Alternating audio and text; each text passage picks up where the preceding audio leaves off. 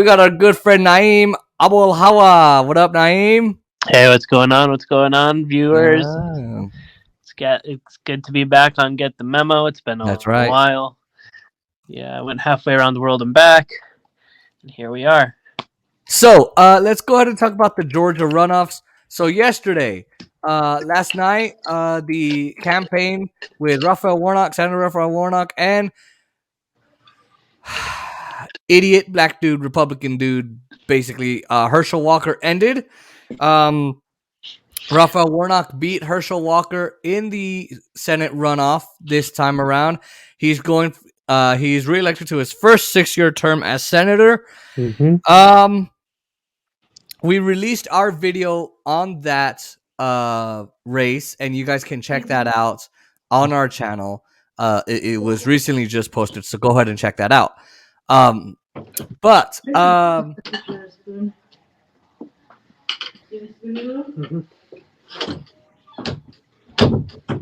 right, cut that out. We're live. How am I gonna cut that out? Whatever. I got a refill. So what refill did you get? I got salmon.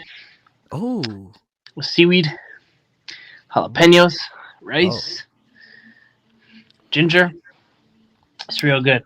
You know what? Not as good as Hershey Hirsch. Hershey Hirsch, man. That guy couldn't even walk after he found out he lost. He was like, and I thought getting sacked in football was worse. Getting tackled. Anyway, you won't know what that means. So, when I wish Oscar was here, he'd laugh at that. He was playing with the Cowboys for a long while. He was. 1997 was last year. So, anyway, we posted that video on the channel. By the way, was that your mom? Mm-hmm. Okay. You know what's good? Buttermilk salmon. That is not a bad idea. This one's with garlic and jalapenos and my dad makes a killer ass buttermilk salmon. Mm-hmm. So if you ever come over, I'll have him make. Oh, there's a lot of good shit he makes. But anyway, I whip up some mad good food, but salmon is definitely my mom's strength. Oh, dude, my dad can make some bomb ass salmon, but his barbecue is the best. So Raphael Warnock wins. There's a lot to say here. I'll summarize my takes basically. The first take I had was, okay, this makes Georgia a swing state in 2 years. This also means that Republicans are going to have a little bit more of a difficult time flipping it. Now with Ossoff, maybe, but Ossoff is in election 26, right? No, because yes, actually, yes. But the other thing too is, and while I look up in the chat what Oscar did, God, Jesus, he's gonna get me banned. Mm-hmm. The other thing I'll say is, look, candidate quality absolutely matters. And, last time around we had Kelly Loeffler and David Perdue, and the problem with them was the stock trading, and it was a really bad time for them to do that, the insider trading, because of the fact that it was COVID, and they basically made money off of people getting sick off COVID. Why am I saying that word on this channel? C-19, that thing that shut down the world. You know what I'm talking about, Naim. C-19, I can't say the actual, but because of their shenanigans and bullcrap during the pandemic, they got voted out. And it was a very good campaign run by Joe Biden, Raphael Warnock, and John Ossoff. This time around, you had an idiot who had a bunch of violence allegations, a dissociative identity, personality disorder, whatever. One of his personalities a guy would kill you. He wanted to kill people. He had extramarital affairs. He had infidelity. He had everything you could imagine. And I think that created a massive disaster for the Republicans. What is your takeaway on what happened and why this happened? There's a few things. Number one, don't claim you're the most pro-life politician if you literally did easily, what was it, 10 abortions? Probably. Yeah. There's that. The reality of the situation is he was not from Georgia. And I don't know why the Republicans thought they can do that. They try to do that with Dr. Oz. a New Jersey resident in Pennsylvania. Yeah. They tried to do that with Herschel Walker, a Texas resident in Georgia. Yep. Was Herschel Walker a legend in Georgia at one point because he was part of the University of Georgia Bulldogs, I think? Yes. Yeah, probably. But in his last many years, he's lived in Texas. Yeah, and that was back in the early 80s, late 80s, early 90s that he was. So people that were really in love with him back then, some are probably not alive, some are probably older, some are probably out of the state. So really, yeah, I mean, Democrats do the same thing with Joe Crowley, if you remember who that guy is, right? AOC beat him. At the time, we thought it was the best thing ever. Now she's just an establishment ghoul. He Oscar's comment in the chat, but he had a house in West Virginia or whatever, or Virginia, whatever it was. Yeah, and he was still in New York, but and again, I mean, yeah, a guy that doesn't even know Georgia issues, and you can't fake it. And I mean, and he literally said he was at a student event last week, and there was audio leaked of him literally saying, "The reason I was inspired to run for Senate in Georgia is because when I lived in Texas, I saw the border issues in Texas. So that means you should have run for Senate in Texas, bro." Well, he couldn't because, again, Republicans were running in Texas. Why would he run against the Republicans? Now, maybe as a primary challenger. But yeah, he could primary Ted Cruz, right? He could. People don't like Ted Cruz. You saw at the Astros. I mean, not the Astros. The game that he went to, and people booed him to the high heavens. Yes, I think it was the Rangers. Yeah, it was some sort of game. That was hilarious, by the way. Some dude tried to throw a beer can at him. So, by the way, Oscar said, so when your mom interrupted to give you a refill, he said that girls interrupting your life, that's not new. Oh, really? You think so? That's what Oscar said. At least they're interrupting my life. They're not even in your life, Oscar. Oh!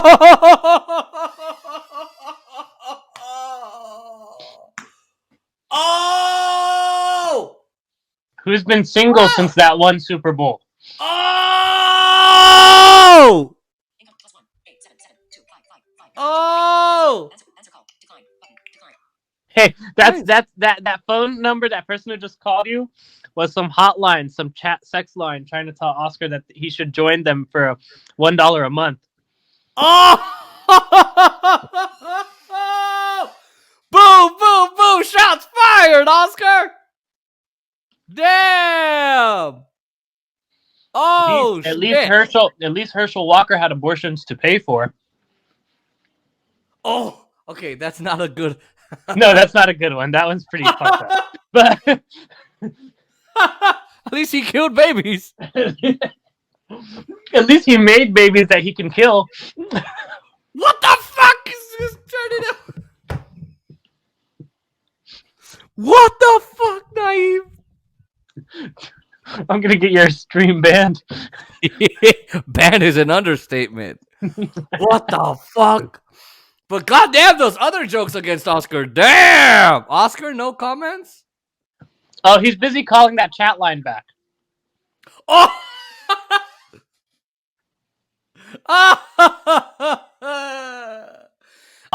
Candidate quality, the fact that he's not from the state, the fact that he has way too many scandals on his back.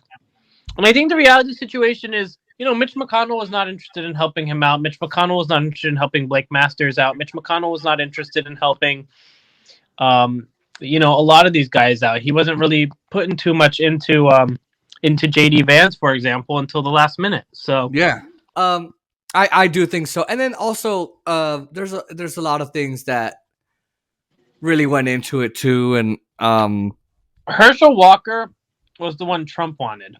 No one else really wanted Herschel Walker. No one else wanted Herschel Walker. And even Glenn Youngkin, the governor of Virginia, was asked to go down and campaign for Herschel this weekend. He chose not to. Well, he's got a very big business, and the Carlyle Group. How big is that?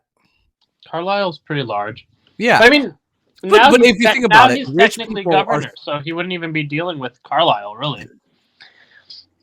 But he chose actively not to campaign for Glenn Youngkin. For Glenn Youngkin. For Herschel Walker, he's campaigned for others. Why not Herschel? Sure, but the point is he's still kind of associated with, in some way, in one way or another, the Carlyle Group. Mm-hmm. Well, you know how rich folks are. I researched it. The main people that invest with Carlyle Group are wealthy individuals, not people like me, right? Though they are very socially liberal. Well, Glenn Youngkin, not much, right?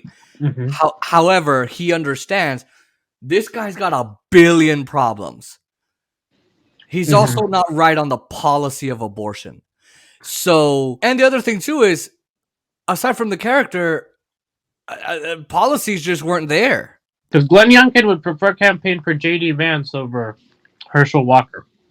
Well, J.D. Vance was a guy that released an ad. He says, every morning in my family, I cook breakfast. But now, ever since Joe Biden's been in power, breakfast is more expensive. Those are the kinds of ads you need against Joe Biden.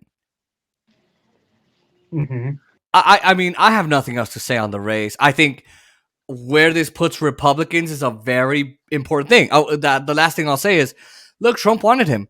So, again, that begs the question, do the Republicans step away from Trump and his strategy and go with theirs, even though they've also been known to fail? Or do they do something else? And you see what I mean? I mean... Yeah. And that makes me ask the question,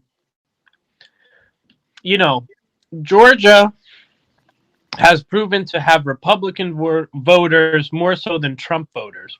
Because there's always been this difference between Trump Republicans and Republicans, right? These are the guys who would vote for Brian Kemp, vote for Brad Raffensperger, vote for the other big Georgia Republicans, but wouldn't vote for the Trump-endorsed candidate in Herschel Walker. Remember, Brian Kemp won in 2018. Brian Kemp won again in 2022, but Biden won in 2020 in Georgia. So what does that say about Georgia versus other Republican states? Is Georgia just not a Trumpy state? Well, Trump barely lost to Biden in Georgia.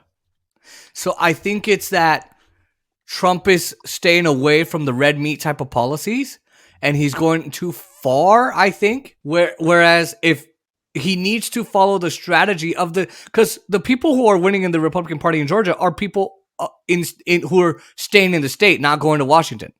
If you notice. Yeah. So Brian Kemp caters exactly to Georgia, exactly what they want to hear when they want to hear it. And Trump doesn't. Trump is all about him. About stop the steal. And it's just not welcome.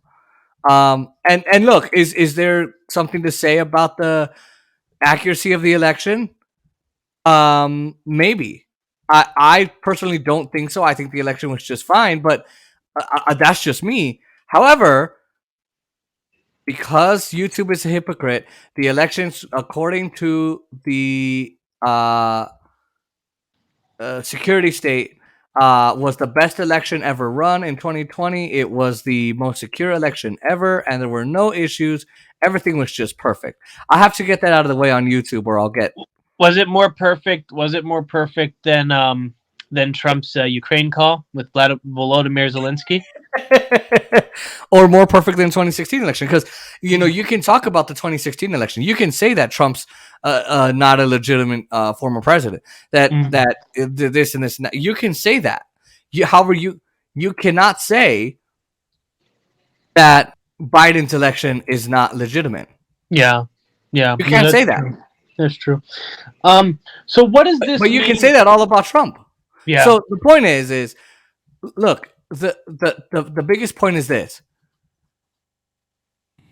There's a lot to say about where Trump is leading the party And the biggest point here is I think he needs to go back to the drawing board and follow state issues, because Georgia should have never gone to Biden, ever. And it did. And it should have never gone Democrat, but it did. Both their senators are Democrat now. So the results of the 2022 midterm, we could conclusively say, was a net gain for the Democrats in the Senate and a very narrow loss for the Democrats in the House.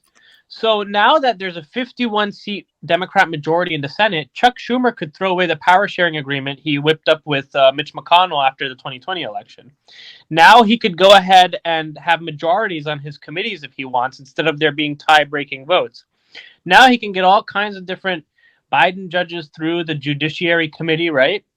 And he could, he doesn't have to rely on Joe Manchin for every vote. So how do you think this changes the dynamic in the Senate? Or do you think or do you think that Chuck Schumer is now going to duck for cover because he doesn't really have many excuses to get away with not doing a lot? I think it's going to be the same old Democratic Party.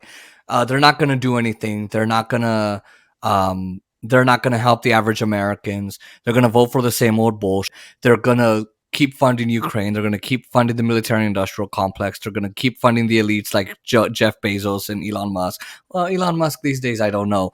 But, they're just going to keep doing all of that. And I think, they'll get their judges through. They'll get whatever they want through. Again, even if Manchin says no, fine, we got Kamala Harris here, or Kamala Harris, cackling Harris, because all she does is cackle. And then now if they lose Kirsten Sinema, now they're tied with so now they have a problem. So look, the Democrats are not going to change. They just aren't. They're not going to do anything worthwhile. It's all about saving democracy. We don't have a democracy, ladies and gentlemen. We live in an oligarchy. Your democracy, and Jimmy Dore says this all the time, your democracy was stolen from you decades ago. And then when Citizens United, it was definitely stolen from you. You don't have a goddamn democracy. Okay? So, just to end this segment, nothing's going to happen with the Democrats, except they're going to keep voting Biden's agenda through, except the really popular things that would have helped the Democrats get a more sizable win in the Senate and would have kept in the House. But nope, they didn't do that. They went with what Joe Manchin wanted. So I don't want to get all conspiratorial, but isn't it interesting that Biden decided to do his student debt cancellation on the flimsiest of legal arguments? Well, like he could have used certain other acts or certain other legal tools available to him. He chose to use a very flimsy provision, I think, in the Affordable Care Act or something. Yeah, which in the Higher Education the court is going to strike down. The court is going to strike down. So is he just saying, well, I tried, and the big bad conservative Supreme Court shot me down? Well, is that basically what he's going to go for, and not have to do any of this? Possibly, because they're going to hear the case, and I think they are going to shut him down, because they're going to say, well, we are funded by the corporations and the big banks and the federal lenders, and you are too. Why are you trying to do this? Right? That your Supreme Court is corrupt, ladies and gentlemen. So, but here's my thought on that. The Higher Education Act of 1965 allows Biden to do this. Everyone says there's no legal argument. That's the legal argument. They passed the law in 65. However, he didn't use that argument, though, is the point. He didn't, which I think it would have passed had that been the argument. However, if it is unconstitutional, it turns out that behind the scenes, Biden knew it was unconstitutional and Biden wanted it to fail. Like he wanted it to fail. Mm-hmm. He just needed it as a midterm. And he wanted it. Yeah. As a midterm campaign strategy. Mm-hmm. And then after the midterms, and a bunch of schmucks can fell for it. Mm-hmm. Because they think that voting blue is gonna help them out. Vote blue no matter who, isn't that what they say? Yeah, vote blue no matter who. Let's move on to another segment. I have shared it on the screen already. This is the housing market. So Naim brought up an issue to me. So we all know that if you go to California, there are there are homeless people on every single corner, at every single bridge, everywhere in LA. San Francisco, even worse. Maryland, Houston, Boston, Miami, New York, Tallahassee, Phoenix, you name it. There are homeless people everywhere. So instead of fixing the goddamn housing crisis here in the United States, and instead of ending homelessness, we're sending hundreds of billions of dollars to Ukraine, even though we shouldn't be. We should be solving the homeless issue, right? I mean, right. So maybe I'm just me. So we got to fund the Ukes. No. Here's the thing: we got to fund the Ukes to make sure that they get us involved in a nuclear war. That's really what it is. Right. There'll be no more homeless. There'll be no more homeless issue, and the whole world is nuked, right? Right, like your balls when women take them. Anyway, sorry, Naim, I had to do it because Oscar's complaining. No, but in all seriousness, I mean, you wonder why there's so many homeless people, and it's because everyone in the establishment are pukes. They are ghouls. They are servants of the big donors, of federal lenders, of mortgagers, of servicers. And in our last live stream, we went over how they screwed over housing, black wealth, and home equity, and they caused 9.3 million people to lose their homes through foreclosures. So we went over all of that, and I went over the article yesterday with Naim. So the Atlantic released a problem of released an article of what's the problem with the housing market. And we're going to read this, and Naim will stop in between, and you can comment. And you are the guru on this. I'm not. So, and you are also in real estate still, right? Mm-hmm. So you know this better than I do. So let's get into it. All right. So this is from the Atlantic. Annie Lowry. Is it?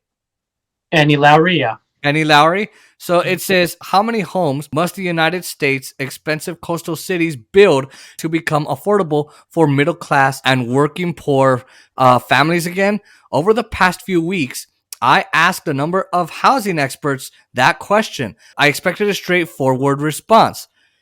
If you build X units, you reduce rents by Y%. Which means that Washington, D.C. needs to build Z units to become broadly affordable again. I did not get such a simple answer. Quote, that's a difficult question with a lot of moving parts. Jenny Suits of the Brookings Institute told me, quote, are we assuming that all of these homes drop out of the sky today? Asked David Garcia, the policy director at the Turner Center of Housing Innovation at UC Berkeley. Chris Herbert, the managing director of the Harvard Joint Center for Housing Studies, gave me a long response involving land pieces, rental affordability, household formation, and building trends. So Naim, I mean, here, where's you? From what they're saying, what's your take here? Before we go on with the article. So the argument that's being made is that land isn't there isn't enough land, or land pieces is how we divide this up. The reality of the situation is the ultra wealthy are hoarding a lot of the land and owning big, huge chunks of land. Right. And they don't want their land to be parceled up or divided up a little bit, right? They don't want their neighborhoods to have what's called affordable housing. You know, like, let me give you an example. You know Adam Newman, right? Yes. Okay, so he had We Play, or whatever it was called. Right. Yeah, and that failed. It turned out to be a big fraud. He had a whole bunch of fraudulent things. Well, now he's starting a new company that's about, basically, he claims it's supposed to be about upstarting, making affordable real estate. Right. And you know who invested in it? Yeah, you know who invested in it? Mark Andreessen of Andreessen Horowitz. Oh, really? Yeah, and you know what Mark Andreessen wants? He wrote a whole op-ed about how we need affordable housing. Right. But when there was a proposal for affordable housing developments to be built near his neighborhood, he actively petitioned the local government not to have that affordable housing built near his neighborhood. So all these guys are just contradicting themselves. Ultimately, they're claiming they want affordable housing, but oh dear if we put affordable housing in their neighborhood. So their solution is to buy up as much of the land as possible so they could ensure that affordable housing doesn't happen near them. So that's why land pieces are claimed to be complicated, because, oh, well, now we have to figure out who owns what land. And because these rich dudes own big chunks of the land, we don't have enough land to build affordable housing. So I don't think I'm mad at Chris Herbert as much as I'm mad at like the reality of what it is. You know what I mean? Yes. So this whole thing of, well, there's not enough land. No, there's enough land. It's just people don't want affordable housing in their posh, wealthy, polished neighborhoods. Right. So they buy up all the land to make sure there's a buffer between them and the dirty, grummy, affordable housing, you know? Right. So again, they're complaining, oh my God, we have too many homeless. We should build land. We should build houses. Oh God, it's in my neighborhood. Oops, now I don't care. Mm-hmm. Still, all agreed that whatever the number is, it's enormous. Quote, all the numbers we have that address this question are huge. They are massive, Garcia said, and they're all a massive undercut. That strikes me as a problem. No one can say just what it would take to make Brooklyn affordable for workers who don't have a college degree, render San Francisco accessible to families with kids and elderly couples on fixed incomes, or allow extended family members in Boston to buy apartments within a few blocks of one another. That means we have no policy vision of how to make our biggest, most productive places affordable for all, and no plan to get there. All right, I hold on. Let me go here. So, extended families can't buy apartments in Boston. How do we make Brooklyn affordable for families? How do we get elderly couples and families with kids in San Francisco to make it affordable? We have no policy vision. We have no way to get there. There's a way to get there. It costs $20 billion to end homelessness in this country. It's called a housing first policy. Okay. Tell me more about this. So I don't know if you know this, but Finland ended their homelessness problem.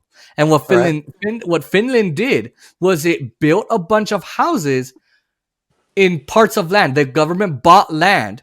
And then what they did was they said, all right, we're going to build houses, tiny homes, regular homes, whatever we got to build. And we're going to put the homeless in here, and we're going to send them to work training programs, whatever we need to do, rehab, whatever we got to do. And we're going to end homelessness. That's how you make it affordable. I mean, that's the simple answer. I mean, that to me is just bullcrap. Oh, we have no way to do it. Okay, you're not wrong. I mean, so what's your answer? How do we make it affordable? How do we get families to be able to buy in San Francisco and Boston and Brooklyn? I mean, what's your answer? I just think there has to be, and I don't know how this happens, but more investments into affordable housing. And we got to quit focusing on just the profit margins. We got to also realize that we are killing the value of our real estate markets when we have so many unhoused people roaming the streets. Mm-hmm. And that's not to put the unhoused in a negative, paint the unhoused in a negative light, but that's to explain that, like, the reality of the situation is the more unhoused we have, it hurts our real estate markets. We're thinking of it as, oh, if we have to compromise and build some affordable housing, we're hurting our real estate markets. That does not hurt our real estate markets as much as the unhoused problem to start with. Well, yeah. Because, again, there was a recent story on, I think it was California or Oregon. They recently released a thing that said we're going to stop encampments, and we're going to, the businesses across the street from a residence are not going to want a bunch of homeless people across the street from a luxury hotel, because no one's going to want to come. No one's going to want to bring their kids to this neighborhood if I just got a bunch of homeless dudes and dudettes walking around. Mm-hmm. That means my school district is probably one of the poorest. That means that we can't safely take our kids to the park. there's a lot of things that families worry about, and you as a real estate agent, I'm sure you get those questions all the time. Is it a good area? That's the question that my dad gets all the time, and I'm sure that's a question you get. And I think the other thing is we have interest rates that are up the ass, up the wazoo. Yep. Mm-hmm. No, that is correct. So 7%, 7.14%. That kind of stupidity. Mm-hmm. So why do you think that's a stupidity, and what do you think we should do about it as the expert? I think that the Federal Reserve, thinking that jacking up interest rates solves the inflation issue, right, is missing that in the past 40 years, this is the most difficult time to buy a home, because the raising of the interest rates isn't killing the housing inflation. Really, all it's doing is making the mortgage that you would use to get that house, the mortgage through which you would use as a vehicle, right, to become more expensive. That's right. Because you're not just paying the price of the house that you're buying. You then have to pay an additional 7% or whatever rate you agreed on. That's assuming you could get a fixed rate mortgage in the first place, right? Some people don't even qualify for fixed rate. They have to get adjustable rate, and that just messes you up even more because that balloons, right, and continues to go up and down and all that insanity. But assuming you're qualified enough to get a fixed rate mortgage, you then have a situation where you're paying 7% more than the $1.3 million you're spending on the home you purchased. Correct. And what's 7%? What's 7% of 1.3 million? Well, let's see. 7% of 1.3 million. 7% times 1.3 is 0.091. So does that mean it's 91,000? Yeah. Okay. Times 100. I forgot to do that. So it's $91,000. So and that's just on the principal. Remember, you're paying down also the equity. That's right. When the equity goes up, the value of your mortgage goes up, so that you're then paying more than just the principal. You're paying interest on the interest sometimes. You know what I mean? Exactly. And that 40% of California's homeless, or I think it's America's homeless, but California's homeless, 40% of them have jobs.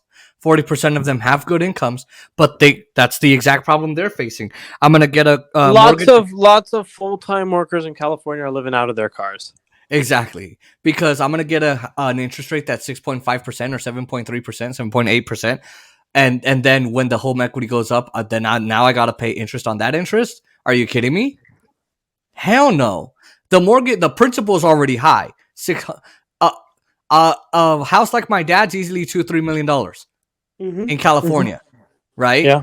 So now I got to pay these. And even the supposedly cheap cities like Las Vegas and Phoenix and Austin, because so many people have moved there, now their prices have gone up astronomically too. Try to buy a home in Vegas right now.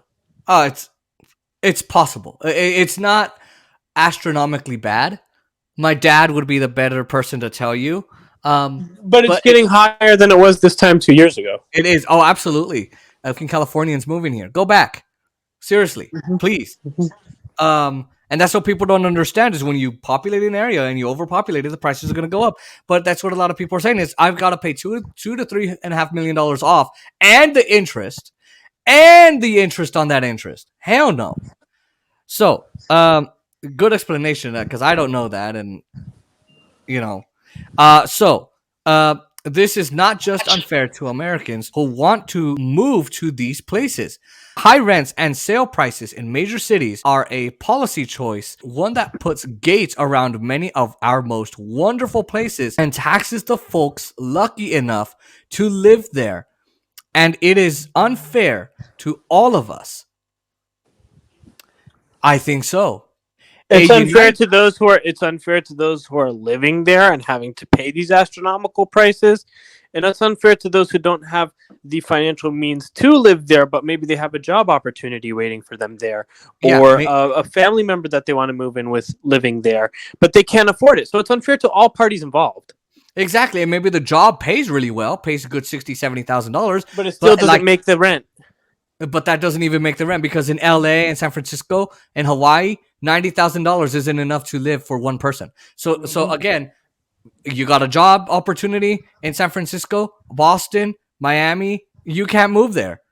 You got a Houston. Right, Houston's a lot cheaper than all those other cities. You got a family member that, hey, you know what? I'd like to get out of here. You can't move there because you can't afford it. And if you do live there, it's virtually impossible. You can't put your kids through college. You can't get your kids better schools. You can't pay for tutors. You can't remodel your house. You can't go on vacation. You can't invest properly because of the unfair prices and the unfair price gouging of this housing market. Yeah. No, you're not wrong. You're not wrong at all. A United States with more abundant housing in its big cities would have a more productive, vibrant, and dynamic economy too, which is absolutely true. The best evidence for how much housing we need to build lies in the prices that people pay today. Nationwide, the share of renters who are considered, quote, burdened spending more than 30% of their income on rent and utilities, has climbed to 47%. 1 in 4 renters, about 11 million, spending more than half their income on shelter. Isn't that funny? Mm-hmm. We don't have rent control in this country. We don't have a tenant's bill of rights. We don't have any of that. But we're allowing rent to skyrocket, and we're allowing these landlords. And my landlord has skyrocketed our rent. He's been friendly to us. Let's just be fair about that, right? But they're doing that. They're remodeling their houses. They're charging absurd prices. And now if I'm earning $50,000 and I gotta pay $20,000-$30,000 in rent for the whole year, that's more than half my income. Just on rent. Mm-hmm. Absurd. I mean, how many people are actually moving to like North Dakota, for example? Not a lot of people, because it's not desirable unless you're in the oil industry. But other than that, it's not really a desirable place to live. So that's why that place, people will argue, oh my gosh, but there's some states that are cheap and affordable. If you want to move there, move there. What kind of job prospects do you have in a cheap and affordable state like North Dakota or Mississippi, right? Exactly. It's too rural. Now, what about Texas? Texas is a lot cheaper than most places. Texas is a growing state, and there's emerging job opportunities, and that's why you have lots of people moving to Texas. But Texas could eventually become the next California if more people are moving in, which I don't think there's any harm in Texas growing, but we have to realize that the underlying issue of that of the lack of affordability in housing is what needs to be addressed. We can't just keep on finding another state that's empty to just have people move into. We have to find what the underlying root causes are, address them, and turn them around so everyone can live happily. Maybe someone doesn't want to move to Texas, but they cannot afford other than moving to Texas. There's no shame in moving to Texas. I like the place. It's a beautiful place. They got some good food. They got some spicy food. Yeah, it's real nice. It's the same place. It's the same place Matthew McConaughey's from, right? Yeah. But with that being said, it's not a solution to just keep on finding the next best state to move to until we're going to run out of all 50 states. You know what I mean? Like, soon people are going to move to, like, the tundras of Alaska or something. We gotta address the underlying issues, not just keep on saying, "Oh, well, this state is cheap. Let's just move there." Right. Renters today spend about 10 more percentages of their earnings more on housing than they did in the 1970s. Meanwhile, rising prices have also forced millions of younger Americans to delay home ownership, making it impossible for many to buy their way onto the property ladder, particularly in California and New York. Where not even a one bedroom, just a studio where you barely can fit your two legs inside and your one arm and your two arms. It's $3,000 for that one studio. Yeah, it's a nice little rat box. Good luck trying to fit in. Yeah, good luck trying to fit in, but you got to still pay me $3,000. Mm-hmm. And guess who runs that state? The Democratic Party. They are the majority owners of New York. They're the majority party in New York. And your Democratic establishment is allowing price gouging with rent. They're allowing your Chuck Schumers, your AOCs, your Kathy Hochuls, your entire New York legislature, your Cuomo gang, whatever happened to them. But anyway. Yep. Yep, and all you guys keep electing Democrats in New York. Keep electing the Democrats in New York. Well, at least you guys knocked out Sean Patrick Maloney. Did yourselves a favor there. You did, yes. Lee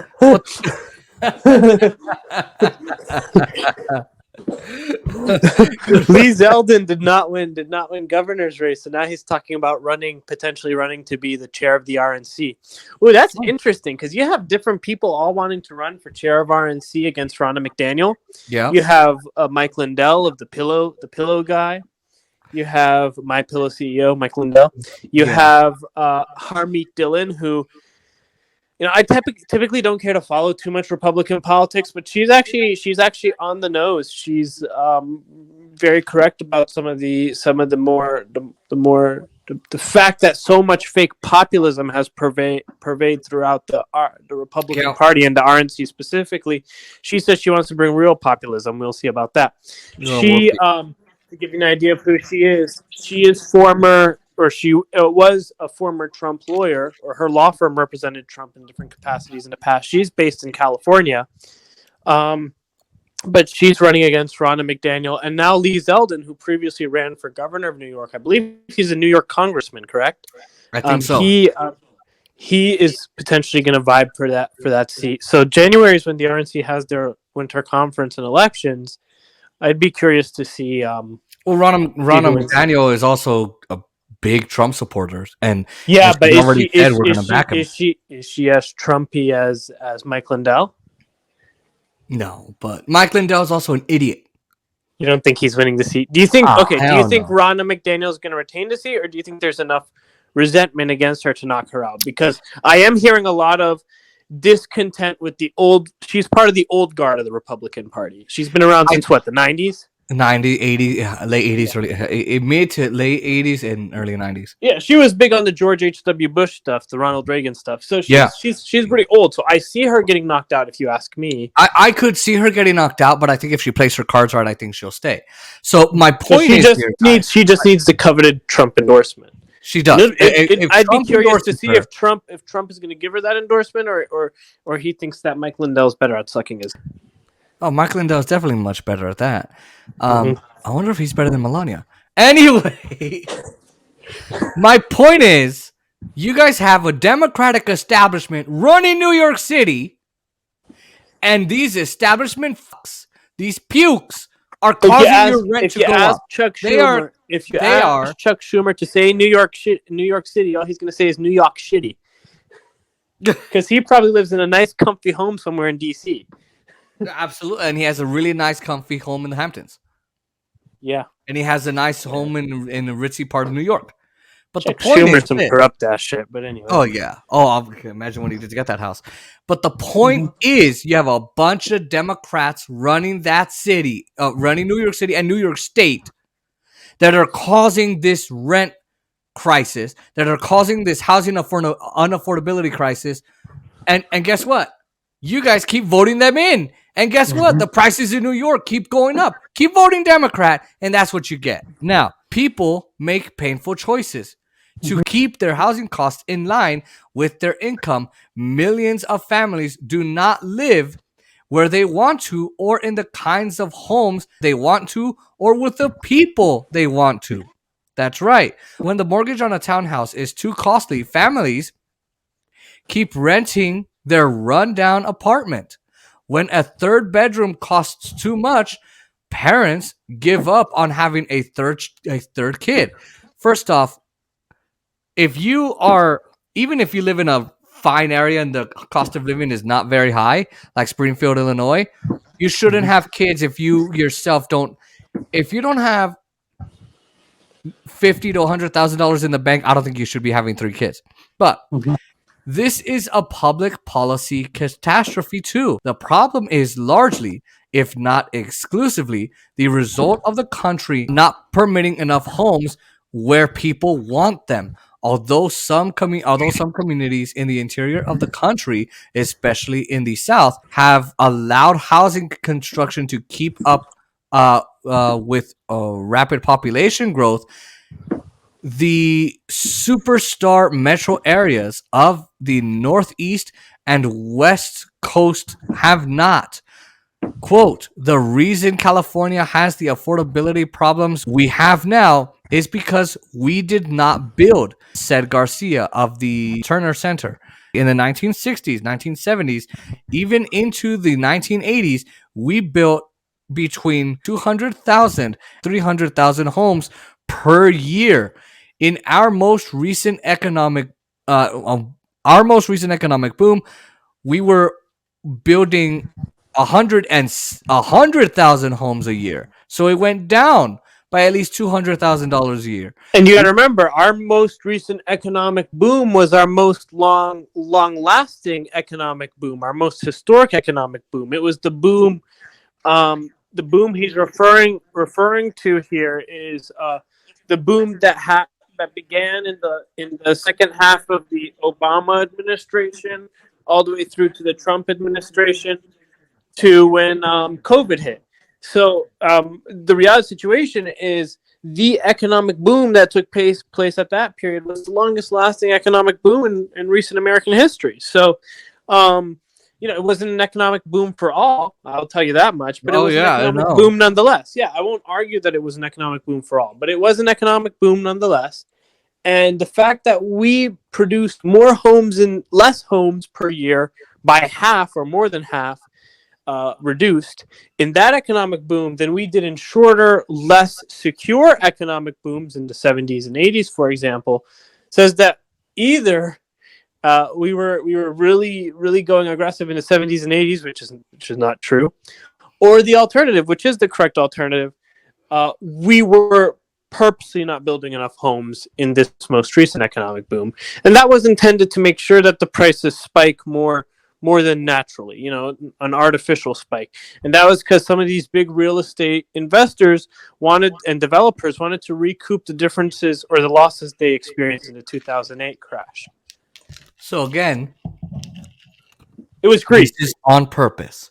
This is on purpose. The reason, ladies and gentlemen, there were not enough homes built, the reason you didn't see a lot of building going on in your neighborhoods and in your counties and in your suburbs and in your rural The big areas. Developers wanted to recoup the losses they experienced in 2008. And they couldn't be okay with the fact that they were the ones who fucked up in 2008. Exactly. They're the ones that caused their own losses. It wasn't you, wasn't me, it wasn't your neighbor. They tell you to blame your neighbor, blame your Trump supporting neighbor, hate your neighbor, hate your friends. They want you to blame each other. The real crux of this matter here, of this problem here, are the Wall Street big developers and investors and the big landlord corporations that caused this problem in the first place. That subprime mortgage crisis, the housing foreclosure crisis under the Obama administration that we talked about on the last live stream, which you can check out on the channel.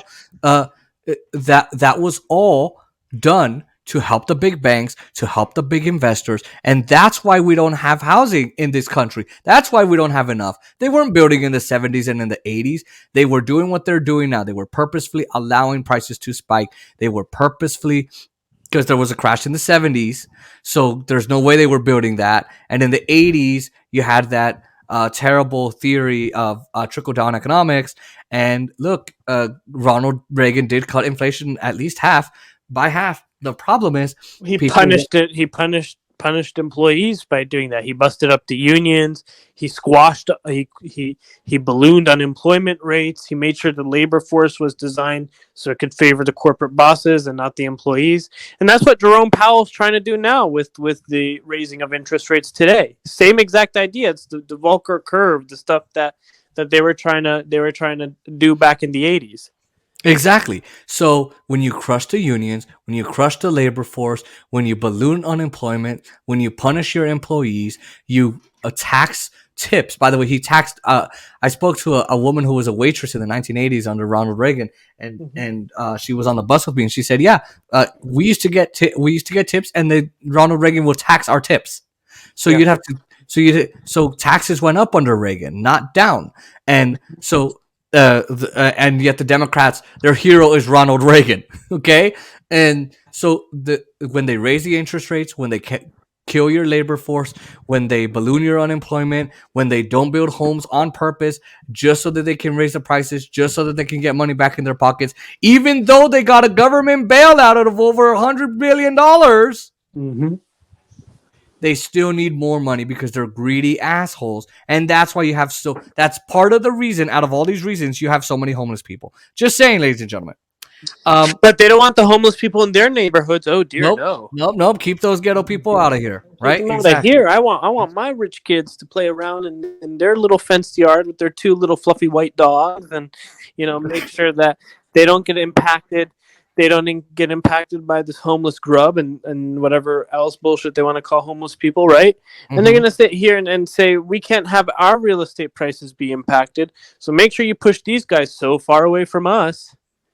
And again, it's hypocrisy. Right. And again, it's a lot of hypocrisy. But again, we also went over on this channel about over a year ago with remember when the Democrats were putting up that fucking stunt? That, by the way, it was a stunt because it got approved by Nancy Pelosi. They didn't do that just on accident. It was on purpose. It was planned. It was curated. It was all of that.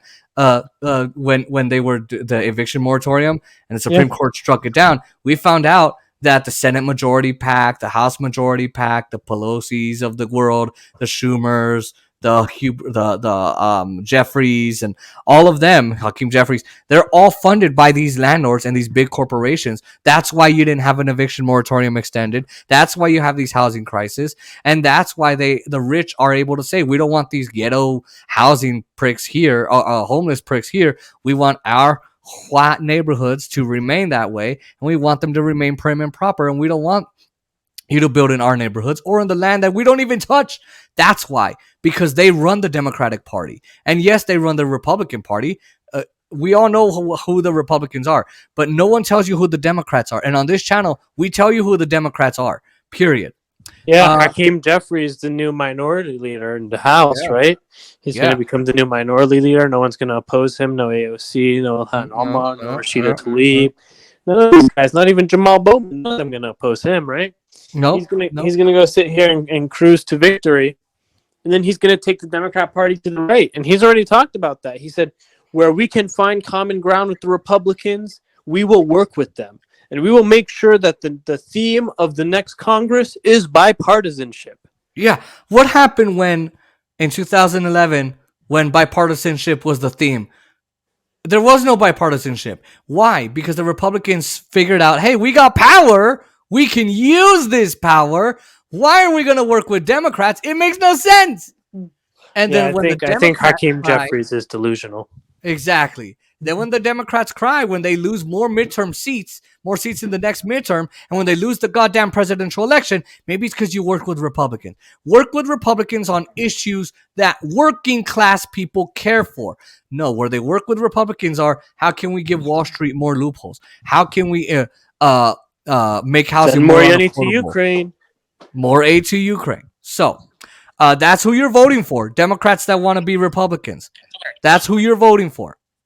So let's quote, that is the start and the end of the story when it comes to California and elsewhere. New York City issued fewer new housing permits in the 2010s than it did in the 2000s or in the 1960s.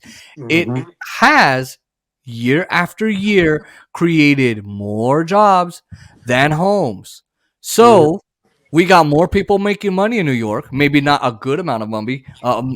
Maybe not even enough to live. Maybe not even enough to go buy a pair of socks at the store or buy a banana at the grocery store. However, we're creating more jobs. We're just not giving you housing because we're favoring the banks and we're the Democratic Party. And all we care for is that these big investment firms and these big landlord corporations and these real estate firms and the big banks and the federal lenders or federal contractors are all filling our pockets, and then they're getting a bunch of loopholes from us. That's why you have all these jobs and no homes.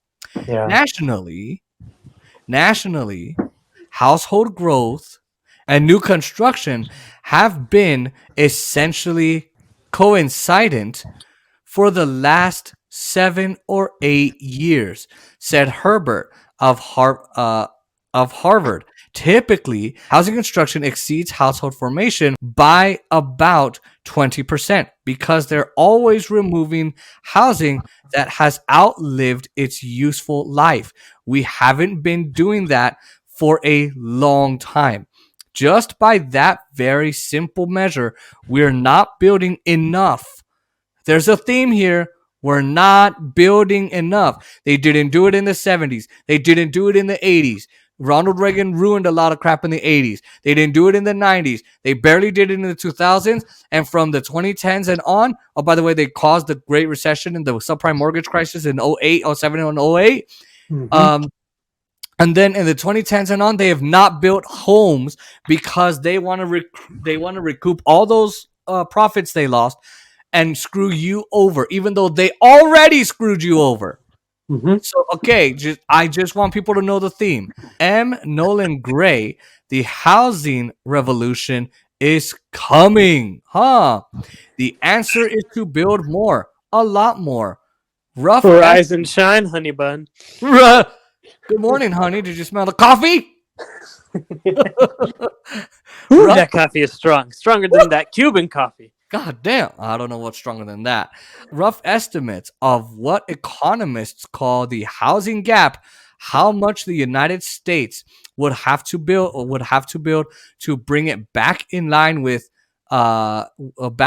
historical trends. It says aren't difficult to come by. Looking at the number of American households and the number of vacant housing units, Freddie Mac, the government-sponsored purchaser of mortgage-backed securities, yes, Freddie Mac, you gotta love him. Estimates a current supply shortage of 3.8 million units, driven by a 40-year collapse in the construction of homes smaller than 1,400 square feet. So this isn't just a new thing for the 2010s and the 2000s. No, this has been going on for 40 damn years. So this has been going on since at least the 1970s. Mm-hmm. Man, you gotta love Reagan's ass for that one. Yeah, 50 years. At least in the 1980s. Yeah, 1980s. And you know what? You know which homes are the ones that are 1,400 square meters or 1,400 square feet or less? Those are the starter homes, the ones that a little family starts. You know, just a husband, a wife, and maybe their first child. And that's what gets you to the point where you start to slowly build wealth. You start to slowly build asset accumulation because you start out with this 1,200 square foot home or this 1,300 square foot home, and you continue. You know, you sell that home when you could turn a good profit on it, when you've developed some equity in it, you've cultivated some of that equity, and then you go around maybe buy a slightly bigger home and you start to build up. And that is the secret behind American wealth building, not this whole like cryptocurrency scams with the FTX or the BlockFi, not with all these weird dudes who are telling you get rich quick schemes and Ty Lopez and all those bullshitters, right? No, the real way is through starting out with your nice little starter home. And the problem is there's no such thing as starter homes anymore because they're not being built. Exactly. Can I find the unit again? So it says. He estimates a current supply shortage of 3.8 million units. Let that sink in. 3.8 million units. And remember, each unit should house between 4 and 6 people. So 3.8 million times 4, what is that? It's going to be a little under 16 million, but that's 16 million more people who are unhoused than originally would have been the case. At least. Times 5? Times 5, 3.8 million times 5, what's that? Oh, damn. Whew. Let's see. 3.8 million times 5. 3,800,000 times 5 is 19 million. So it's 19 million Americans that are unhoused. How about times 6? 19 million more than would have been originally the case. Exactly. Now, what about 6? Let's see. 19. Wait, hold on. Let's see. Hold on. 3.8 million times 6. 3,800,000 times 6 is 22,800,000. Wow. And that's not just how many people. That is more than would have been originally the case.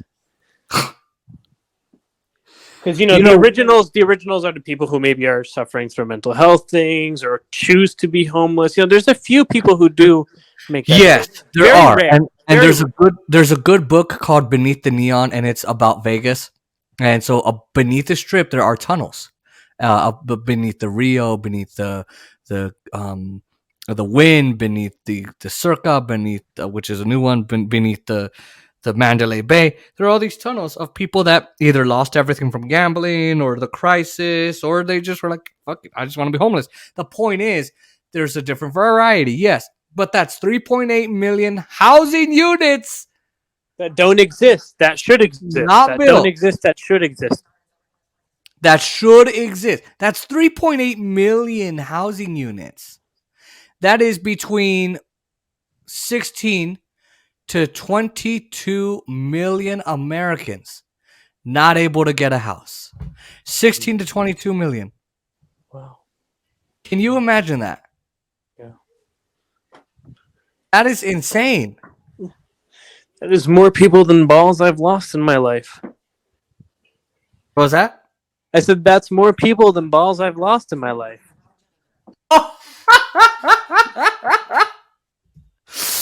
And you've lost plenty of those. Yeah, but it hasn't gotten up to 16 million yet. I like how you say yet. Yeah, it's going to get there eventually, let's be honest. I wonder what's going to get there first. Me, my balls, or the population of homeless people still going up because the Biden administration, among others, don't want to do anything to address the crisis in a real way. Well, I think your balls, but that's because it'll happen faster because of all the girls. However, he just said something important, ladies and gentlemen. Biden and the Democrats don't want to help you. Remember that eviction moratorium that was extended because of the virus? Oh, right, it wasn't. Because Biden never told the Democrats to do it. And when Cori Bush was sitting outside the Capitol with her little lawn chairs. Yeah, right? Cori Bush was out there. Mm-hmm. Yeah. I'm going to sleep out here. That was a stunt. Yeah. She had some nice blankets, and she kept herself warm. I bet you Nancy Pelosi sent her a warm meal from home. Yeah, a warm meal from home. Who has someone with a $10,000 fridge full of really fancy ice cream and the Speaker of the House sending them warm meals and warm blankets and having warm blankets on Skid Row? I want to bet Nancy Pelosi went ahead and sent her some of them fancy ice creams. How would you want to bet that there's like a vanilla caramel gray ritzy ice cream that if you're not rich you can't take a bite, Mm-hmm. Yeah. But again, so Nancy Pelosi's not helping you. Instead of voting for an eviction moratorium, they recessed the House, and at the time AOC and the rest of them had to run back to the House to get them to do a moratorium. They should have voted on this before. Instead, they played the blame game. That's what they did. They played the blame game. That's all they did. So this is why the Democratic Party is corrupt. Mm-hmm. They are. And anyone who says they're not are chumps. They are. I don't care who. I don't care who. They're worse than chumps. They're one-pump chumps. Exactly. They are chumps, and they're Democratic bootlickers, and they're misinformed. They're misinformed because the Democrats are not here for you. Where's the rent control, Democrats? Where's the rent control? Where's that Gavin Newsom? I don't hear nothing from him coming out of California with some rent control shit. No, but you know what they're trying to do in New York? We're just gonna put the mental health people in jail. Yeah, we're gonna put Eric Adams, even though they don't want step up the police force. Yeah, Eric Adams goes out and sends some more cops to pick up the mentally ill. Let's put more cops in the street, and that's the problem. We're putting cops. Eric Adams is a cop. Exactly. We put a cop in charge of a city. The problem is the cops.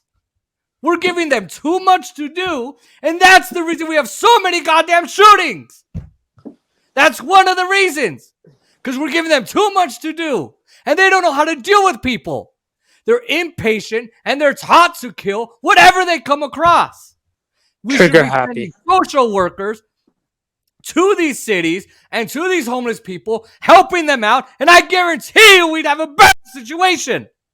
But no, we got a Democratic Party in charge of government that doesn't give a shit about you or your families, and you guys keep voting for them. People keep voting for the Democratic Party, and then I hear, we got to protect democracy. Yeah, we don't have a goddamn democracy when your oligarchs took it over, and this is the problem we're now encountering. A housing issue with all these mechanisms going at it because the Democratic Party took a bunch of money from big real estate corporations, investment firms, landlord corporations, the big banks, federal lenders and contractors, and guess what? They are against you. They're not for you. Mm-hmm. Amen, brother. Amen. I'm just passionate because I'm tired of seeing people homeless when I know there's a solution, and when I know the people in power aren't doing jack shit to solve the issue. You're not wrong. You're not wrong. The group Up for Growth also arrived at an estimate of 3.8 million using data on the total demand for housing and the overall supply of habitable available units. The National Association of Realtors compared the issuance of housing permits with the number of jobs created in 174 different metro areas. Mm-hmm. It found that only 38 metro regions are permitting enough new homes to keep up with job growth in more than a dozen areas, including New York, the Bay Area, Boston, Los Angeles, Honolulu. Let's see, Miami and Chicago. Just one new home is getting built for every 20 plus jobs created. So 174 counties. And how many? Let's see. To keep up, it found that let's see. Hold on. So compare the issues of permits with the created the jobs. It found that only 38 metro regions, 38 out of 174. Wow. One for every 20. Let's see. It's right here. Is getting built. One new home is getting built for every 20 plus jobs created. One home for every 20 jobs. Only 78 of 174 metro areas are allowing permits. You see, this is the problem.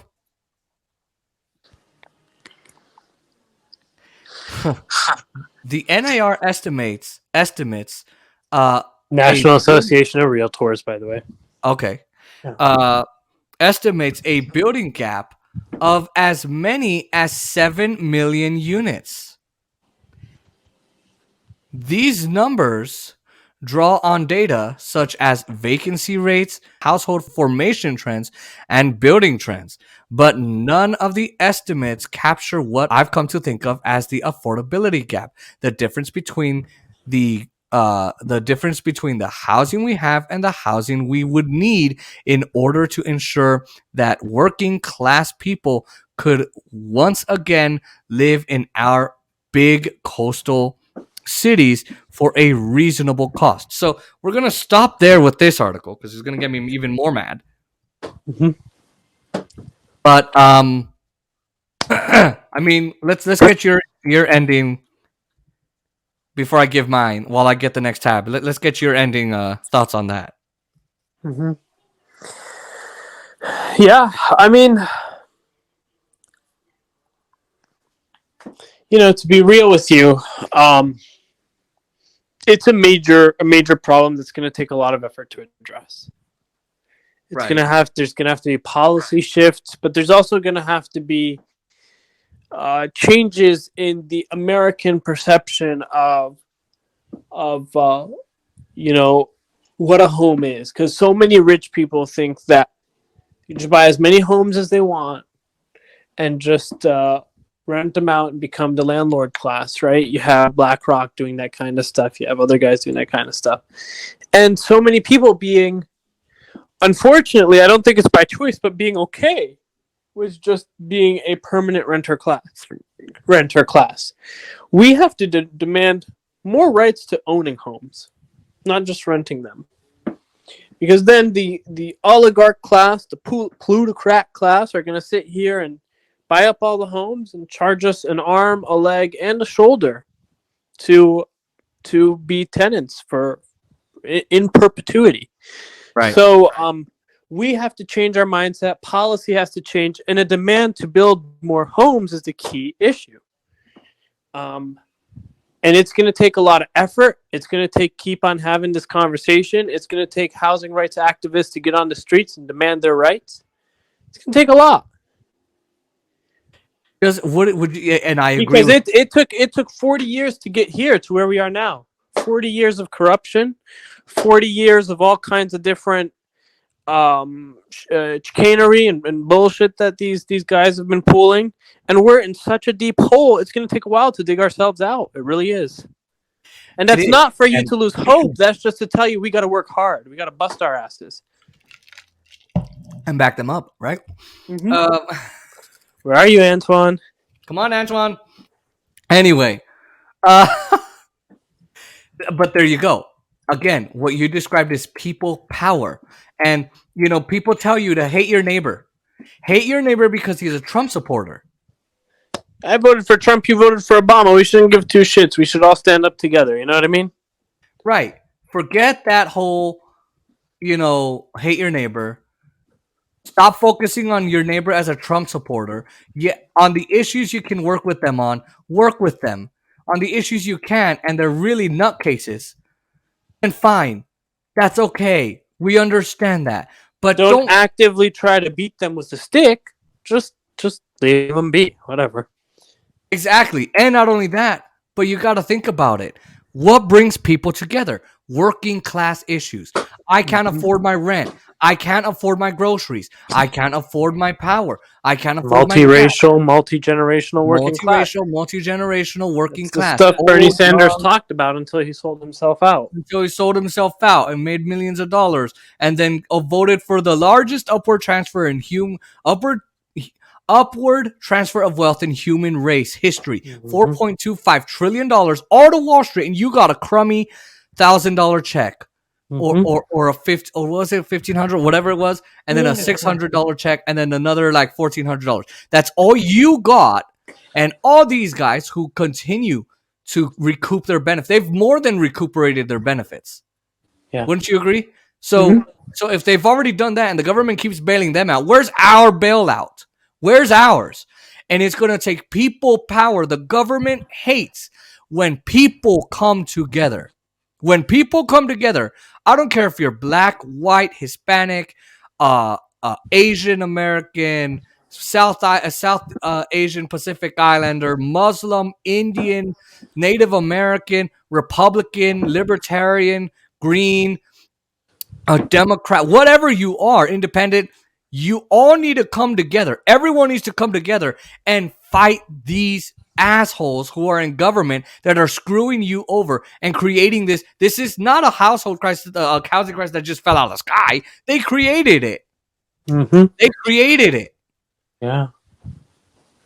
So you got, and Oscar said that's he said a joke that's a girl's favorite phrase for you. I created it.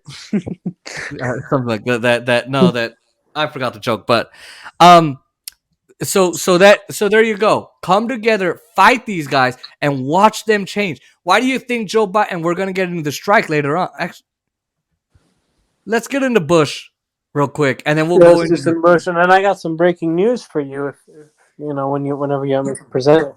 Okay, so hold on a second. We're gonna go over after this thing we have on the screen here, shared on the screen, of George Bush repeatedly lying about 9/11. Naim, and on this video, if you want me to pause it, just tell me, okay? Because you've done that before. But the Democrats blocked railway workers from striking because they understood that railway workers run this goddamn country, and if they strike, everything stops. So we need a general strike, and we need this crisis fixed. Naim, you want to get to your breaking news? Yeah, we got some breaking news out of Germany right now. There was, as of now, at least 25 people arrested. There was a serious claim, apparently, that they were planning a coup of the German government and wanted to return to this theory of the Kaiser's German Empire. One of the individuals involved in the what was supposed to be a coup attempt is a descendant of German royalty. So they were planning on crowning this person Kaiser because of the blood relation.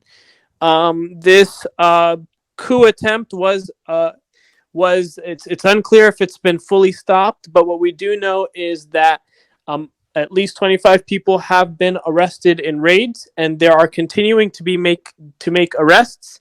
Their plan was to recruit military officers. It is unclear now. Some people, some commenters are saying this was a far right-wing coup. Others are saying this was sponsored by Russia. Others yet are saying this was sponsored by other actors such as China or Iran. None of those claims are substantiated. None of those claims have been authenticated, so I wouldn't take those. But what I will say is, it has been confirmed by the German government that 25 people have been arrested. One of them is a direct descendant of the former Kaiser royal family. So it seems a little fantastical. It seems a little odd to hear about this in the 21st century, but there are some people who thought that they could bring the German Empire back, I guess. So whether they're far right or something else is unclear, but this is confirmed that 25 people have been arrested. Okay, breaking news here on the channel, and we will continue to monitor that now that Naim has broken that on our channel. Thank you for that. And can you give me a history on the Kaiser? So the last Kaiser was Wilhelm. He was serving during World War I. Germany was aligned with the Ottoman Empire, which was a crumbling empire at the time, but Germany was not so much described as a crumbling empire. But in World War I, they were defeated nonetheless by the Americans, the British. I believe the Russians were in on it for a while. I'm not exactly sure. I always get confused about the Russian role in World War I. But the Americans, British, French, and they ended up defeating the Germans and the Ottomans. The Ottoman Empire eventually became the Republic of Turkey under Ataturk, and the German Empire was forced to pay hundreds of millions of I guess German marks or dollars or whatever currency was agreed upon in reparations to the victorious nations, which bankrupted Germany so bad. The Kaiser was thrown out of power, deposed, and then the Weimar Republic became a thing for a while. The Weimar Republic was economically crushed because of these absurd reparations that the U.S. and Great Britain put on them. That's eventually how Hitler came to power. And Hitler came to power because the German people were economically broken. Exactly, and he had absolutely awful, horrific, racist, sexist, xenophobic ideas. But he claimed he would fix the economy. He claimed he'd fix the economy. And what did we tell the Democratic Party all the time? Forget your cultural war issues right now. Focus on the economy. Fix the economy. Give people a roof over their heads. Give people health care. And then they'll start caring. Give people college, and then they'll start caring about your cultural war issues. Because now they're stressed. Because if you don't help them fix their economy, what's going to happen is someone who's going to make Trump look tame, someone more extreme than Trump, is going to come out of the woodwork and promise to fix the economy, but with the undercondition that they're going to do some racist, xenophobic, horrifying shit. So if we don't address the economic issues while we have at least people who are somewhat mentally stable to help fix these situations. We're going to end up in a situation where an insane person's going to claim they want to fix this situation. And God forbid we're going to vote that person in. And we hope this never happens, right? But that could be, we could literally be repeating history, unfortunately. Because Hitler was voted in simply because he promised he'd fix the economy. Now we can argue whether he actually did. We can argue what the value of the Autobahn was, the highway he built. But I don't like to entertain these types of things because, you know, Hitler was just a horrific, horrible, terrible person that no one should find any excuses for. But the reality of the situation unless your name is Kanye West. Unless your name is even Alex Jones got uncomfortable. Even he was Kanye like, no, I love Hitler. And Alex Jones on the thing, he's like, this is crazy. Like even he's like, I mean, whoa. Alex Jones was literally he tried to give Kanye 50 different outs. He's like, you mean the uniforms, right? You just like the uniforms. And then Kanye West sounded like he was having like some orgasm or something. I love Hitler. Like he just, you know, came and his legs were shaking. I'm coming all over Hitler's face right now. But again, I mean, and that mask he was wearing too, and the fact that he had a puppet and he made Benjamin. He had a net. He called him Nettin. Yeah. He had a net and he had a Yoo-hoo. Yoo-hoo chocolate milk bottle, and he put the net over the Yoo-hoo as net and Yoo-hoo. Yoo-hoo. And he said, I only heard about this guy like 2 weeks ago. Oh, I love Kanye's music, and he's one of the best artists out ever. And he's an amazing showman. He can put on a show, but please stick to concerts, Kanye. Anyway, whatever happened to George W. Bush doesn't care for black people? Whatever happened to that? Whatever happened to the idea that the hip hop industry was actually anti-gay and that was messed up? I thought that Kanye stood for he was against homophobia. He was against racism. He was against xenophobia. Whatever happened to that, Kanye? I think he's just mentally ill. I really do. But anyway, Hitler came to power because of economic hurt. Trump came to power because of economic hurt. That's the problem, and the Democrats don't get it. We're lucky Trump was an idiot. We're lucky. We are very lucky. What happens if a smart Trump comes out of nowhere? God like, what if Ron DeSantis comes out? And he wins? Pence. Pence is an idiot. But Pompeo's bullshit. Right? Pompeo, yeah. But he's bombastic. He wanted to assassinate Julian Assange. So the point is, if Ron DeSantis came out, he's smart. And he knows how to build coalitions. He's so smart. He just took over the entire Florida legislature. Okay, so I don't want to hear it. I don't agree with Ron DeSantis virtually on 99% of his issues. Yeah, I don't agree with Hitler at all on any of his issues except the Ottoman. And guess what? Hitler was a smart son of a bitch, except when it came to 1944. Because at the end of 1943 to end of 1945, he was dumb. He started to become too crazy where he wasn't able to actually fight the war. Well, and he started to underestimate what his soldiers were telling him. General, we can't be here. It's too cold. I don't care. Keep going. And there you go. Battle of Stalingrad. They all died. So, we're going to continue on the foreign policy, I guess we could say. George Bush was, remember when Trump on the debate stage said, it came down under your reign, under your brother's reign. Boo! Oh, it's true. And Bush ignored memos. And these are horrific attacks on 9/11. We will never forget. Always remember the,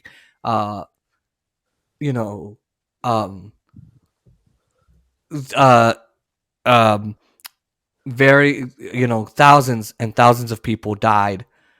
Thousands of people died, tens of thousands affected, thousands injured. We will never forget that god-awful day. I think we both can agree as to a Latino and a Muslim that, unfortunately there was a lot of racism with the Muslim registry that was Bush and all of that. The fly list or whatever. Mm-hmm. The fly list, no fly list zone, whatever. But your neighbors who are Muslim are not the reason 9/11 was caused.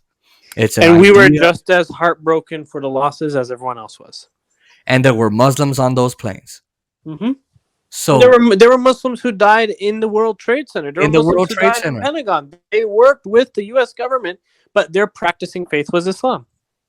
That's right. Freedom of religion, right? Freedom of religion, which that's murky. That's a gray area. But again, I just had to get that out of the way. So Bush could have prevented 9/11. If not prevented it, why didn't we have planes ready to go by the towers? Well, the reason is before someone else had authority, and Heather, I forget the name, but someone else. The president is the person who gives the authority for launches for the fighter jets. Yes, well, before 9/11 in the 1980s, it was somebody else who had the authority. Well, they couldn't get a hold of Bush. Well, that's why we didn't have planes in New York. Again, even at top speed, they couldn't get there until both towers were hit. And they're like, oh, these are on fire. We're out of here. Yeah. So let's go into how Bush lied repeatedly on 9/11. They're now letting you know secret 9/11 memo reveals Bush was rewriting the history of 9/11 attacks on the warnings he'd tuned out. And the warnings he'd tuned out. Wait a minute. George Bush lied about 9/11? Get out. Breaking news. Breaking news now. George Bush lied about 9/11. No. News now. Oh, I am so shocked. What? I am so shocked. You're telling me that idiot, alcoholic dude, war criminal, you're telling me what? Lied about 9/11? Shit, I thought he was the most honest person in the world, bro. I thought he was being real. Me too. Ooh, okay. I thought he was smoking some honesty weed. He was smoking some honesty grass. Bluegrass. Drink that truth serum. You guys. Come on. On April 29, 2004, President George W. Bush hosted one of the most unusual meetings to ever take place inside the Oval Office. The 10 members of the 9/11 Commission got to ask him and Vice President Dick Cheney any question they wanted about the September 11th attacks. As long as Dick Cheney approved it, anyway. The words that were spoken in that room remained secret for nearly 2 decades. Now we can finally read what Bush said. Earlier this month, after more than 18 years, the government declassified a 31-page memorandum for the record, which compiles notes that the commissioners took during the meeting. Now, if you remember, George Bush would not testify in front of that committee without Dick Cheney next to him and without it being secret. Okay, so again, Bush trying to avoid accountability here. Naim, why do you think he would A, not do it if it wasn't in secret, and B, not do it without Dick Cheney next to him? It's all about manufacturing consent. It's all about making sure that people feel, these 9/11 Commission people feel, that they're actually being given access to the information, that they're not being locked out. But they really are being locked out. They really are being locked out from the reality that George W. Bush was being yanked on the chain by Dick Cheney, because Dick Cheney was his puppet master, Dick Cheney was his dog owner, Dick Cheney was all them shits. I mean, I'm pretty sure Dick Cheney was giving him dick in the process, too. Come on.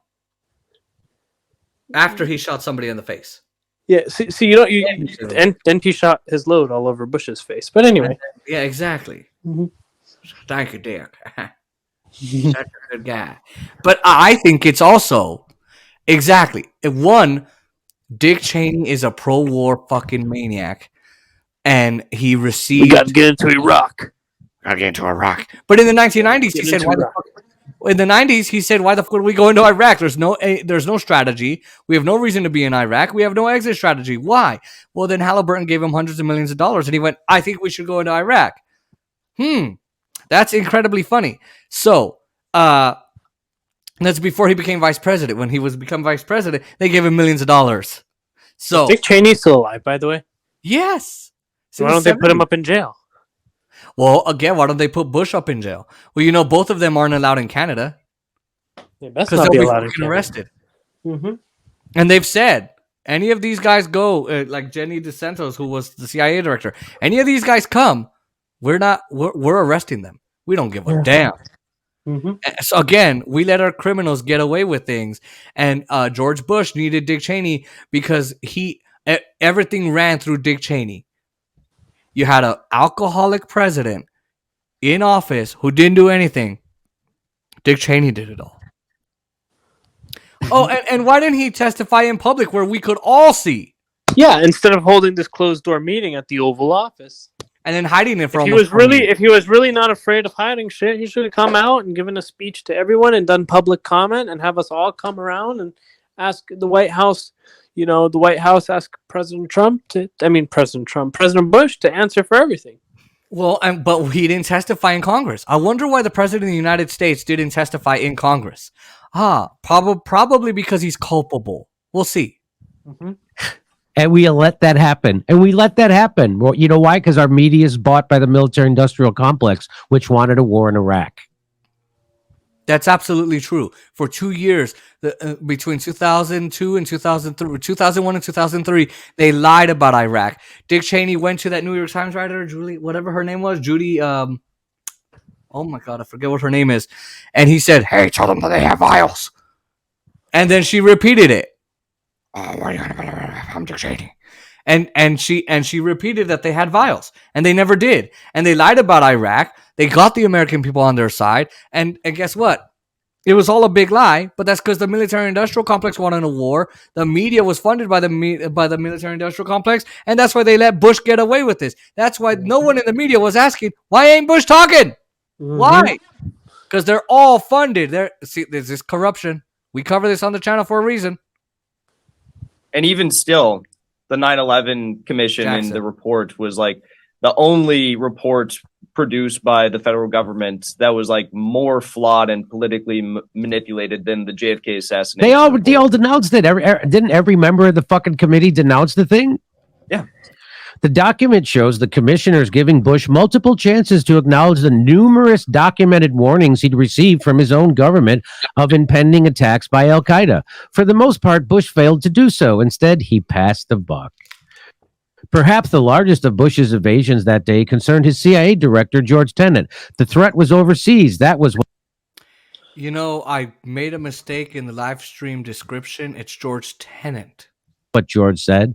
Bush's implication at the time is clear. He wanted the commission, and by extension the public, to think that no one could have anticipated Al-Qaeda mounting a large-scale attack on U.S. soil.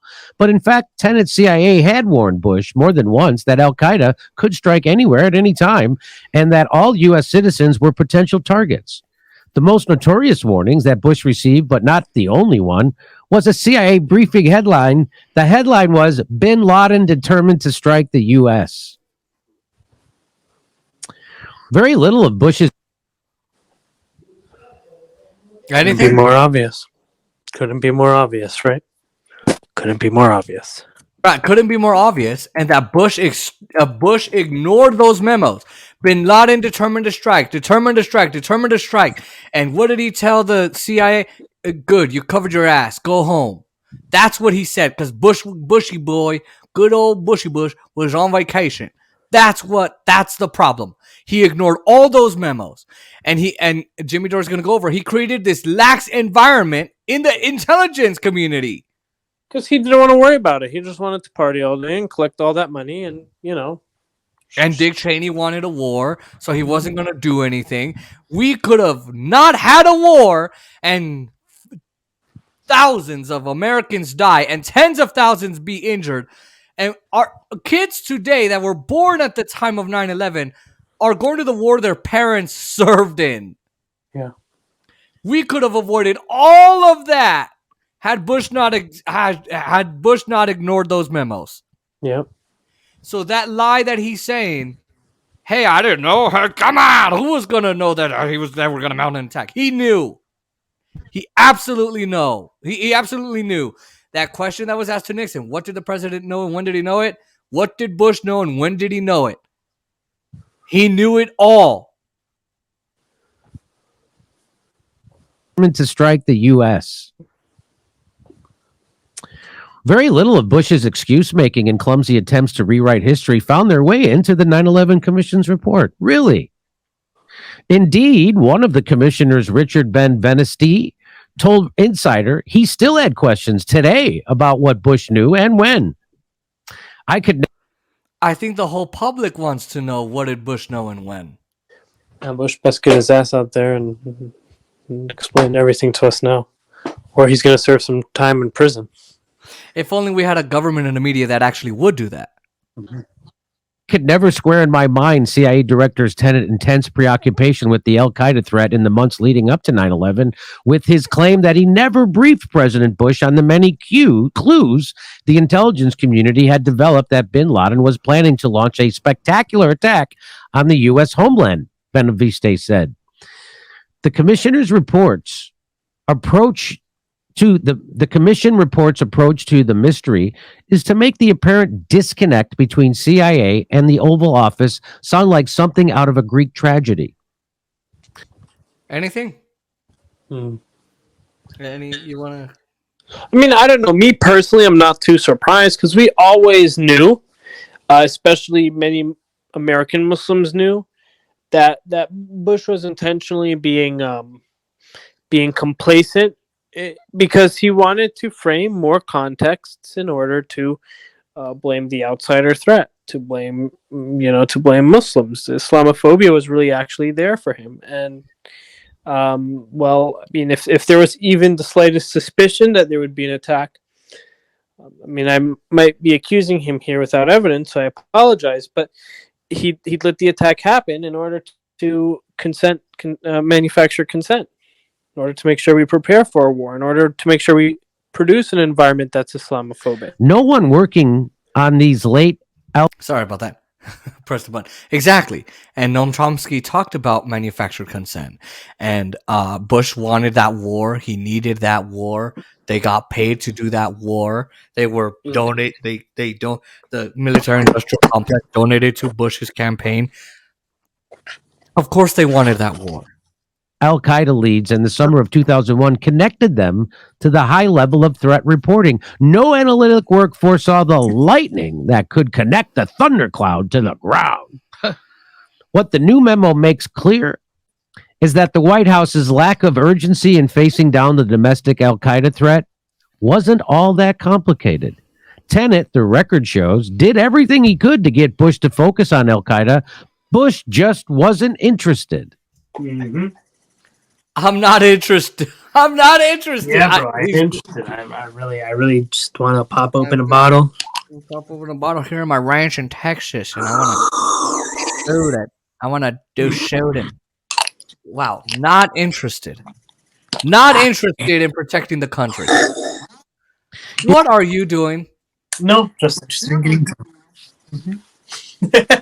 What are you trying to mimic Bush here as he pops open a bottle? What were you doing? This Bush pops open a bottle. No, I'm serious. What were you doing? It sounded like whipped cream / snorting of something. Oh yeah, I'm sorting that coke. You know, Bush used to do coke too. You know that, right?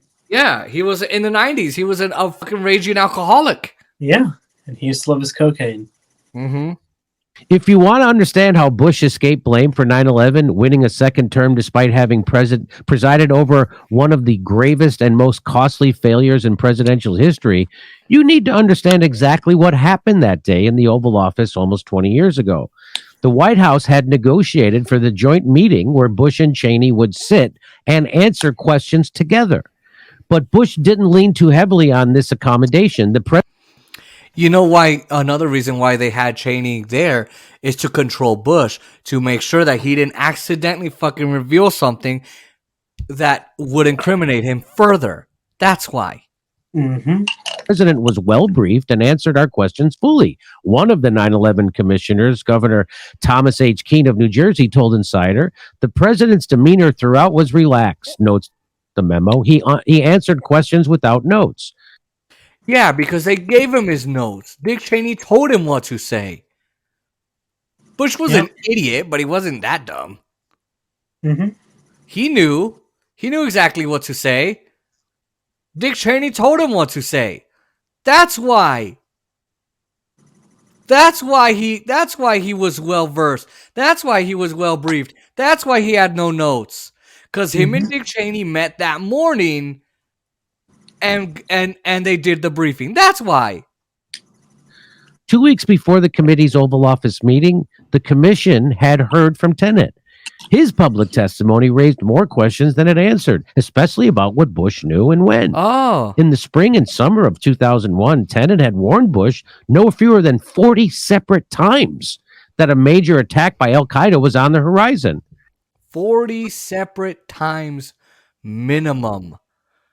40 separate times that we're going to get attacked. And Bush ignored every one of those memos. Every single one. Mm-hmm. Okay. Analysts called the flood of warnings a threat spike and the summer of threat. Ah. Nevertheless, Bush chose to spend most of August at his ranch in Crawford, Texas, on a working vacation. Yeah, okay. Working vacation. You mean that that summer when people were going to work, all those people in the towers that were going to work, they didn't have to die? Oh, okay.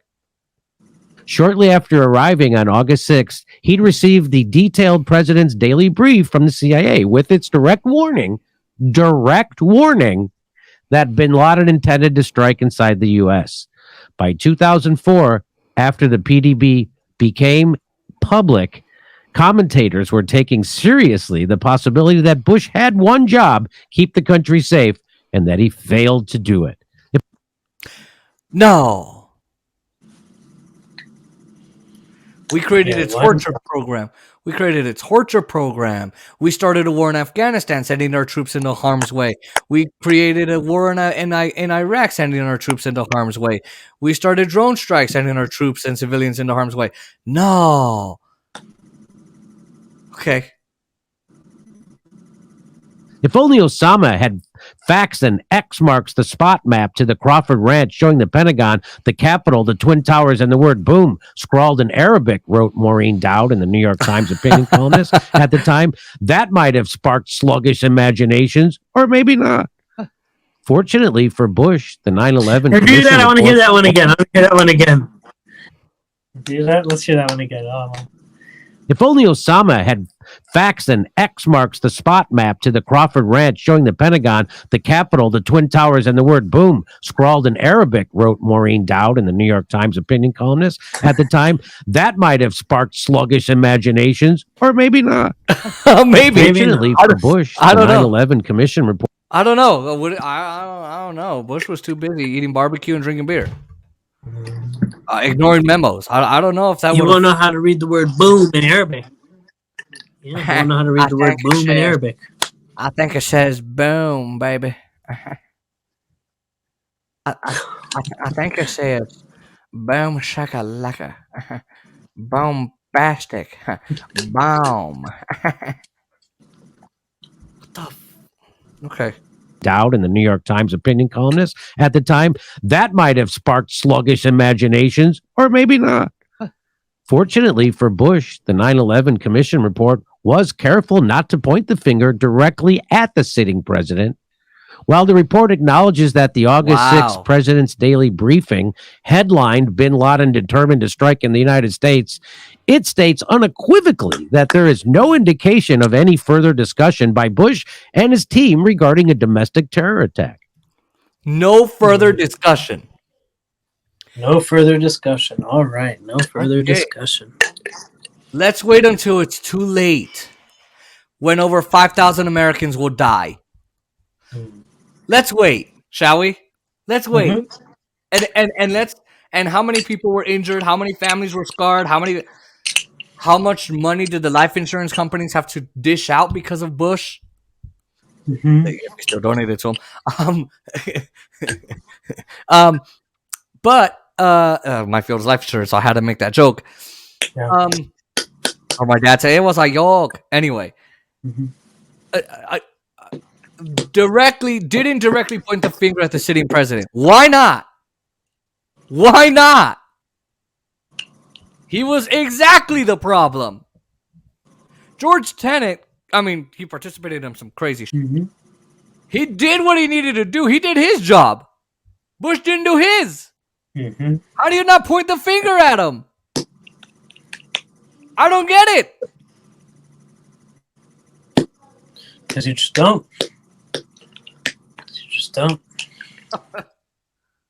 Reading the commission's report, one can see a torrent of warnings coming out of the CIA and a sense of growing alarm among Bush's counterterrorism team. But the failure of those loud and repeated warnings to reach Bush's brain is attributed mainly to institutional problems, issues with imagination, policy, capabilities, and management. Unlike Dowd, the commission chose not to question Bush's competence.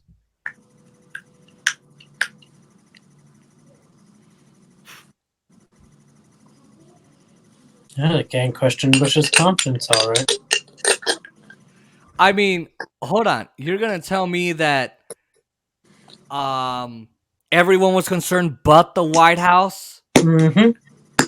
Everybody was concerned. Every goddamn person in the counterterrorism organizations in the government. Yep. And they were concerned. They were concerned. But not Bush, not good old Bush. Mm-hmm. Good old Bush was not worried or concerned at all.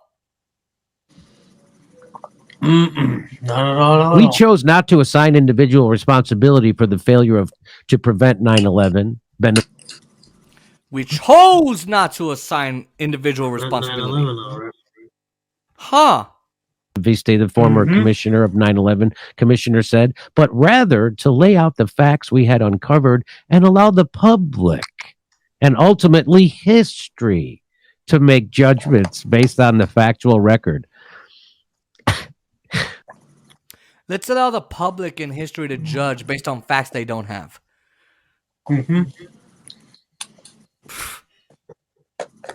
Not the commission assigned to do so. No. The commission that we paid millions of dollars in taxpayer dollars and taxpayer funds to pay to determine who was responsible, to judge who was responsible, to make a judgment. Not them. They're not responsible. The commission that's responsible is not responsible. We are. The people we hired. Amazing. Incredible. On the question of pre-9/11 warnings, Bush stuck to a few points. First, according to Bush, the al-Qaeda threat, as was presented to him, was almost exclusively overseas. Second, the extent that al-Qaeda posed a threat to the U.S. soil, Bush says that no one told him how, when, or where it would strike. There was, in his view, no actionable intelligence, not about Osama bin Laden, not about al-Qaeda personnel on U.S. soil. Lies. All lies. All lies. August 6th briefing about bin Laden's intentions, he said, was historical in nature. Other than that, Bush claimed he had never been informed about the potential for an attack on the U.S. There was no such actionable intelligence on such a threat, he told the commission. Not one. Not one. I mean, what's your take here? Breaking news is all I have to say. No. We all knew we knew he was dropping the ball, bro. We certainly knew he was dropping the ball. Yeah, I mean, just absolute stupidity and culpability here. Absolute. So. Third, Bush didn't think it was productive to assign responsibility for pre-9/11 failures to individuals. It should not be about blaming people, he said, because you'd be blamed. That's why. Don't blame people because I'm the one that people are going to point the finger to. No need to blame. No need to blame people. I'm telling you something. We don't need to blame people. Yeah, because you would get blamed for your failures as the commander-in-chief. Most powerful dude in the world, and you'd get blamed. That's why he didn't want to assign individual blame. That's why. It's like nothing had to do with human error, right? Nope. Nope. The country was ill-served by playing the blame game. The president didn't see much point in assigning personal blame for 9/11. Nobody wants to see something like this happen. They would have moved heaven and earth to stop it. You didn't. You didn't, Bush. You didn't move heaven and earth. You didn't get your ass off your fucking couch in the ranch, put your beer bottle down, and go fucking take care of this issue.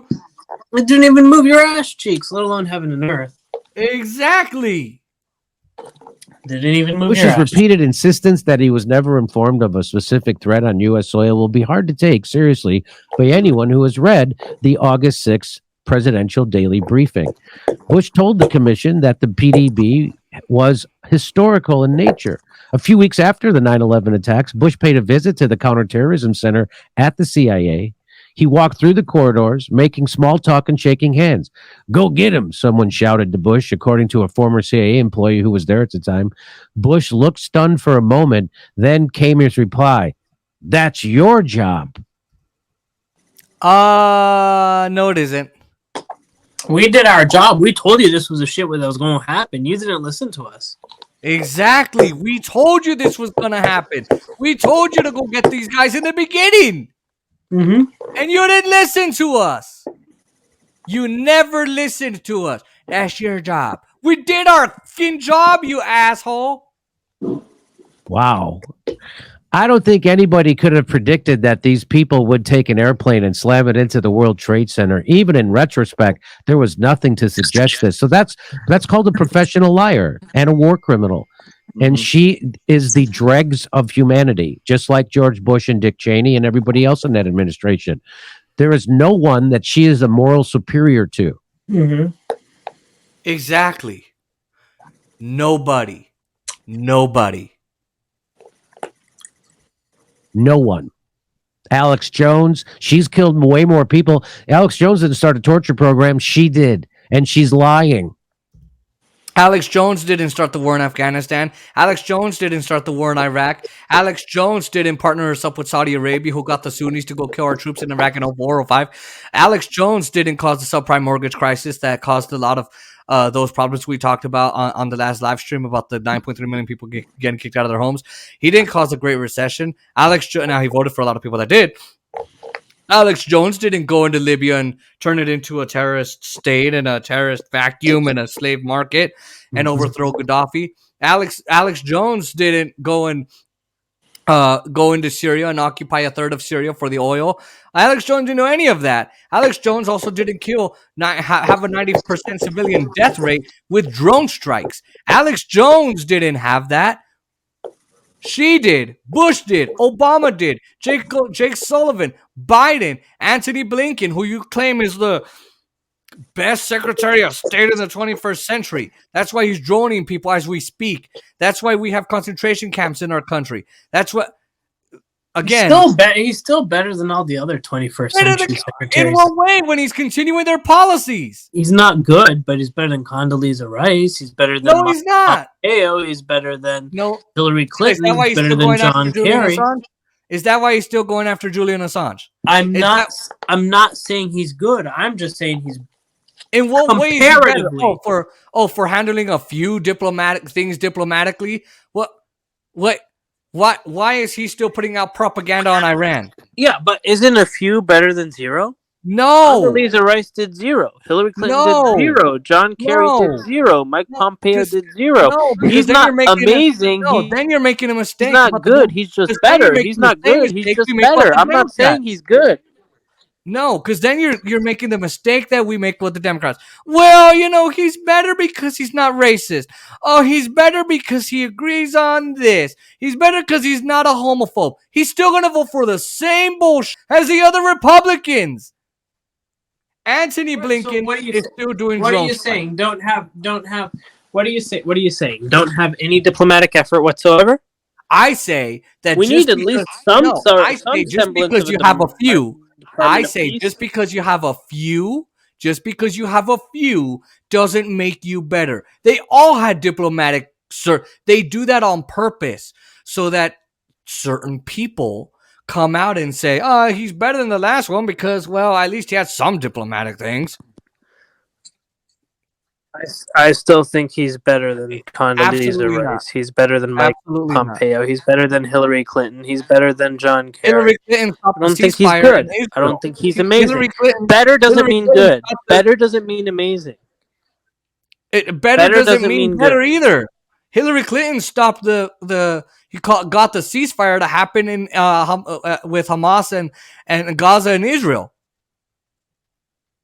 But that doesn't mean she was still better than Condoleezza Rice or Mike Pompeo or James Baker. It doesn't mean that. Why? When he still continue, he's better, yet he worked with Hillary Clinton to go into Libya. Explain to me that. I don't think he's good. I'm not He's saying not he's even good. better. He's not even better. You go up and down the list, and he's bad on every single policy. Oh, he does a few little diplomatic things. What about the major things? Why aren't we leaving Iran alone? Why aren't we letting go of their sanctions? Oh, now we reach a new oil deal with Venezuela just to avoid Russia. But he was for overthrowing Nicolas Maduro. Okay, so you're saying if let's say the Iran thing. So you're saying John Kerry was better because he established the Iran nuclear deal. I don't think he was better, but on the issue of Iran, yes, he was definitely better. Now, Biden didn't want the Iran nuclear deal. Of course not. And we're seeing that now. He won't even sign it back into law. When the Iranians were like, "Yeah, Biden, let's go," and now we got the Ayatollah in charge. Well, and now we can't sign it back into law because Iran is doing all kinds of horrible shit to their people. So it wouldn't look good for us to sign it back into law. So yeah, it's not going to happen. It's not going to happen. And guess who ruined that? Joe Biden. Guess who ruined that? Antony Blinken. Why wasn't Blinken on Biden's ass to sign that? Because them and Israel want war with Iran. And just because he does a couple things better, every single Secretary of State would do a bunch of horrible shit and then say, "Hey, but I did these few diplomatic things." Doesn't make you any better than the last one. If Antony Blinken said, "We're not going to bomb Afghanistan anymore. We're going to get out of Syria. We're going to help. We're just going to leave Libya alone." By the way, they're bombing Libya again, but they're bombing Somalia, which Trump stopped bombing Somalia. Trump left the southern Horn of Africa alone in Eritrea. And Ethiopia, right? I'm not sure if they're in the same place, but he left them alone. Biden is not leaving them alone. He's making the situation worse. And who's in charge of that? The Secretary of State. Who's the Secretary of State? Antony Blinken. So anyway, let's continue on this. Here's George Bush. We must stop the terror. Oh, I call upon all nations to do everything they can to stop He's these holding a terrorist golf killers. Thank you. Now watch this drive. All right, you need another.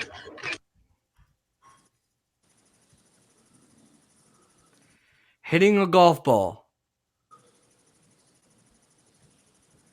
and calling on nations to stop the terror.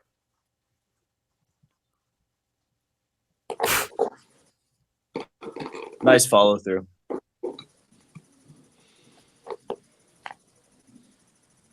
You know what? As it relates to my brother, there's one thing I know for sure. He kept us safe.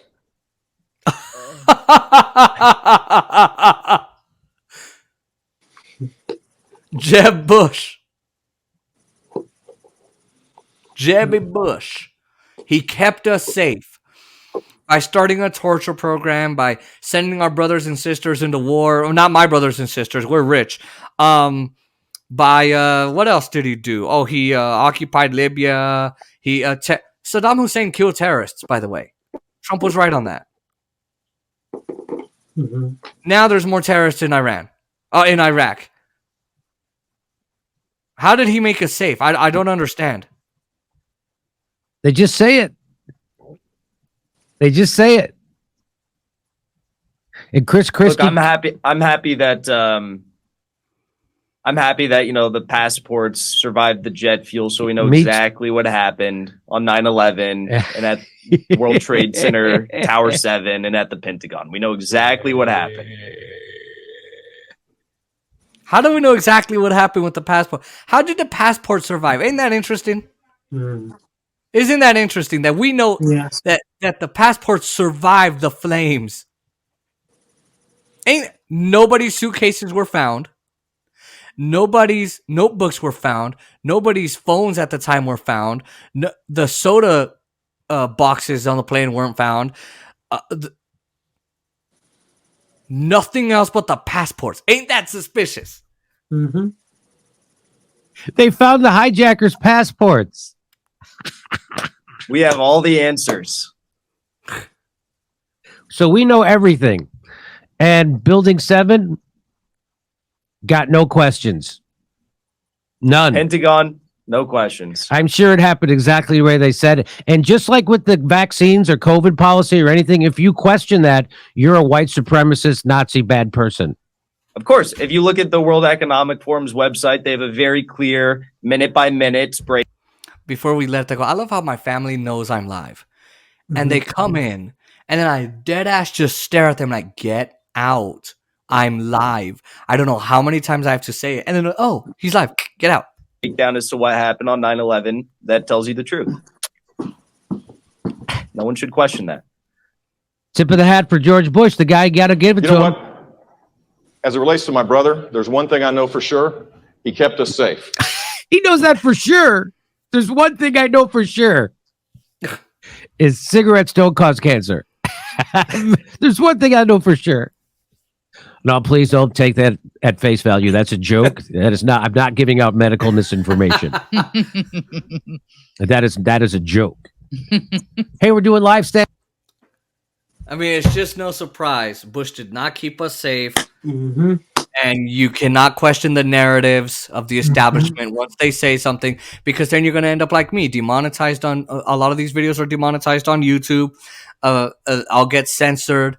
They're going to have a problem with this video right away. By the way, they really are. And they're really going to come after us. And you can't question the thing that goes on your arm, that whatever that word is. I don't know what that word is. I think. Do you know what that word is? I don't know. I think it starts with a one of the last few letters of the alphabet. One of the last 5 letters or something like that. It goes on your arm and it causes a lot of pain. Anyway, we can't question that. We can't even have a debate on it. We can't debate the vaccine. The Democrats are in charge of your government. And the Democrats for now, are in charge of the entire government except the courts, most of the courts. And they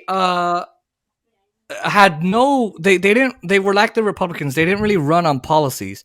They said, we got to fix our democracy. The Republicans are about to come in and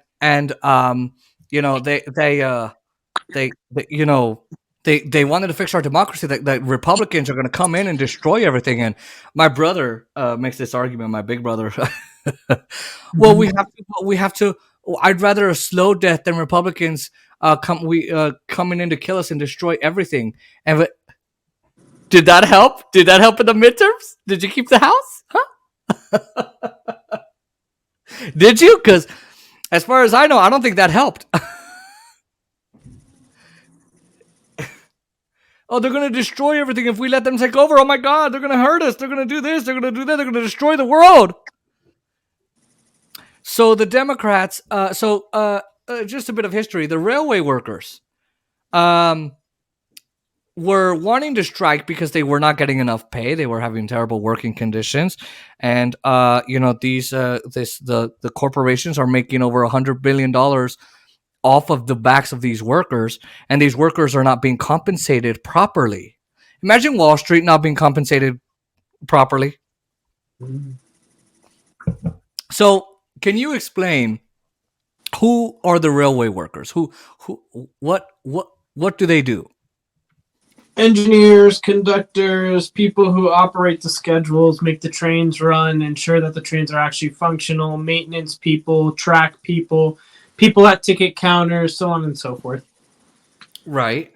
Okay. And also the people that drive the trucks to the seaports to grab all the fish, all the shrimp, all the goods that are delivered into the country, the trucks that go across the country to deliver those goods, the steam automotives, the trains, the planes that go and take FedEx packages across the country, all those things, right? Is that also true? Well, they're not the railway workers, but they are transport workers. Yes, they're truckers but they work together. UPS guys. Yeah, this particular strike though is related to the railway workers, the engineers, the conductors. There's about 100,000 of them. Mm-hmm. Right. So and you need them. So you need those guys in order for your UPS driver, your Amazon driver, your truckers, your ships, your planes, all your FedExes. You need the guys that handle the scheduling and formatting the bus schedules and the train schedules and the ticket count. You need all of them, and if they go on strike, America stops. Oh yeah, for sure. Mm-hmm. Yeah, because then the truckers can't do their job, the ships can't. They're just going to be stuck with goods. And they, I think they even schedule the shipping to when to come into the port and when to leave, so that there's no accidents. Right. So your planes are not going to take off with your packages over the holidays. They're just not. So the Democrats, the unions were going to go on strike. They don't need the Democrats' help, by the way. It would be nice for an endorsement, but they know they don't mean it. So they were going to go on strike because these corporations weren't helping them. Well, the Democrats had other ideas. They decided corporations owned by the likes of Warren Buffett, for example. That's right. Mm-hmm. That's right. And Warren Buffett is correct on certain issues, but not on all. Yes, I am a Warren Buffett. So again, I mean, the Democrats voted on a bill that would restrict these workers from striking, and they denied them a 7-day paid leave. Yeah, that's all they wanted. 7 days. Mm-hmm. 7 days. So here. Hey, guess what? You voted blue and they screwed you. That's what happened if you're a worker, and I mean any worker. So the paid sick leave for rail workers just failed. The majority of workers want it. The majority of Americans support it. Majority of senators voted for it. Didn't pass. If a majority of senators vote for it, how does it fail? You need that filibuster. You need the 60 vote threshold. Yeah. See, this is where the Republicans are smarter than the Democrats. And the Democrats are little pussies because we can't do it without a 60 vote. It's morally wrong if we do it. McConnell had whatever the majority was. He would, let's say the majority was 52 Republicans. He'd lower it to like 50, 51. As long as I have 50 or 51 of my guys voting for it, my caucus, I'm good. Yeah. I mean, eventually McConnell's going to be the one to eliminate the filibuster altogether. Yeah, when he takes over in 2 years. Mm-hmm. Unless we have that thing, remember in 2001 when a Vermont senator switched from Republican to independent and gave Democrats the power? Yeah. Mm-hmm. I don't remember his name. I don't remember his name, but I know that. Yeah. So that happened. So again, Democrats could have had it's called the nuclear option. When they made the rules, they relied on what McConnell wanted, not what you wanted, not what the Democrats wanted, because they were voted in. So Chuck Schumer could have had a 51 or even a 49 nuclear option. And they went over that, and it would have passed, and we'd have 7-day paid leave for these workers. Mm-hmm. Amazing how the Democrats just failed from the beginning. Aside from this country isn't even remotely a democracy. Very well said. A majority wanted paid sick leave for railroad workers? Well, not a majority of railroad tycoons. Am I right? Come on. No, not them. You want me to pay you sick leave? I want you to work when you're sick, though. Yeah, cough up that virus. It's okay. I want to fire you if you get sick and you have to take off, because I'll just replace you. Yeah. Come on, man. I don't want to pay you. Ladies and gentlemen, I'm being sarcastic. That's exactly what those companies would do. And they do it.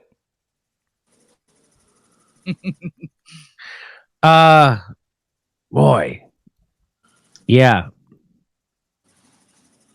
Senate votes to impose contract on rail workers rejecting paid sick leave. So the Senate is basically saying, you're going to take this contract because I effing said so. Now shut the F up. No paid leave. The government is telling you what you're going to take as a worker. Not, here are your benefits. No, we're going to do what the corporations want, and we're going to shove it down your throat. But you keep voting blue. So they did it. They did it. So the railroad workers have real bargaining power. They have real leverage, and they're prepared to use it. They rejected the contract that didn't give them sick pay. Railroad companies are making record billion-dollar profits. Billions and billions. It would cost about $200 million to give these people sick days. They're making billions and billions in profits. So over, let's say, $100 billion, and it cost them $200 million. So what would that be? $700 billion left over in profits? Or I'm sorry, $700 million? That's not, but $200 billion or $200 million. Just now, that's a lot of money to me. But for these companies, just $200 million in sick leave.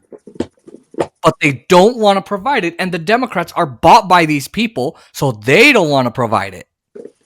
And the government stepped in to screw the workers. That's right. The government denied them the right to strike, which is denying them the right to collectively bargain. That's what that is. So Joe Biden and the Democrats, Nancy Pelosi, Chuck Schumer, the squad, they voted to screw you. And they did it. They just did it. So you voted for them to protect a democracy, and then they turned around and bit you in the ass. That's what happened. That's what happened. They told you, they screwed you over by not allowing you to bargain with your company, with your bosses.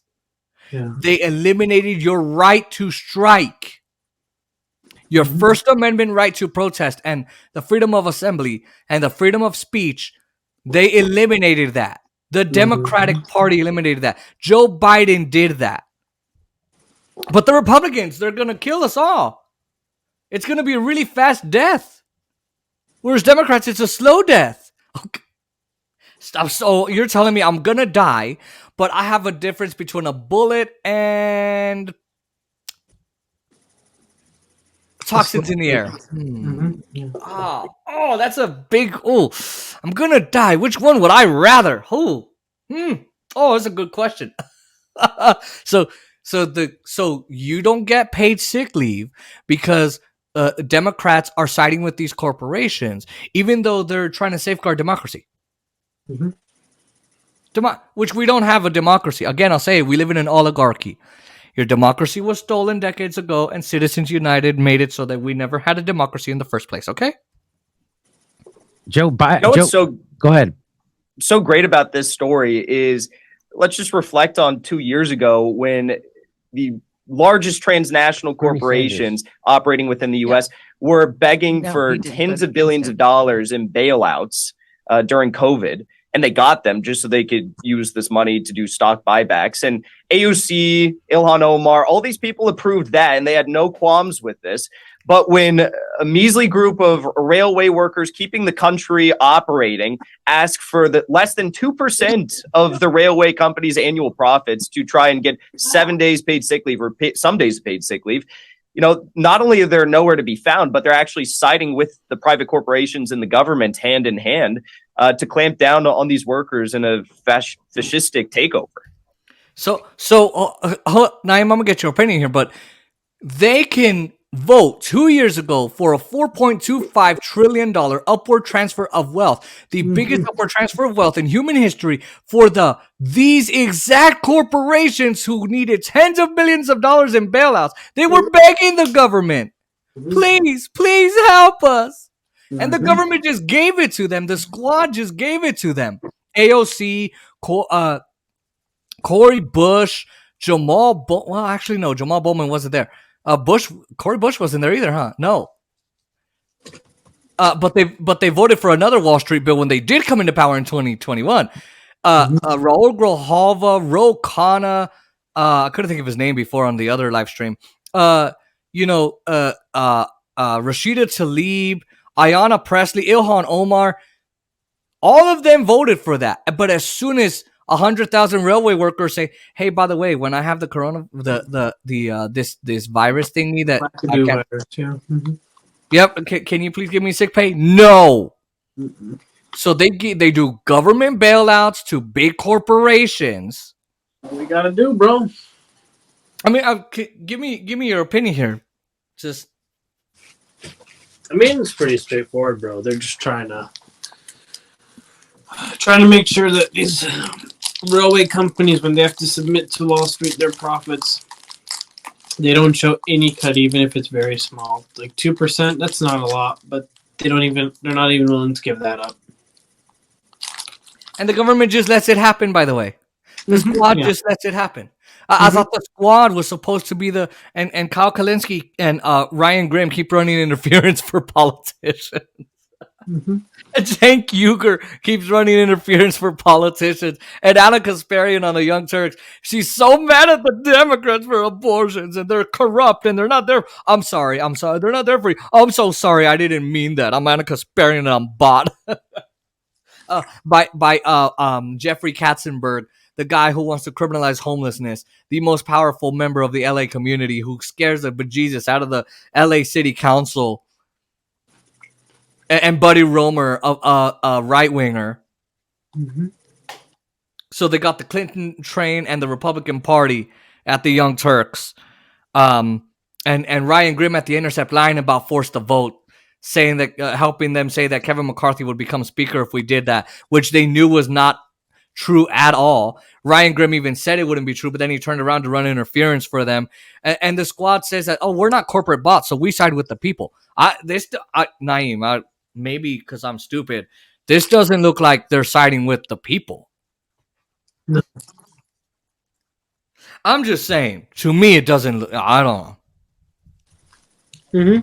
I don't disagree with you. So, yeah. The President of the United States serving the interests of railroad tycoons.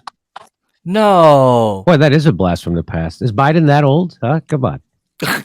So, the Senate approved the bill imposing a new union contract on tens of thousands of rail workers and prohibiting them from going on strike.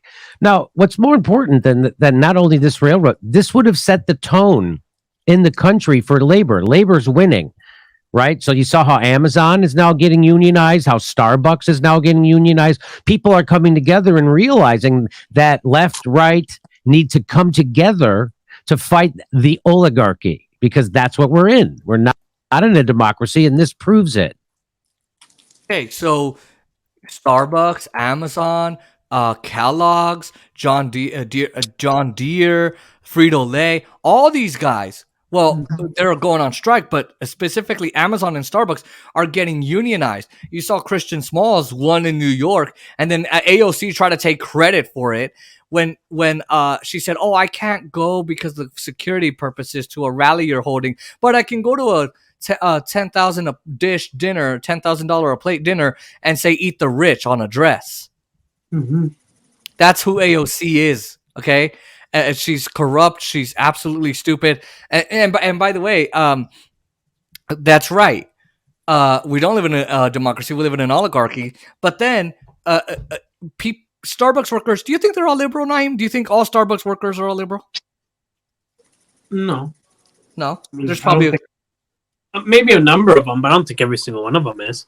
Right. Maybe the manager might be a green. Maybe the guy that makes the frappuccinos, maybe he a Tea Party. Maybe the night crew are heavily Republican. You don't know. You don't know. But the point, or maybe they're heavily Democratic. You never know. You think no? They all came together and said, "Well, we need to unionize."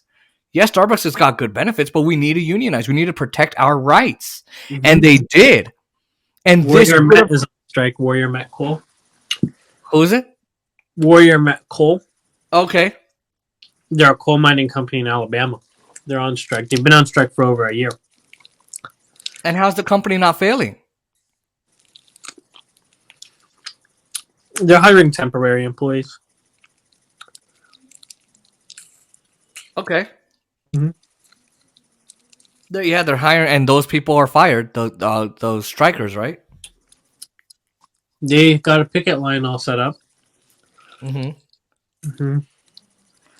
And is there any movement? Hopefully there will be.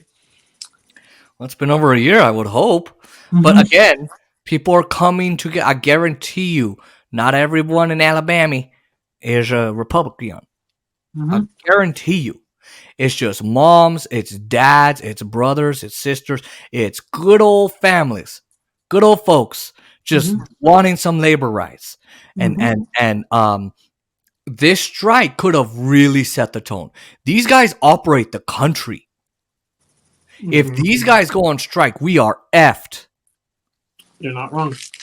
And this would have, if they would have, because they have leverage. Then the corporations would have had to give them even a smidge. Fine, we'll agree with 4 sick days. I would have go 5. But it would have been something. Mm-hmm. It would have been something. You know? Imagine if that was the new shining labor win.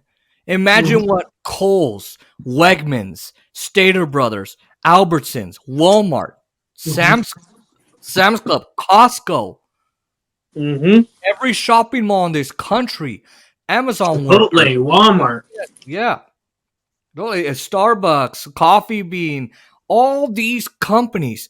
Imagine all these workers, the movie theater industry, the casino industry, the entertainment industry. Imagine how many people would go, I can do that too, and I can win. Ramesh Balwani just got sentenced to 13 years in prison, by the way. Who is that? Sunny Balwani, he was the second CEO of Theranos with Elizabeth Holmes. Oh, wow, he got 13 years. Damn. Yeah, her boyfriend. Mm-hmm. She tried to put all the blame on him, so. I love you, babe. Now I'm going to throw you under the bus tonight in the court. Yeah, well, she accused him of forcing her to do all these things and domestic violence and shit. Uh-huh. Yeah, using that good old DV. All right. This proves you don't live in a democracy. So when people say you voted for Democrats to save democracy, that proves you don't live in a democracy. You live in an oligarchy. The majority of everybody wants it in this country, except a handful of rich people who pull the strings. And that's that. That's that. That's it. So you're all suckers if you watch the January 6th hearings and believed it. You're a sucker. You're a sucker if you think that was a threat to our democracy. You're a sucker if you think we live in a democracy. Yeah. A thing that happened a year ago, almost 2 years ago now. If you think that is what's the threat to our democracy, you are absolutely wrong. Because the threat to our democracy, and Naim, you can tell me if I'm right or not, is your labor rights being taken away from right under you. It's the fact that you don't have health care in this country because the healthcare industry bought all of our politicians. It's the fact that, as we've gone over in this stream, we have a lack of building of any houses, skyrocketing interest rates, and Wall Street wanting more and more money. That's why we have more people out of homes. That it's the fact that we don't have a free education system, and people are up to their eyeballs in student debt because they went to school and they're being punished for that as criminals. That's what's the threat to our democracy, not a bunch of idiots that just walked into the Capitol. Mm-hmm. Oh, they broke windows, they stole things. And guess what? They also paid their taxes. And maybe if you had given them their $3,000 check, Naim, do you think if those idiots, by the way, a lot of them were FBI informants, you know that, right? Mm-hmm. Right? So do you think if those guys got their $3,000 check, do you think they would have been at the Capitol that day? Mm-hmm. Why?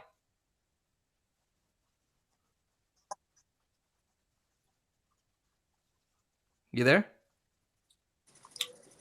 Oh, you're eating. Mm-hmm. I said, why do you think if they had their $3,000 check coming to them that month in January, that they wouldn't have attacked the Capitol?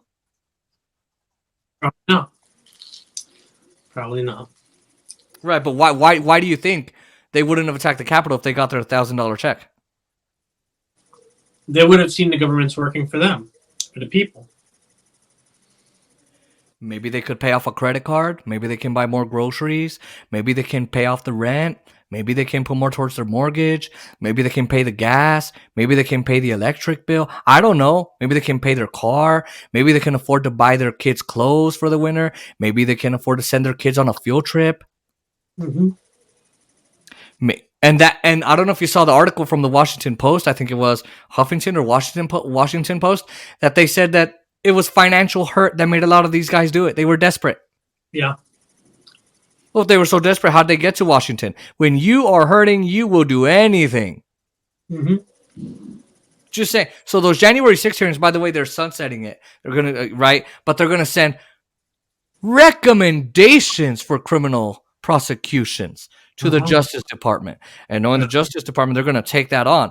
Recommendations. Mm-hmm. That is right. Yeah. And this proves it. And this was done to you by the people you just voted in to save your democracy. That's what right. What you voted in was fucking fascism. Because that's what that is. That is the government and corporations coming together to screw the citizen. That is the definition of fascism, according to Mussolini.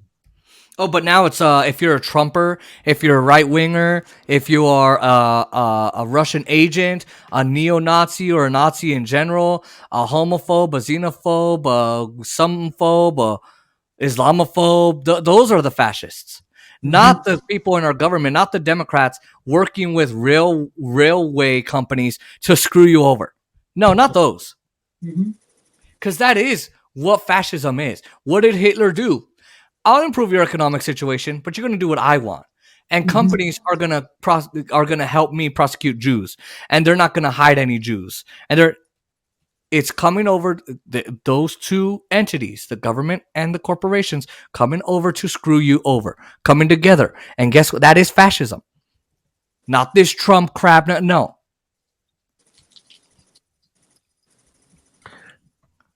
You know, Jimmy, I have, according to the Wall Street Journal, it was 80-15, and it has 15 senators who voted against imposing the labor deal to end the strike, represented both the left and right wings of the Senate, ranging from liberals such as Elizabeth Warren, from Massachusetts, Bernie Sanders, Vermont, to including Cruz, Metzger, and Hawley. So all of them, Cruz, Metzger, Hawley, Warren, Sanders, and then maybe another, that all voted for the paid sick leave. So who voted for the paid sick leave? Yeah, you had Cruz, Rubio, Metzger, Hawley, Braun, Mike Braun, Mike Braun, and Josh Hawley, Lindsey Graham, Bernie Sanders, and Bernie Senator Sanders, Warren. Elizabeth Warren. All of them voted for it. Again, elections are coming up, so those Republicans, they're trying to say, I was there. I was trying to help you, but good old Chuck Schumer. And it's going to work, by the way. The next person that goes after Ted Cruz, because they're going to do it, they're going to be weak. Ted Cruz is not They're gonna run the same guy they always run, Beto O'Rourke. who loses every time. But he raises more money than God. Beto O'Rourke and Stacey Abrams, bro. Those two are always losing, but always raising money. Always. They're so good at it. Last night on CNN, I heard none of this. These two wins, this win here would have never been possible without Stacey Abrams. That's so. Why? For a voting program she built 2 years ago? I feel so bad for her. Her own voting program is not serving her. She keeps on losing. Yeah, but she helps everybody else out win. Everyone else is winning with her program. It's just it's literally like all these people are like, thanks, Stacey, for setting this program up for us.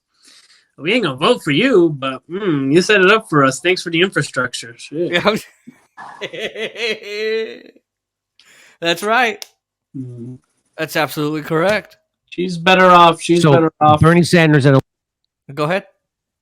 I said she's better off figuring out a way that she can suck Brian Kemp's than trying to keep on running against him. He'd probably let her. He would. He would. He would. He probably wants some younger woman, but He's a slime ball. He doesn't care. literally. And Elizabeth Warren voted against this. Did you know that, Jackson? I didn't know that. According to what she just read me. Where's that from? Wall Street Journal. Wall Street Journal says that 15 senators voted against it. It requires 60,000. This bill requires 60,000 freight rail workers who'd previously rejected tentative union contracts to keep working or face getting fired. Senators rejected an amendment. Oh, so then they had. So in the House, the squad was lying to you that they were doing the bidding of the unions. They were not. They were pretending they were. Look, we voted to give them 7 days of sick pay. Right? And that's what the unions wanted us to do. The unions didn't want you to do anything. The unions didn't want Nancy Pelosi or Chuck Schumer or Joe Biden to do anything. They got this. They organized, they have their unions, and they're ready to go on strike, and they would win that strike. That's why they had to do this, because they would win that strike.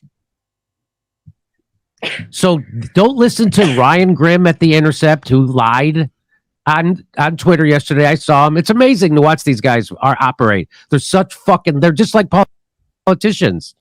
Yeah. Again, I know I'm repeating myself. They knew that these guys would shut down the country. They knew that they would win. They knew that the Democrats would look stupid. So what did the Democrats do? They came and intervened. Mm-hmm. I mean, why do you think the Democrat, besides stopping it, is it as simple as, well, just to help their donors? Mm-hmm. Of why they intervened? Yeah. Yeah, it's pretty amazing. Amazing. But keep voting blue, huh? Okay. Yeah, keep voting blue. You went on Twitter and said that that's what the union wanted. That is not what the unions wanted. The unions didn't want him to do anything. Yeah, Ryan Grimm. I don't know if you like Ryan Grimm or not, but I don't. He's a milquetoast liberal who runs interference for the freaking establishment, and he protects politicians. Mm-hmm. And he said that the unions wanted congressional interference. Naim, do you think unions wanted congressional interference in this? No, not necessarily. Because they had the resources. They don't need Congress to go on strike. Mm-hmm. It's just lying. Congress interfered because Biden was afraid that if the unions succeeded at this strike, all the other unions will start strike in different sectors of the economy. And that's good. We support that here on the show. Yeah, Biden doesn't. Biden doesn't, because he's anti-worker. He's been anti-worker. He pushed Ronald Reagan to the right on the war on drugs, by the way. Mm-hmm. Biden did. Drug warrior, author of the crime bill, and he's got a cop as a vice president. Great. And he's against workers. Mm-hmm. He's been against workers his whole entire career. NAFTA, PNTR with China.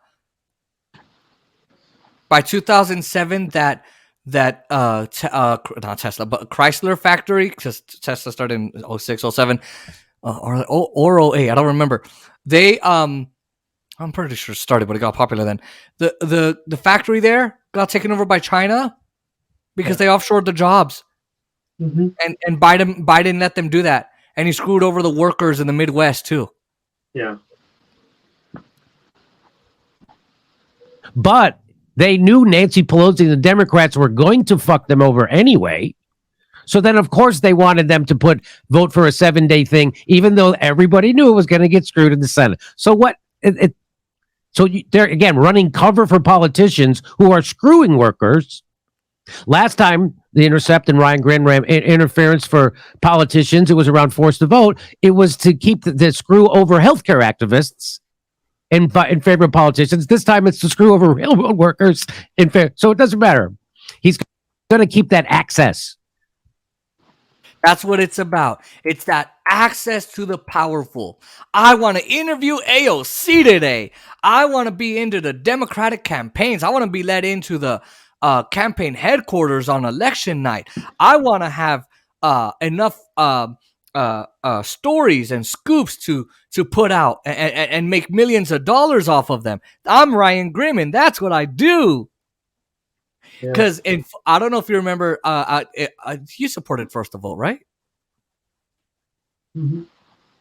I don't know if you remember how I got attacked for it, and Jimmy Dore got attacked for it, and all of us who were fighting for Forced to Vote, unlike Mike Figueredo from the Humanist Report that's gone all culture war, Trumpian, oh my God, against Trump. David Dole, who's got healthcare because he lives in Canada, the Rational National. Sam Sater, who lost in a debate to Jackson Hinkle, the guy on this thing. I don't know if you saw it, but he lost. Him, Emma Vingland, and Matt Winder on there. I think that's his name. They all took Jackson on, and he still beat them. Even Sam Sater's own fans. And Sam Sater literally said, "I don't have values." And they all attacked me, and they said I was committing violence. They said Jimmy Dore was committing violence for saying we should force politicians to do their jobs and give us healthcare in the middle of a pandemic. Yeah. But they did force the vote on the on their Voting Rights Act. Mm-hmm. They said we would be hurting the progressive movement if we did that. Right, because the women who were fighting for the right to vote, they I don't know if you know this, Naim, but women still don't have the right to vote. Because it would hurt their movement if they forced the women to vote, right? Yeah.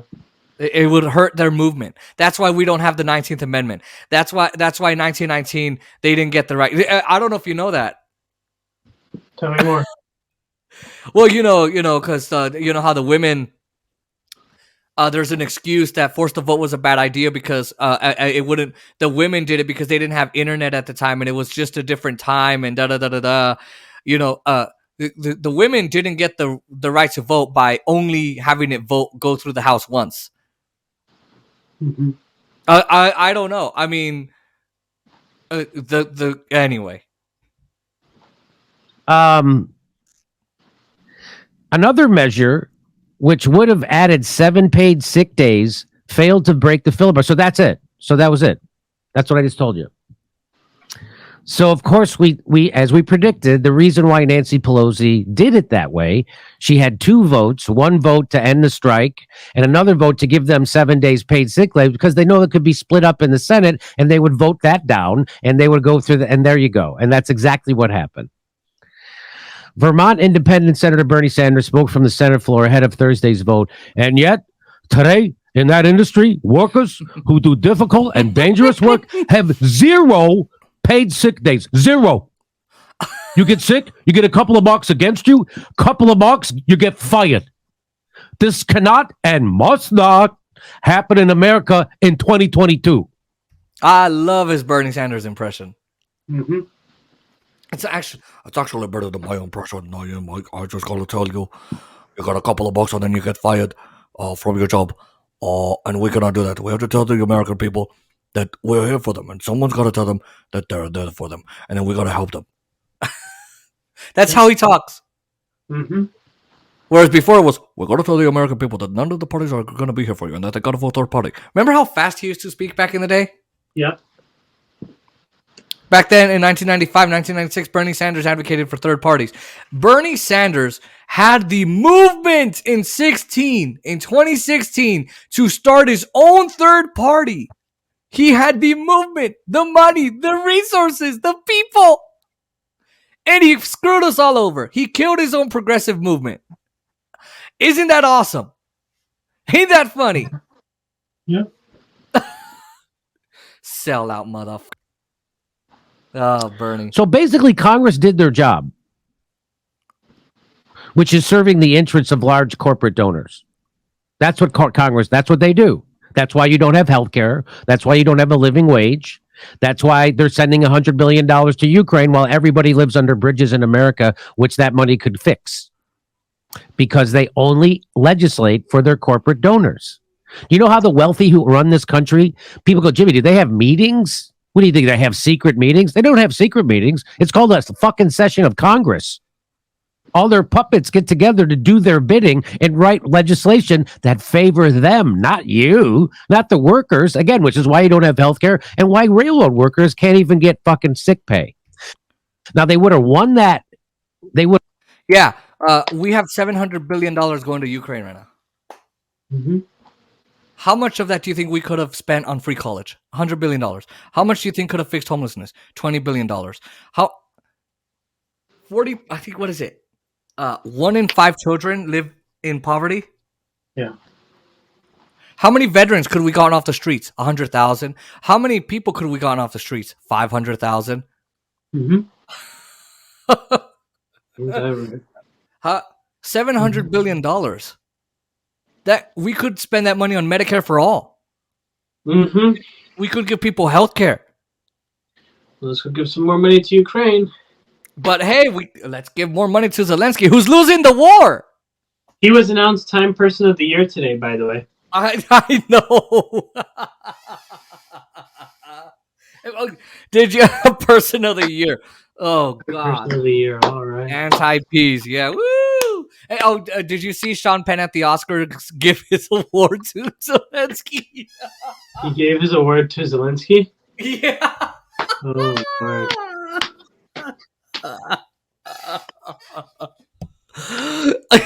These celebrities are so stupid. They're so stupid. God. Remember how? And then he appeared at the Grammys talking about peace and all that shit. Oh. Right? Because you're not the one that rejected a peace deal. Mm-hmm. But yeah, that's the reason why we're sending all this money out to Ukraine. We're sending all this money to the generals in the military, not the generals that like that they're out in the field actually fighting. I'm talking about the generals who are being paid to go on TV and lie for the intelligence community in the military industrial complex. We're paying them. We're paying Halliburton, Honeywell, Boeing, Raytheon, all these and other. Can't think of other defense contractors right now, but we're paying all of them. We're giving them $789 billion. We gave Trump money for the military, and yet, he's too dangerous. He can't be near the nuclear button, but we're going to give him money for the military. My kid, I'm afraid he's going to crash my car. Here, son, here's the keys to my Camaro. Ukraine is bombing in Russia right now. So. What was that? Ukraine attacked 3 airfields in Russia. When? They attacked 2 on Monday and 1 yesterday. Oh yeah, that's right. That's what we're gonna go over that. Mm-hmm. So we can do all of that, but some measly 60,000 workers, railway workers, cannot get paid sick leave of $200 million. What percent is that? Hold on a second. 2%. Wait, hold on. No, what percent is? So a 200 million. I'm gonna be right back. By the way, would it be 200 million divided by 700 billion and times? Mm-hmm. Okay, hold on. Mm-hmm. 200 million divided by 700 billion times 100. 200 million divided by 700 billion times 100 is approximately 0.02857. Oh. 0.02%. Not even 1%. Not even 1%. Mm-hmm. Not even 1%. Mm-hmm. Not even 1. That's how much money it would take to help these railway workers with $700 billion. I tell you, man. I tell you, not even 1%. Are you needing to go, or what's going on? No, I was gonna go to to go water some greens, but you could continue. I'm gonna be right back. 30 seconds or less. Okay. All right. Water them greens. Don't want the plants to die. Oh, water them greens, huh? All right, so let's cover this. They would have won their strike, and you know what that would have done for workers across the country? It would have done a lot. Oh yeah, it would have done That plenty. changed the tempo. Absolutely. That would have changed everything. But Joe Biden and the Democrats did this to you. Just keep that in mind. Yeah, next time you vote. Not just Joe. I mean, next time you vote. It's literally the squad, the people who campaigned on being the heroes of workers across the country. This was the fundamental tenet of their quote unquote democratic socialism, was that we stand with the workers. Now they're getting outflanked by the majority of the Republican Party to their left. They're getting outflanked by John Hickenlooper to their left on the issue of standing up for workers. It's insane. So this squad that claims to be for the worker is actively voting against the worker and is actively going against the worker, siding with the corporations. The corporations that in 2018, AOC ran on, I'm going to hold the corporations accountable. I'm going to hold the government accountable. We need to force the vote. That's what she ran on.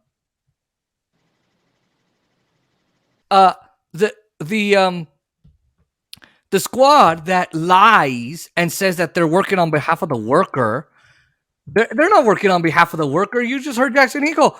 They're working on behalf of the corporations, and they're getting outflanked by Ted Cruz and Josh Hawley, and Senator Marco Rubio. Ted Cruz. Now Ted Cruz has an election in 2 years. So maybe that's why. I'm Ted Cruz. I say the Democrats. It's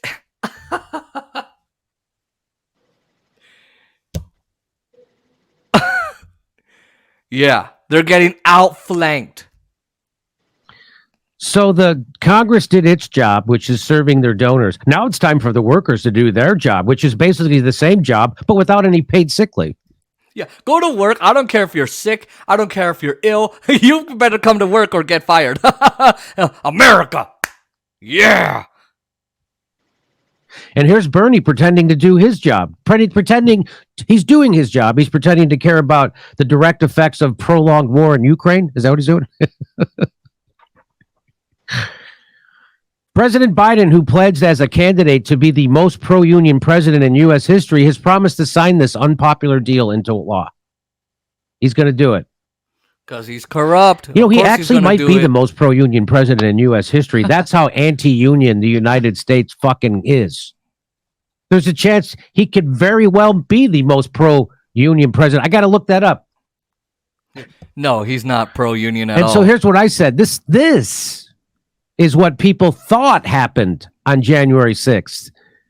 Your democracy wasn't stolen on January 6th. It was stolen by corporations decades ago, and this is proof. Here's your evidence. And even with that evidence, people, but January 6th, but Trump, but he's treasonous, and he's racist. Well, you guys voted in a racist, xenophobic, homophobic, rapist, and sexual assaulter, abuser, harasser. You guys voted that guy in. And you're going to talk about Trump? Look, Trump, yeah, I could guarantee he probably is. Right? But there's actual credible proof against Biden, whereas Trump, it's like, not really. And that's who you voted in. The guy that's going to vote this unpopular bill through. Oh, the American people don't like it? Great, I'll vote it through. I'm Joe Biden. Do you think that a bunch of guys in pajama bottoms and a buffalo helmet were the ones who overturned your democracy? You're a fucking chump of the highest order. Yeah, if you think that a bunch of yahoos or yoo-hoos took who raided the Congress. That's what took your democracy. They didn't take your democracy. No. Those guys didn't take your democracy. It's the railway corporations, it's the healthcare companies, it's the real estate corporations, investment firms, landlord corporations, investment federal contractors, contract firms, big pharma, Dr. Fauci, Joe Biden, all these guys. Every corporation took your democracy decades and decades ago. And Chuck Schumer. What was that? And Chuck Schumer. Chuck Schumer, Nancy Pelosi, and Steny Hoyer, and AOC. All these guys, they're stealing your democracy as you vote for them. And if you think that January 6th is the reason that you don't have health care, I'm sorry, but those who think so, they're stupid. I don't regret it. I will not take it back. And by the way, I must admit, I was wrong on January 6th when it happened. And I want to publicly apologize for being wrong. I called them terrorists. I said this was terrorism at the highest order. I said these were white nationalists when there were really a lot of people of all colors, shapes, sizes, walks of life. Everyone at the so I need to apologize as an independent person for saying those things. I've learned and I've grown. So. Maybe it's because people were hurting. I don't know. So, but your democracy was not stolen because of some idiots in pajama bottoms. But they broke the windows. Some lady was trying to climb up the thing, and then she got shot down. And then 7 police officers lost their lives. Yeah, they even lie about that. Some committed suicide. Some died by illness. By the way, not there. But they stole things from Nancy Pelosi's office. They stole federal property that we pay for. I'm stealing what I paid for. Oops. You think that? I'm not saying that's right. What I'm saying is you think that's what stole your democracy. I got news for you. That's not what stole your democracy. Naim? Mm-hmm. Anything else, or should I keep going? No, you're on a good point. Yeah. Mm-hmm. You probably think the president isn't demented and Fauci isn't a criminal. Joe Biden, who can't find his way off a stage after a speech. Remember that congresswoman who died in a car accident? And then Joe Biden said, I'd like to thank Congresswoman Jackie. Jackie, you here? You saw that video? Mm-hmm. He calls his wife his sister. Calls his wife his brother, calls his sister his wife his brother. He can't remember his own cabinet's names. He like,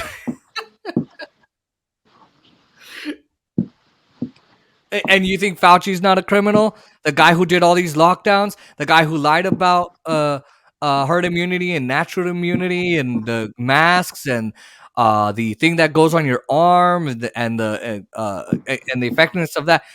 I'm trying not to speak. I'm trying to speak in code so I don't get censored. You think that guy's not a criminal? The guy who lied on behalf of Big Pharma that allowed Pfizer to release a medical treatment that wasn't even tested. The guy who gets kickbacks from all the medical corporations and the universe, and he bullies the universities and. That guy, you think he's not a criminal? You think Joe Biden's not demented? You live under a rock.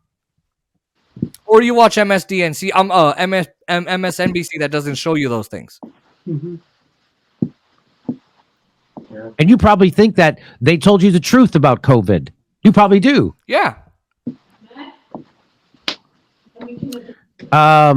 They do it right out in the open, as Chris Hezage says. They lie, cheat, and steal. They do it right out in the open. They did this right out in the open. Nobody in the country wanted them to do this except a handful of billionaires.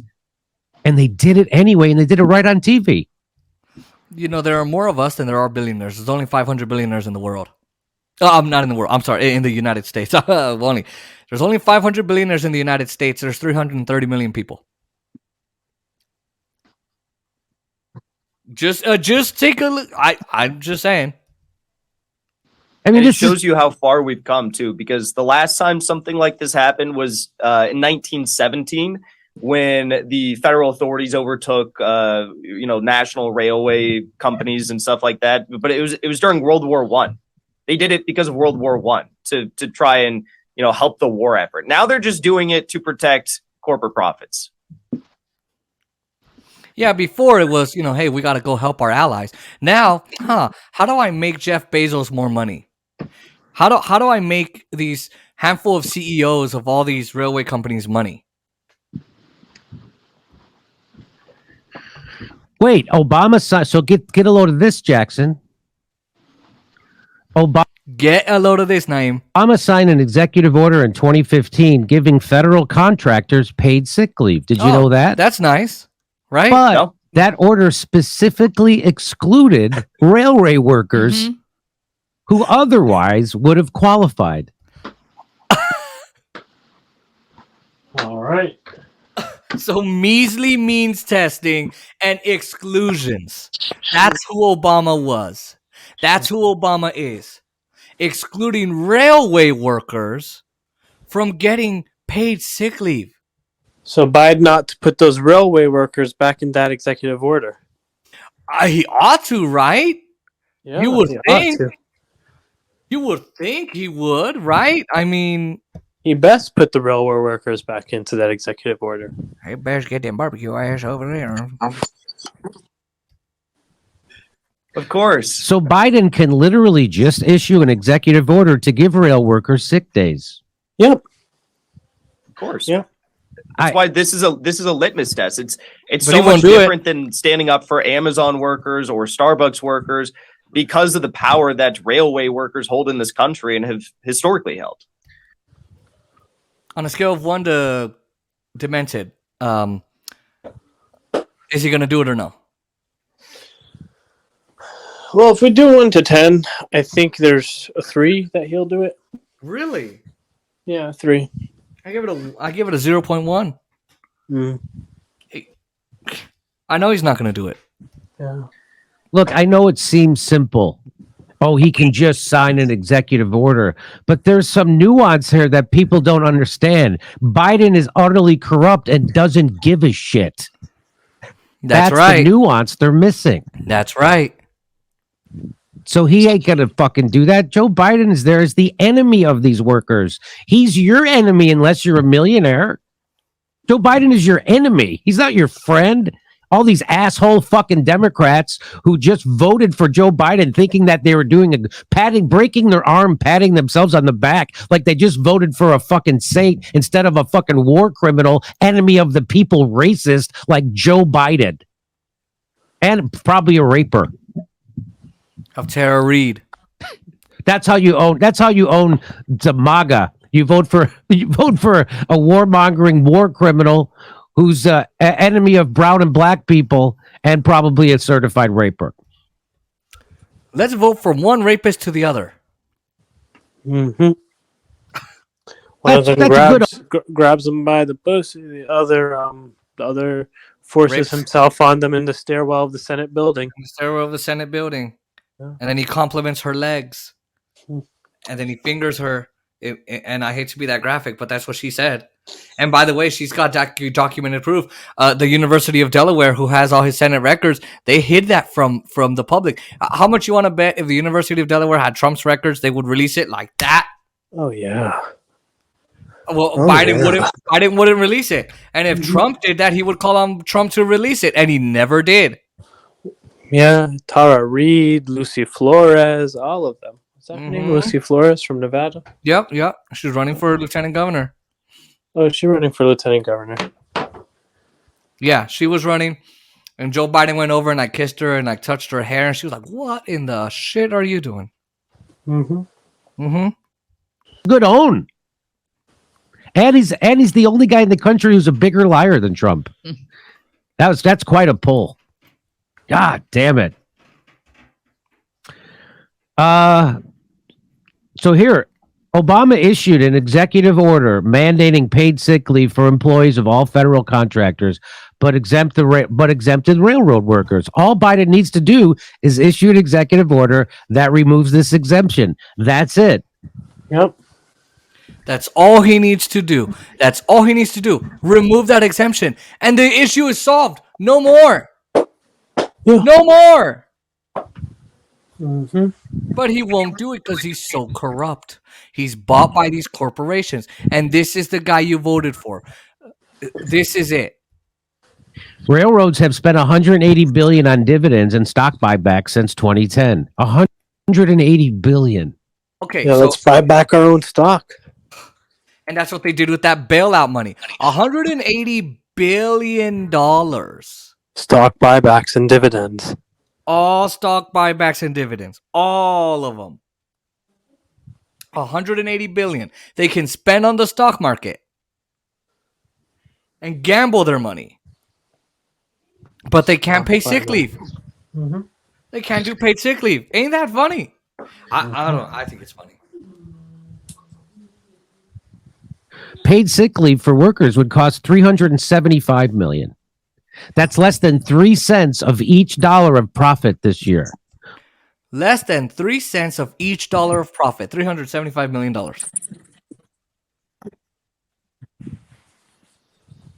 $375 million. Less than 3 cents for every dollar of profit. Mm-hmm. Wow. Well, that's 3 cents profit that could be donated to help Ukraine. That's what I say. Ain't wrong. Right. So do you see the kind of rapacious fucking oligarchy we live in? They won't give the people who generated $180 billion in profit for them, they won't give them sick days, which would cost them a little over $250 million. They made 180 of the billions. They won't. Not only will they not give them one of the billions, they won't even give them half of a billion, let alone a quarter. No, and you know, all of these, you know, I shouldn't say all, but a lot of these people that claim to be progressives, they can understand that this is a problem, that this is an issue, and that workers should be given what they deserve, or at least what they're trying to bargain for, when the level of disparity is so high. But then come election time, they're going to tell you to vote for the same exact Democrats that caused this crisis in the first place. Mm-hmm. That's right. That's right. Cenk Uygur on Twitter criticizing all the Democrats. Oh my God, Joe Biden's so fucking weak and this and that. What do you do in the midterms? Vote for Democrats. What is he going to do in the presidential election? Vote for Democrats. They're better than Trump. As they screw workers over. As they screw workers over. You want to do a Hunter Biden story? Mm-hmm. So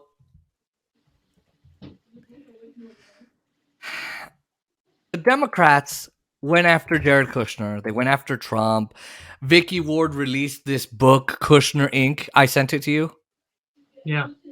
And it was all about how corrupt Trump was and the Kushners and how they formed a blockade in Qatar because they wouldn't buy 666 Fifth Avenue. What an address, by the way, 666 Fifth Avenue. Mm-hmm. And yeah, I mean, am I going to say Trump and Kushner are not corrupt? Absolutely not. They are corrupt. Mm-hmm. But Joe Biden's son, by the way, his son is an addict. Yeah. His son was doing porno scenes, and his son was smoking crack, and he couldn't stop, and he was doing coke, and all kinds of drugs and drinking, getting DUIs, by the way, and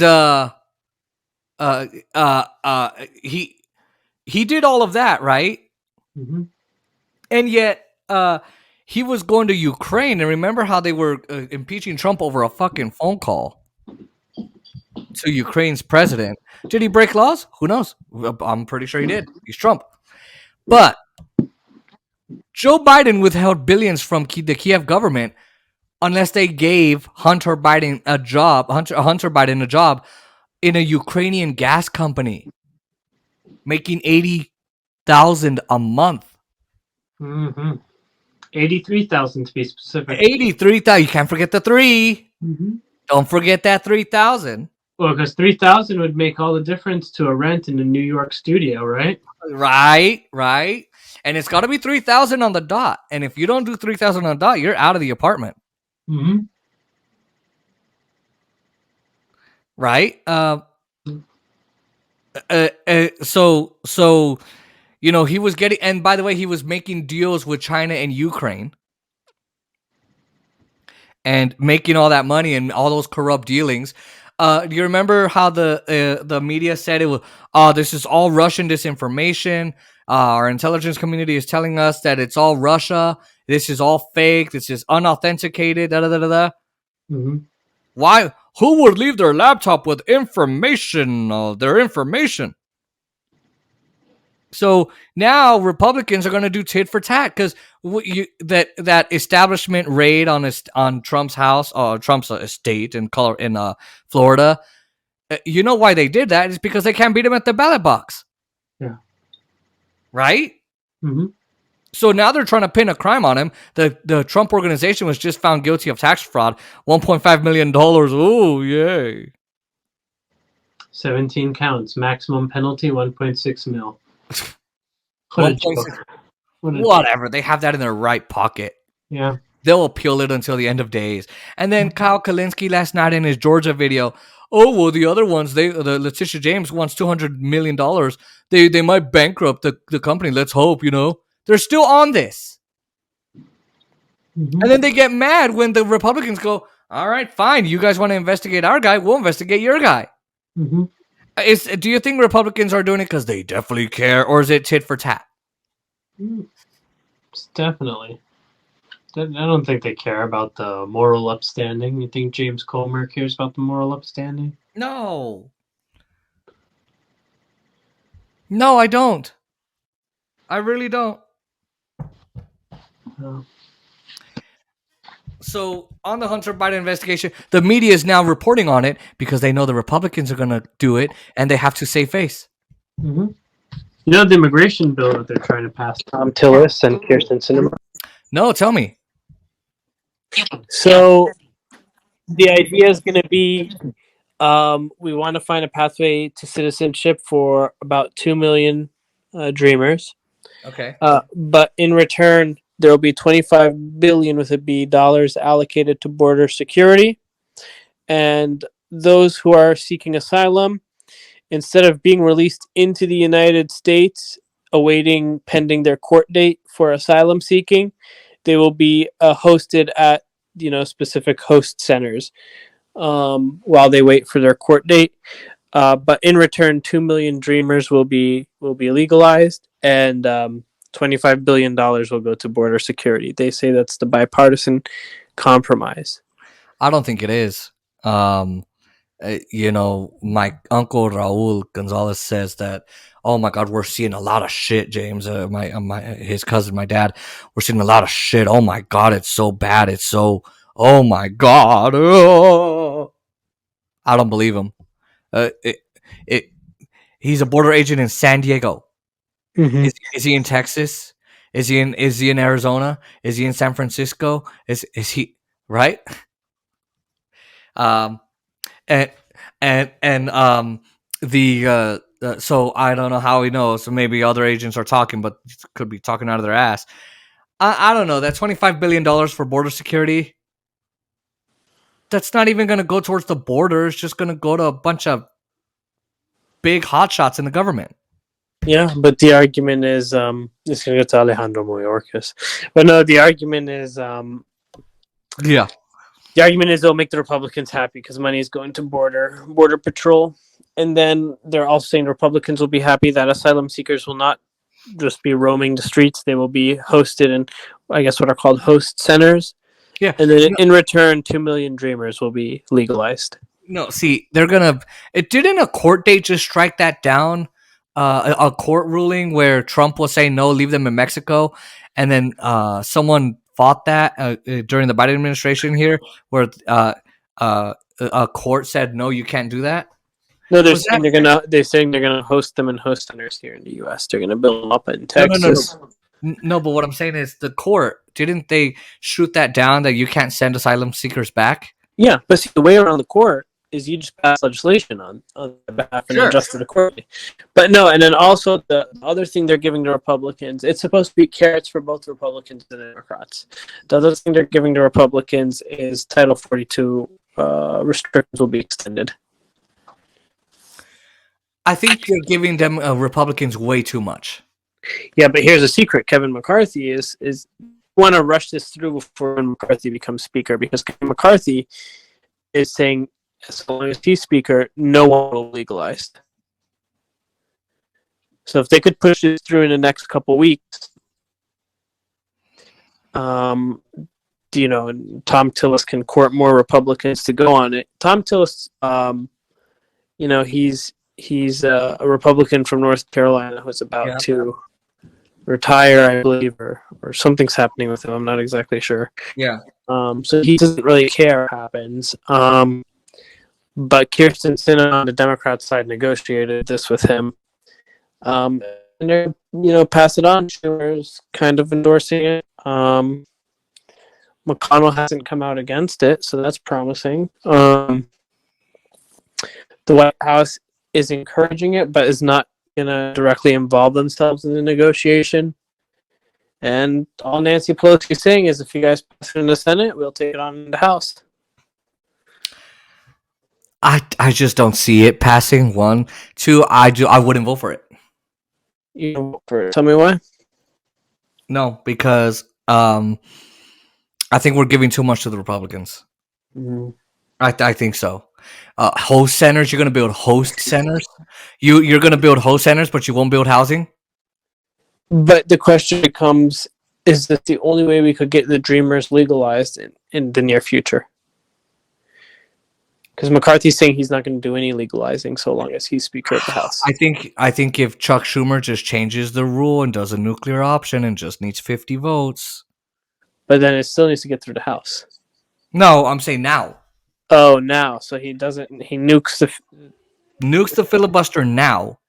And then just does a clean 2 million legalized Dreamers. That's right. And then sends it back to Nancy Pelosi, has her. Right, but then again, Joe Biden's anti-immigration. He's actually deported more people than Trump did. That is true. And Kamala Harris is also anti-immigration. Remember her speech in Guatemala? I think it was, "Don't come. We want to secure our border." Isn't that what Trump said? Trump said the exact same thing, and they said Trump was bad. Yeah. Biden has since said that he's going to extend temporary protective status to Haitians as of yesterday. Well, I didn't agree with Trump on the TPS revoking of that. I just definitely didn't agree. Mm-hmm. I thought that was borderline stupid. Mm-hmm. Yeah. I just don't. It's not going to happen. But also, I would not vote for it because it's like you're going to give all that to Republicans. Oh, we're going to build host centers, and then when those host centers become too much, what? Because the court dates, the courts are so backlogged. Yeah, for the asylum seekers, yeah. Republicans are so bad. It's just no. So, Russia, Ukraine, the war is still continuing. Zelensky is still getting money from the U.S. government. And Russia is still not going to go down without a fight. And I would say that Russia's winning this war. Naim, I mean, do you also think so, or do you think that Ukraine's either winning or Russia's not winning, or what? Neither's winning right now, I don't think. You don't think so? No. I think they are, just because of their aligning themselves with China, their currencies up the ass, doing amazing. Their economy's doing better. Putin's not backing down. Most people are now siding with Russia. I mean, that's the way I see it. No, I mean, Russia's original goals haven't been met for the most part. Ukraine isn't making any real advances either. More and more sanctions are being thrown on the Russians. The gas price cap was thrown on them. I don't think either side is really winning. I think it's a loss for both sides. You don't think that Russia, I mean, if you look at it, they supply 40% of Europe's gas. They are putting a stranglehold on Europe. There's now a dark winters because there's no energy because Russia supplies it. Then no one's wanting to pay the United States 5 times the price for oil, right? Like, don't you think that Russia's got a better hold here because of that reason alone? No, really? because look, the only one who's really winning from this is the United States. Russia, Russia is having a situation where they literally only have two customers at this point for their oil and gas, and that's India and China, which are good customers, don't get me wrong, but they lost all of Europe. They are in desperate need for COVID zero to end in China. The fact that China is still doing COVID zero policies is making it hard for Russia to really even sell to China. Well, they're reversing those policies, by the way, little by little because of the protests going on. Yeah, and those protests are showing that Chinese aren't as strong as they wanted us to believe they were. You see in their own right, Russia's other ally, Iran, stumbling and failing to deal with their protests. Really, I just think that whole bloc thought that the United States was weaker than it actually was, and that's not to say Ukraine is winning by any stretch of the imagination. Eventually, the United States is going to ditch Ukraine. And it's already started. The process has started because the West is now going, why are we in this war? And by the way, Russia didn't lose Europe because the West was trying to stand up for freedoms and peace. No. The West, and by the way, Russia may be losing those customers, but no one else is supplying those customers in the European Union money. Mm-hmm. Well, the Europeans can buy it. France and Germany can buy it from the U.S. for 5 times the price. Yeah, France and Germany. What about Poland? What about Hungary? What about all those other countries? Well, and that's why they always say no one wins in war. That is true, but if Russia shouldn't have done this war in the first place. That's right. But okay, no. They had a Minsk agreement that was ignored for 8 long years. Russia didn't do jack shit. Russia was trying to wait. Even when the Donetsk and Luhansk regions in the Donbass region, when they said we want to be independent, Putin didn't help them and said no. He was trying to be diplomatic with that agreement that was signed 8 years ago in 2014, 2015. And then Trump came into office, gave the Ukrainians weapons, and they started shelling their own people and Russian natives. What was Russia supposed to do? Russia did not need to invade another nation. We saw what happened to the United States when they tried to invade another nation. Okay, but when the United States is also helping to kill those poor Russian natives, and you have the Azov battalion doing so, how can we criticize Russia for doing it when the United States literally had the Azov invaded the country of Ukraine, did a coup there with the Azov battalion, who are neo-Nazis? Okay, yeah, that's wrong. I'm not saying that isn't wrong, but the Russians weren't any better by invading the country and bombing civilian infrastructure. Please don't kill our people like you've been for the last 8 years. You mean the strategy they'd been trying and it wasn't stopping? I don't understand. I don't like that he invaded, sure, but I also don't like that a bunch of Russian natives are being killed for no reason at all. You're not wrong about the fact that the Russian natives did not need to be killed. You had a 25% soldier death rate, 85% civilian death rate. Okay, but what is Russia doing now? They're bombing the hell out of civilian infrastructure and indirectly killing civilians themselves. Because you think Ukraine's stopping? You think Ukraine is two wrongs don't make a right. I understand that, but still, I mean, and look, this is how I think Russia is also winning in a way, because Kellen Maloney is saying no more weapons to Russia. We'll honor what we said last time, but there's no more. Zero. Zip. And that's why the European Union's getting mad at Italy. Ursula is getting angry. Yeah. So let's go over this clip. I do agree with you. I do agree with you in that all outside funding should stop to Ukraine. I do agree with you on that. I don't think, however, we could write this off as a Russian victory by any stretch of the imagination. I think in more way we can say in more ways than one that it's a Russian victory more than we can say it's a U.S. victory and a Ukraine victory. Because okay, they sell to France and Germany at 5 times the price.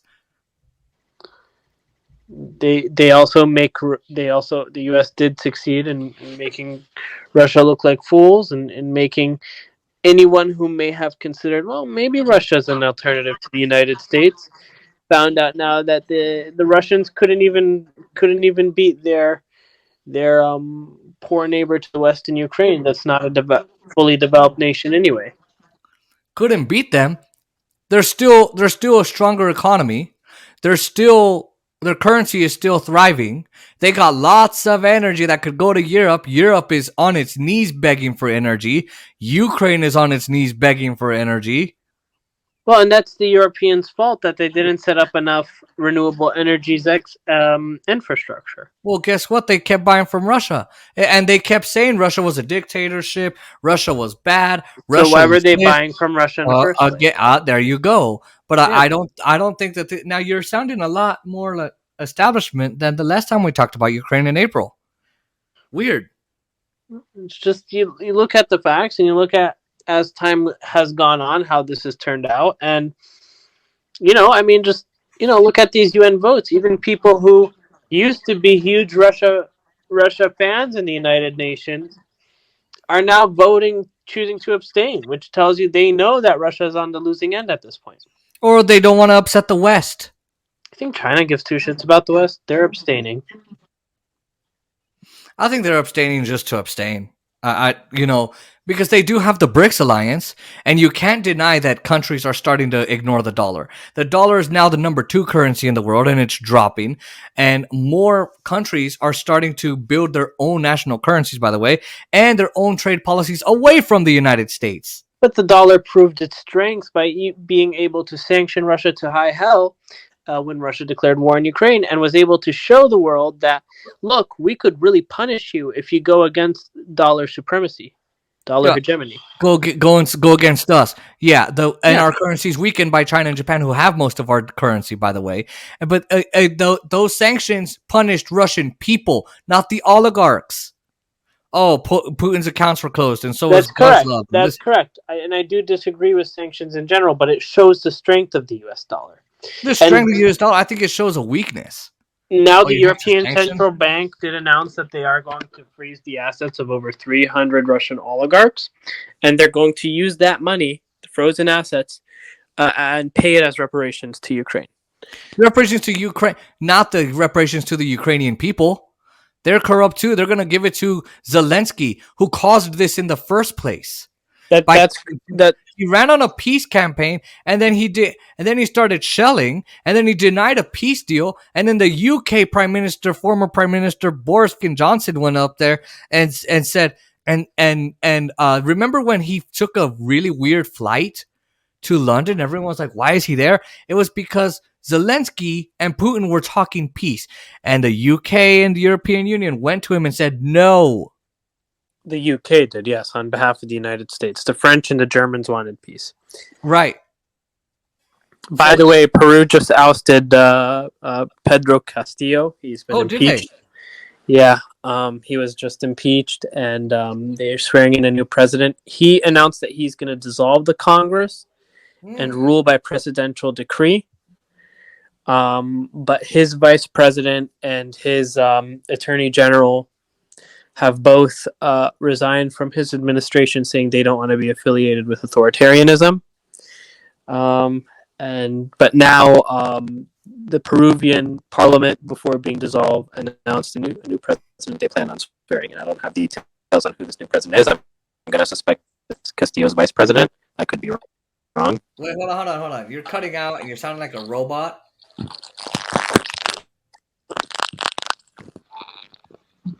Can you hear me now? Okay, now I can hear you. Better now? Okay. What was the last you heard from me? Before being dissolved, the parliament basically impeached him, got a new president. Yeah, they sworn in a new president. I'm not sure who it is. I'll have to look for more details. It might be his vice president, but his vice president and his attorney general came out against what they described as an authoritarian move by Pedro Castillo to dissolve the parliament. This is the third impeachment trial he's been facing since he's been elected. The first two failed because they're insufficient. It was clear that the right wing in Peru were trying to oust him because he was going to target the rich and elite and tax them. But this third impeachment does look like there was some corruption attached to his name, and even those from his party defected and voted to impeach. So we're going to have to see how that turns out and what that means for the Peruvian left and the left around the world moving forward. Well, Zimbabwe's former president, wanted his wife to take over instead of having an election, so they did a coup. Okay. Remember that? Was this Robert Mugabe or whatever his name was? Mugabe from Zimbabwe, and he said, "Hey, I want to have my wife take over." And the military was like, "Fuck you." The president of South Africa, Ramaphosa, is in a whole bunch of trouble for corruption as well. You know what's so funny is South Africa is actually, their legislature is ran by all women, a majority of women, and yet women still can't be president. Yeah, that is amazing. Interesting. True, but interesting. The last woman who tried, I think she was either jailed or killed or both. So here's this next clip. Yep. I'm here today with our guest, the host of the Duran, Alex Christoforou, and Alexander Mercurius is with us. And of course, they're experts on things that are happening in Ukraine, and which makes them better than every journalist in America. So let me bring them in, and just because Michael Tracy tweeted this out today. And he says, so the United States is engineering the war effort of a client state, now bombing targets 400 miles inside Russia, confirmed via the usual tactic of oblique cheeky acknowledgement from top Ukraine officials.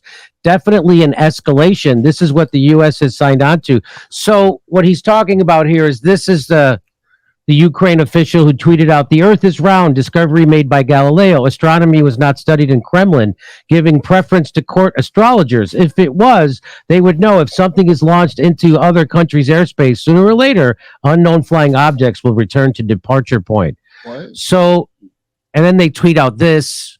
So they're talking about, so let me bring in Alex and Alexander. So is he talking about Ukraine has now found a way to bomb Russia 400 miles inside Russian territory? Is that what he's saying? That's exactly what he's saying, and that's what's happened.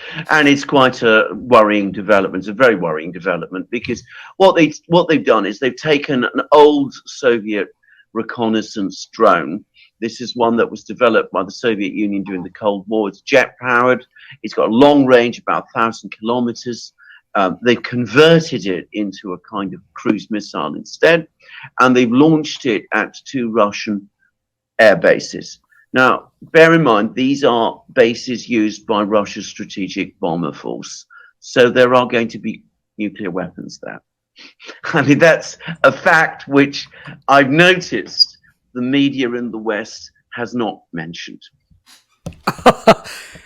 Okay, you were defending Russia a little bit, Ukraine a little bit, and the United States. So now they're taking old Russian drones and planes and converting them into cruise missiles, sending them 400 miles in there, hitting air bases that have nuclear weapons.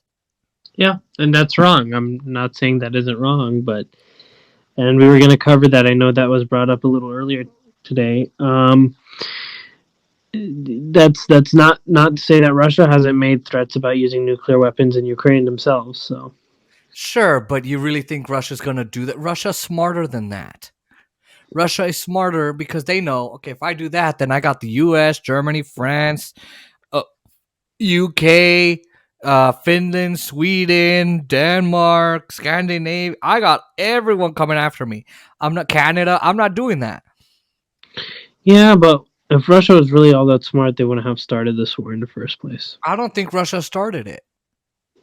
They started the actual war. Did we provoke with NATO expansion? Indeed, but That's what started the war. Okay, but Russia did expanding NATO is not going to start a war. And that's our fault. That is our. I'm not saying that isn't, but Russia did not need to go in and bring us a step closer to nuclear. How would he have stopped them from expanding into NATO? Doing NATO expansionism. Okay, well, what happened when Russia did the war? Sweden joined NATO. Finland joined NATO. Now the NATO border with Russia is more than double its size before the war. It is double its size before the war, but at the same time, this is what Putin's talking about. Sweden and Finland don't even need to be there. Even Finland works with Russia. Okay, but that means before this, they wouldn't have considered joining NATO until what happened this February. I no, because how else would he have gotten NATO to or Ukraine to stop bombing his people? Please, Zelensky, stop bombing people.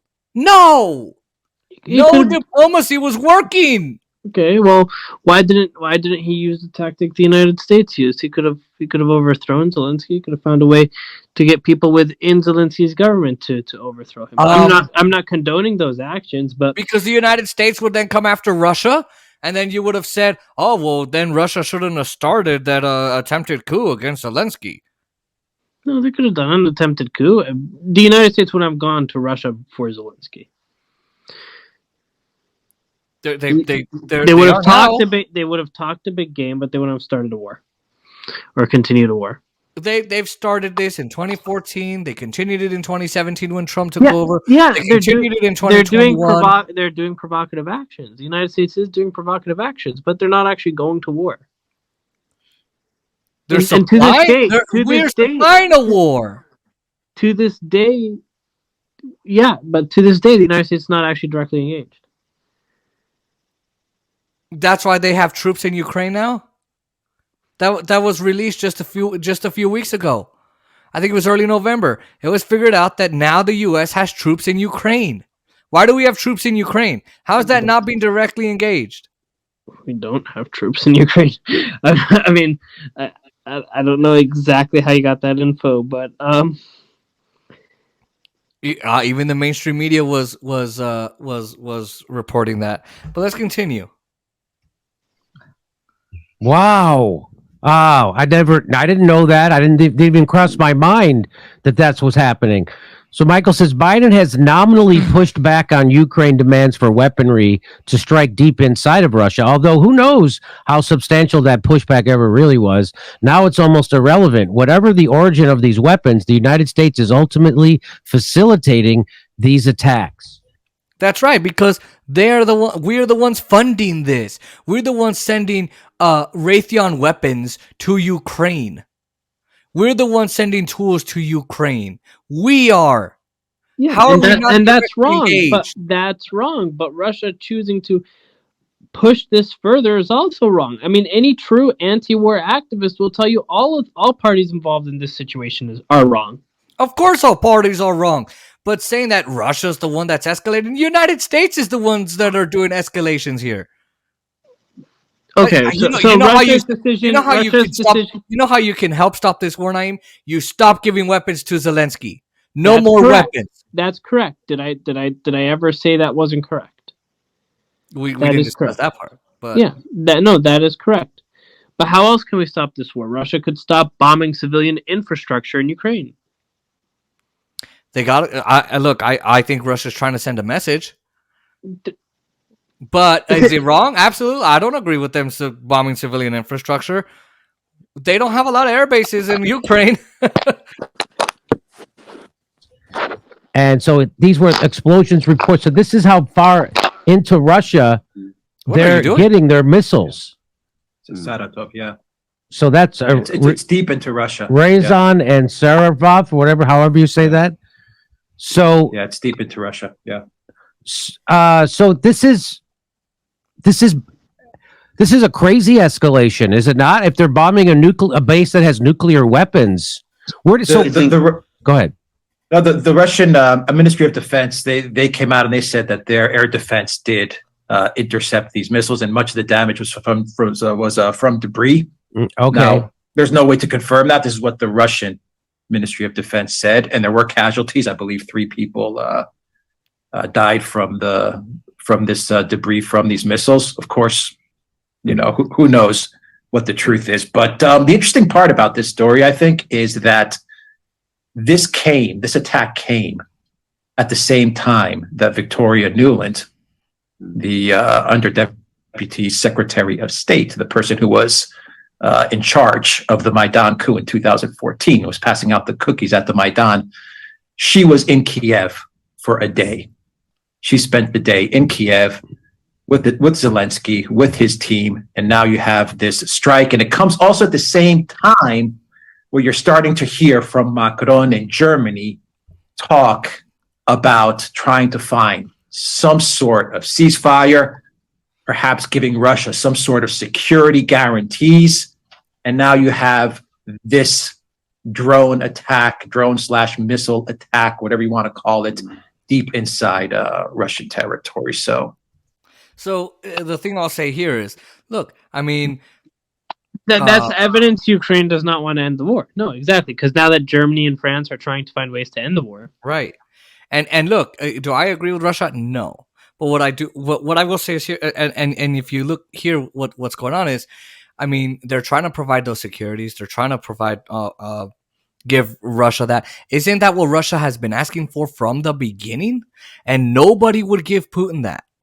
I'm not trying to say Putin is right here. What I'm trying to say is, remember that, I don't have it here right now, but remember that video I showed you of the BBC, and they had a guy, one of their ministers from Russia, say, look, we just want security for everybody, including the Donetsk region, the Donbass region. That's all they wanted. And, they're sending it into nuclear weapons, based with nuclear weapons. I don't know that we can believe the minister of Russia saying, hey, we intercepted it. Yeah. Mm-hmm. But take that with a grain of salt. Again, it's still Russia. Whatever country's government, you should take with a grain of salt. Especially our intelligence community. I agree. Our intelligence, Russian intelligence, all these guys are known for all kinds of slimy, deceptive tactics. And I don't think we disagree as much as we think we disagree with each other on this matter. I think what it is I just feel like we cannot, in the realpolitik sense, forget, because I'm an anti-war person. Yeah. But in the realpolitik sense, I do think Russia lost more from this than the United States lost, in terms of superpower or power competition or whatever you want to call it. Right. I think that Russia did in fact lose more than the U.S. I do think, however, both sides are in the wrong, and I do think just as much as Putin has to be held legally liable for this, George W. Bush had to be held legally liable for his war in Iraq and Afghanistan, and I think that Zelensky has to be held liable for his provocative actions as well. Right. And the other thing I'll say too is this. Both sides are in the wrong. I understand that. But I think with the United States, maybe it feels like Russia lost more and the United States didn't. But that's because the true economic new economic fronts that all these other countries are trying to build away from the West and away from the United States haven't been felt yet. I think once those are felt, I think that's the better case to make there. And hopefully. I just don't know that Russia will benefit from any of that. Well, they have an alliance with China now. I don't think anyone really trusts Russia. Even China, Xi Jinping clearly does not trust Russia that much anymore. The trust for Russia has gone down, is what I'm saying, even from their allies. I'm not sure. Because, the Chinese don't trust anybody. No, that's true. That I'll give, yeah. They don't but even like trust the Indians and Russians had a good relationship, and now even Modi's kind of telling Russia, look, you guys are doing things that no one should be doing in the 21st century. And that's coming from Modi, who himself is he's got his own problems. It's like the big brother trying to say like, hey dude, I wouldn't do it. I mean, I'm still doing it, but still don't do it. Yeah, basically. Coincidence? Maybe not. So just like when So by the way, I'll say if Russia wants to end this war, and Modi shouldn't speak anyway, and the United States is saying we gotta end this war, I don't believe them, and I also don't believe Ukraine wants it. And if Europe, two countries in Europe, Germany and France, are trying to establish some kind of peace deal, some kind of ceasefire, and say, "Hey, Russia, we'll give you some securities," I think Ukraine is ruining it now, and they're doing it on purpose too. Because if they stop the war,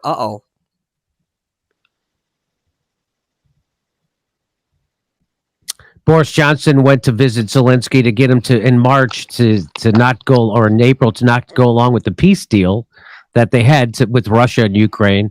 Now we have Victoria Nuland going there saying, "Hey, why don't you send these missiles a little deeper into Russia?" That sounds crazy. Well, here's what Michael Tracy says. He says it's worth recalling that between 1945 and 2022, the idea that the United States would be facilitating long-range bombing attacks deep inside Russia and on a base that houses part of Russia's nuclear forces would have been virtually unfathomable. Now we're told it's just normal. And he links to this story. It says Moscow says 3 killed in Ukrainian drone attacks on air bases deep inside Russia. what are you doing? Nothing. I'm still listening to you. Why? Oh, because I hear like a. Oh Lord! I don't hear anything. I hear mine thing sounds fine. Weird shit. I was like, do you still hear it? No, but yeah, that was odd. Maybe is it your clip? No, because even with Aaron, it did it. Oh, it did that with Aaron too. Aaron Faxman. Yeah, Faxon.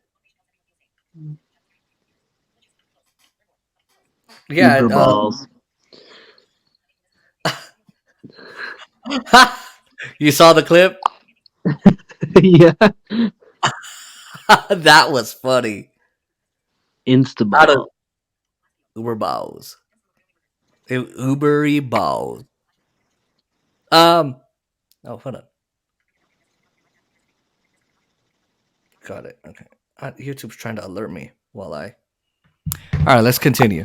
Don't you find it suspicious that Victoria Nuland was? By the way, the Victoria Nuland who said "fuck the European Union" in 2015 or whatever, and then who or helped orchestrate the coup in Ukraine. Isn't it funny how she's in Kiev with Volodymyr Zelensky and his team for a day, and then this happens? Yeah, that is suspicious. And isn't it suspicious too that now it's seen as normal to bomb someone else's housing of nuclear weapons? Mm-hmm. That's very suspicious. I think it's very, very suspicious that Victoria Nuland is in Kiev for a whole day, and then all of a sudden with Zelensky, and all of a sudden his whole team, and then all of a sudden a strike in Russia. And the fact that the Ukraine is not stopping, what they're doing is they're developing ways to bomb further into Russia. The escalatory progression of the war has followed a very predictable pattern. For example, when Ukraine escalated by committing the terror bombing on the Crimea Bridge, Russia escalated in turn by launching massive airstrikes on Ukrainians' electric infrastructure and so on. That's when they decided to go after the infrastructure. Despite how easily identifiable this escalatory pattern is, it constantly gets obscured in a tsunami of propaganda. To simply note, U.S.-Ukraine have committed escalatory acts is seen as morally depraved. So people are chronically confused, deceived about the reality of the situation. So that's a pattern that he's kind of picked up on. Would you agree on that pattern that the United States is provoking these escalations? Yeah, absolutely. I do. Why do you agree? Because if you look at it this way, right? If the United States really did want the war to end as fast as they talk it them about wanting it to end, they would have made diplomacy front and center versus defense spending in support of this war. First of all. Second of all, the United States has all the tools in its arsenal to put pressure on Zelensky to make peace with Putin, but instead it's become sending Boris Johnson out there to make sure peace does not happen. And a lot of this is sourced from this Russiagate hysteria that they still have from the Hillary Clinton Donald Trump face-off in 2016. This assumption that like Russia is the most uniquely evil actor. And I'm not going to say Russia's an angel, but this assumption that Russia is the most uniquely evil actor, and therefore we have to give Putin the treatment we gave Gaddafi, if not worse. So no, the United States is escalating. Indeed, the United States is escalating. If the United States really wanted peace, they would have forced Zelensky. They would have found ways to force Zelensky's ass to the negotiating table.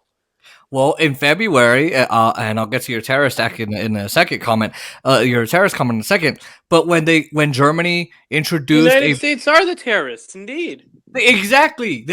But when the Germans introduced a peace deal between the United States, Russia, Germany, and Zelensky said no. Now, Aaron Mate explained very well that his life is threatened. But again, at that time, Joe Biden could have said, I'm Joe Biden. I endorse Zelensky wanting to do peace. You touch him, you touch us, and we're going to touch you back, and you do not want that. But the United States are the biggest terrorists in the world. We do regime change wars every day. We're trying to overthrow Venezuela. We did a coup in Haiti. We're trying to overthrow Iran. We overthrew Iraq. We overthrew Libya. We started a terrorist vacuum there. We're doing a shadow war in Africa, bombing Somalia, the Sudan. We're helping facilitate a genocide in Yemen. We're the biggest terrorists in the damn world. Is Russia an angel? No. Is Russia right? No. But at the same time, to say that the United States is the big awesome dude that's going to come save everyone, most of the things, every time the United States touches something, it goes to shit. Yeah. That's true. And that's the same with Muammar Gaddafi. Muammar Gaddafi, he actually kept terrorists out of Libya. They just wanted another regime change war. That's it.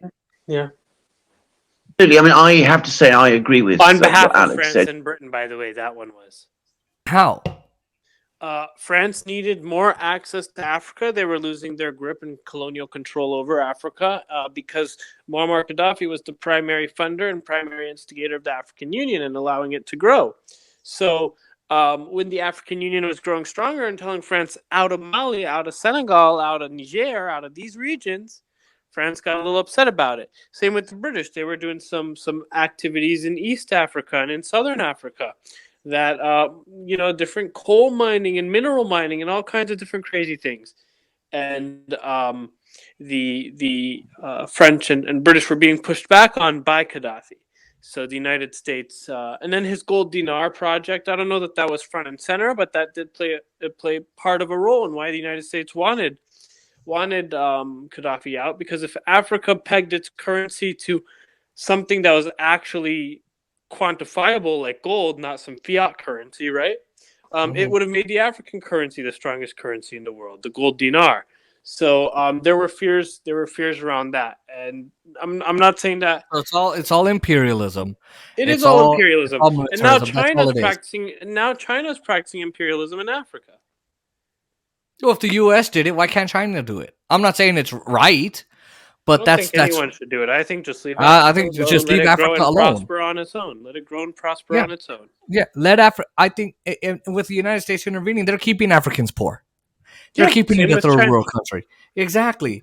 Yeah. Like anyway, so you and I mean, we're anti-war, we're anti-imperialism, but not the Joe Biden left.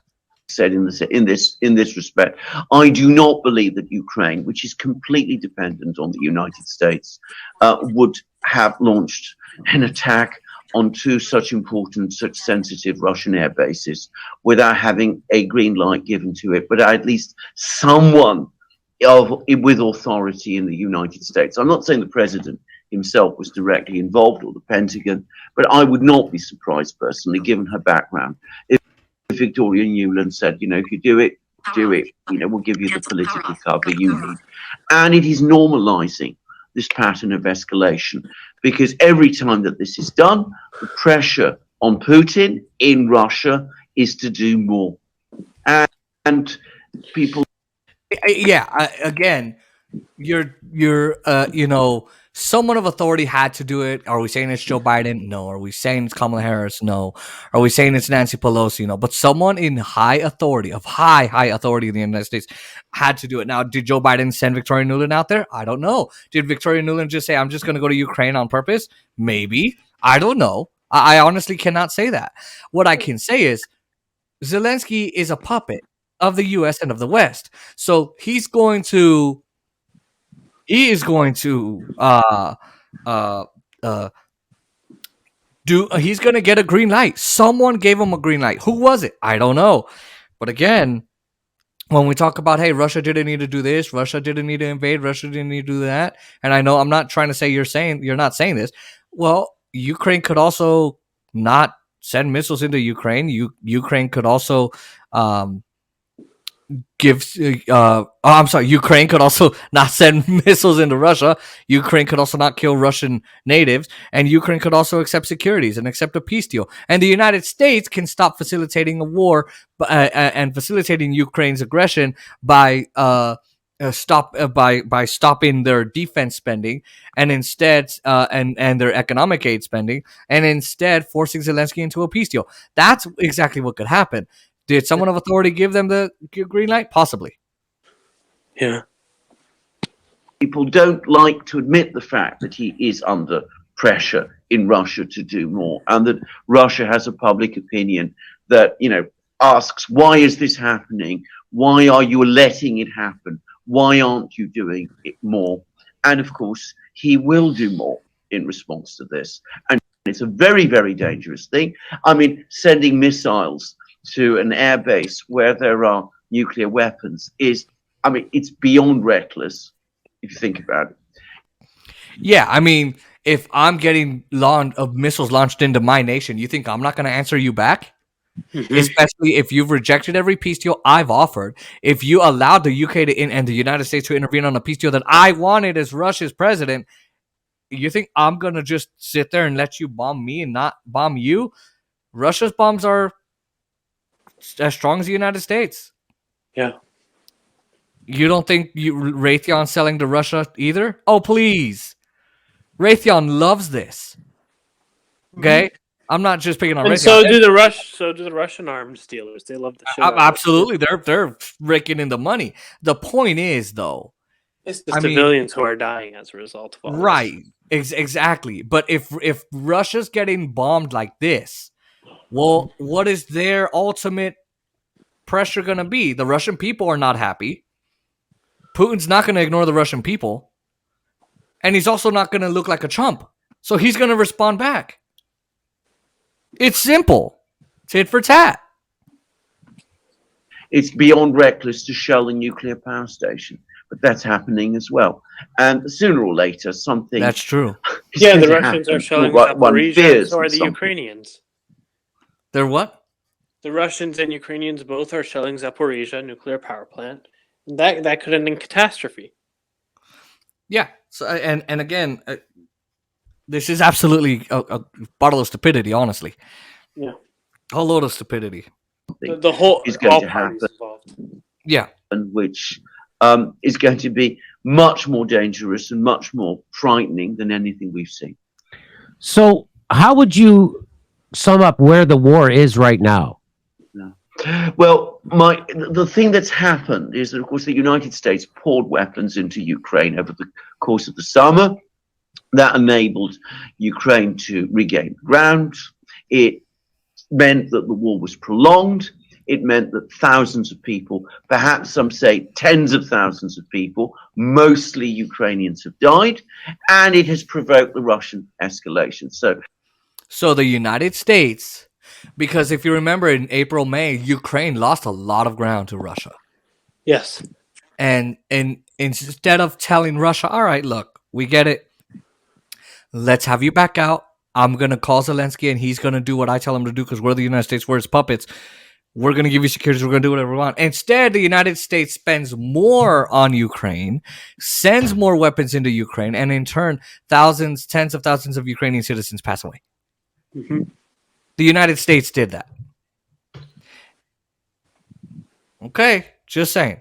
So the Russians are now building up their forces. They're building fortifications. They're sending tanks, all kinds of machines to Ukraine. They're going to be outnumbering the Ukrainian army fairly soon. And all the indications are that they're planning to grind, as they say themselves. This is what the Russian overall commander in the area, a man called Surovikin, has said, that they're planning to grind Ukraine's military down. So they're going to do it slowly, bit by bit. They're going to dismantle its army and grind down its economy. Now that, and we have to be, never forget this, that means people are dying. And, both Alex and I can follow this war closely. We're seeing everyday pictures, film of what that means from Ukraine, people dying in the most horrible ways, in cold trenches, like in the First World War, under the weight of Russian artillery. It is terrible, and it's getting worse every day, and Ukraine is bleeding gradually away.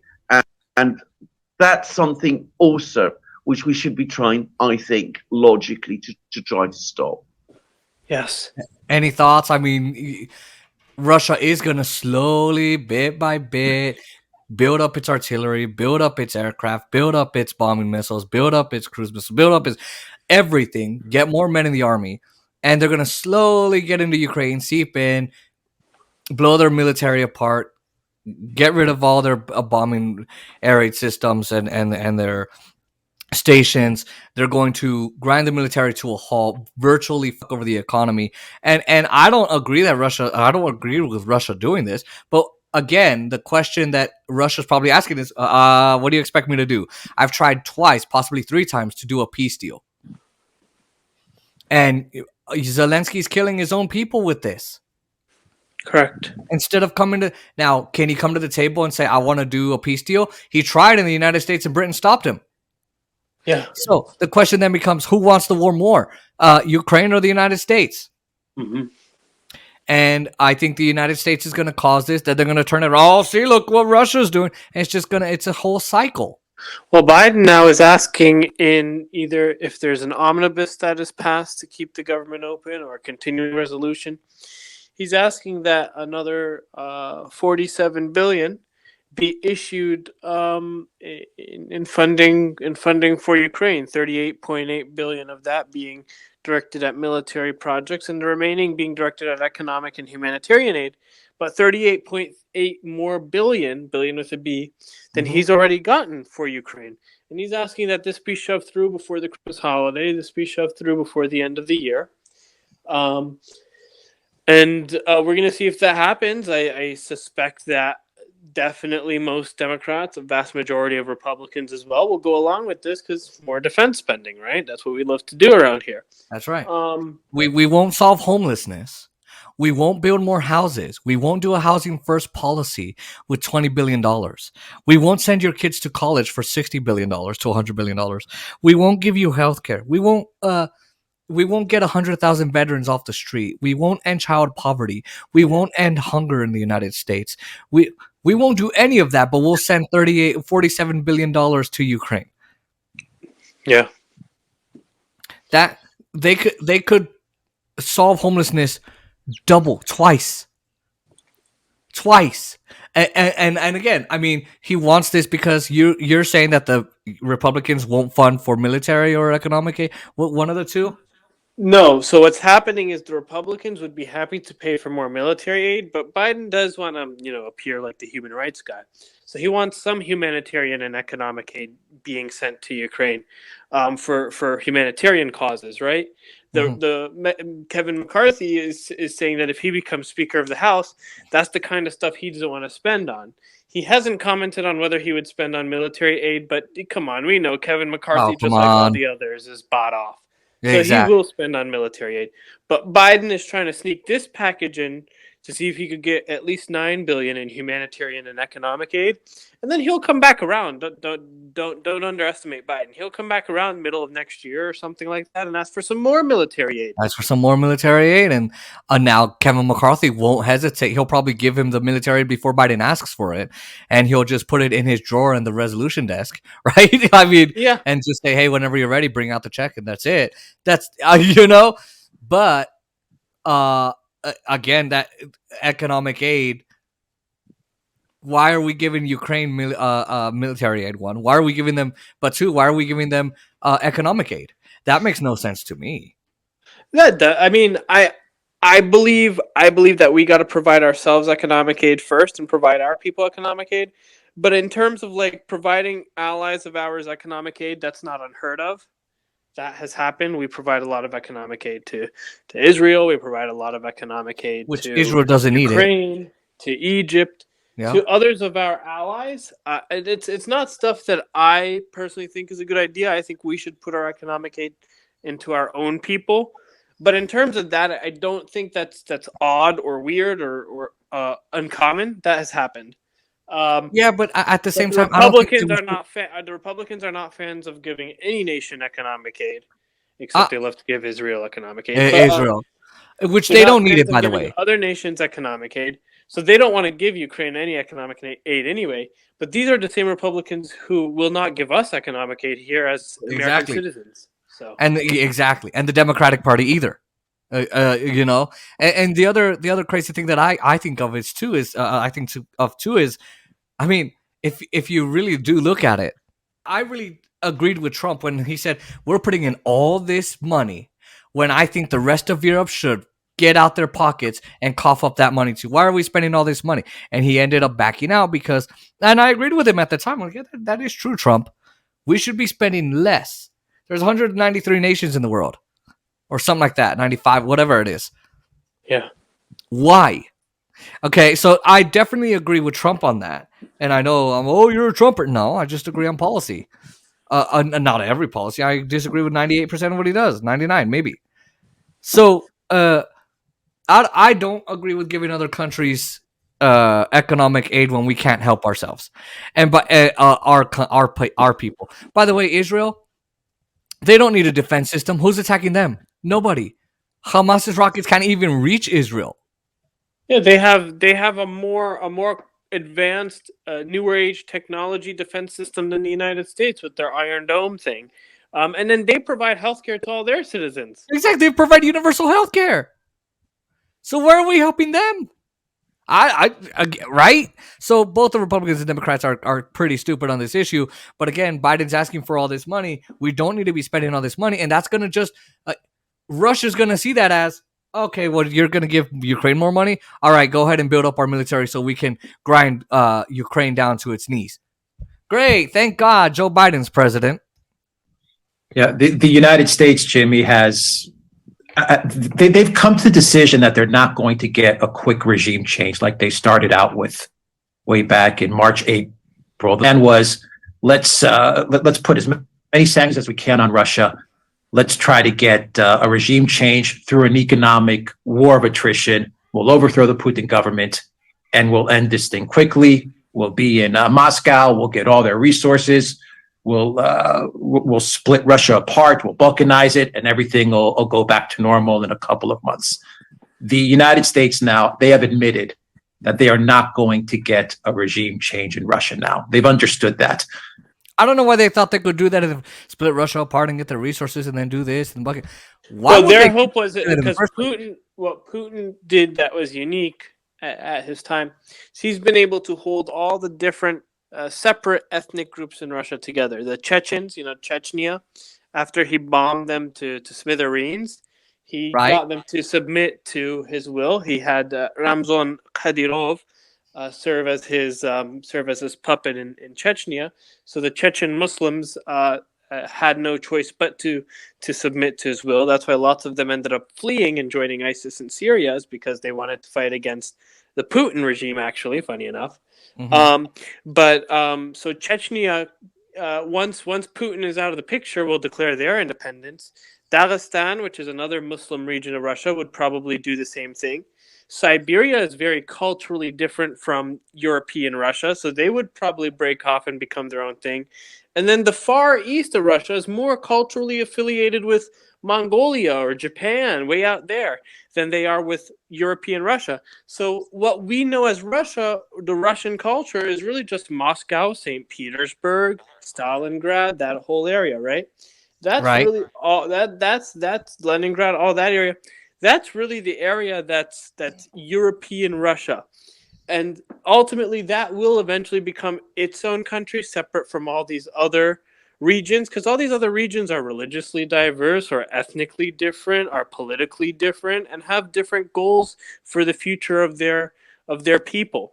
So Putin, through his authoritarian iron fist approach, was able to keep everyone together. The U.S. assumption was, as soon as Putin falls, all the dominoes fall, and everyone's going to start declaring independence. And that is very, very possible. We will have to see if that actually comes to fruition, but that is very possible. So the U.S. was hoping if they could knock Putin out.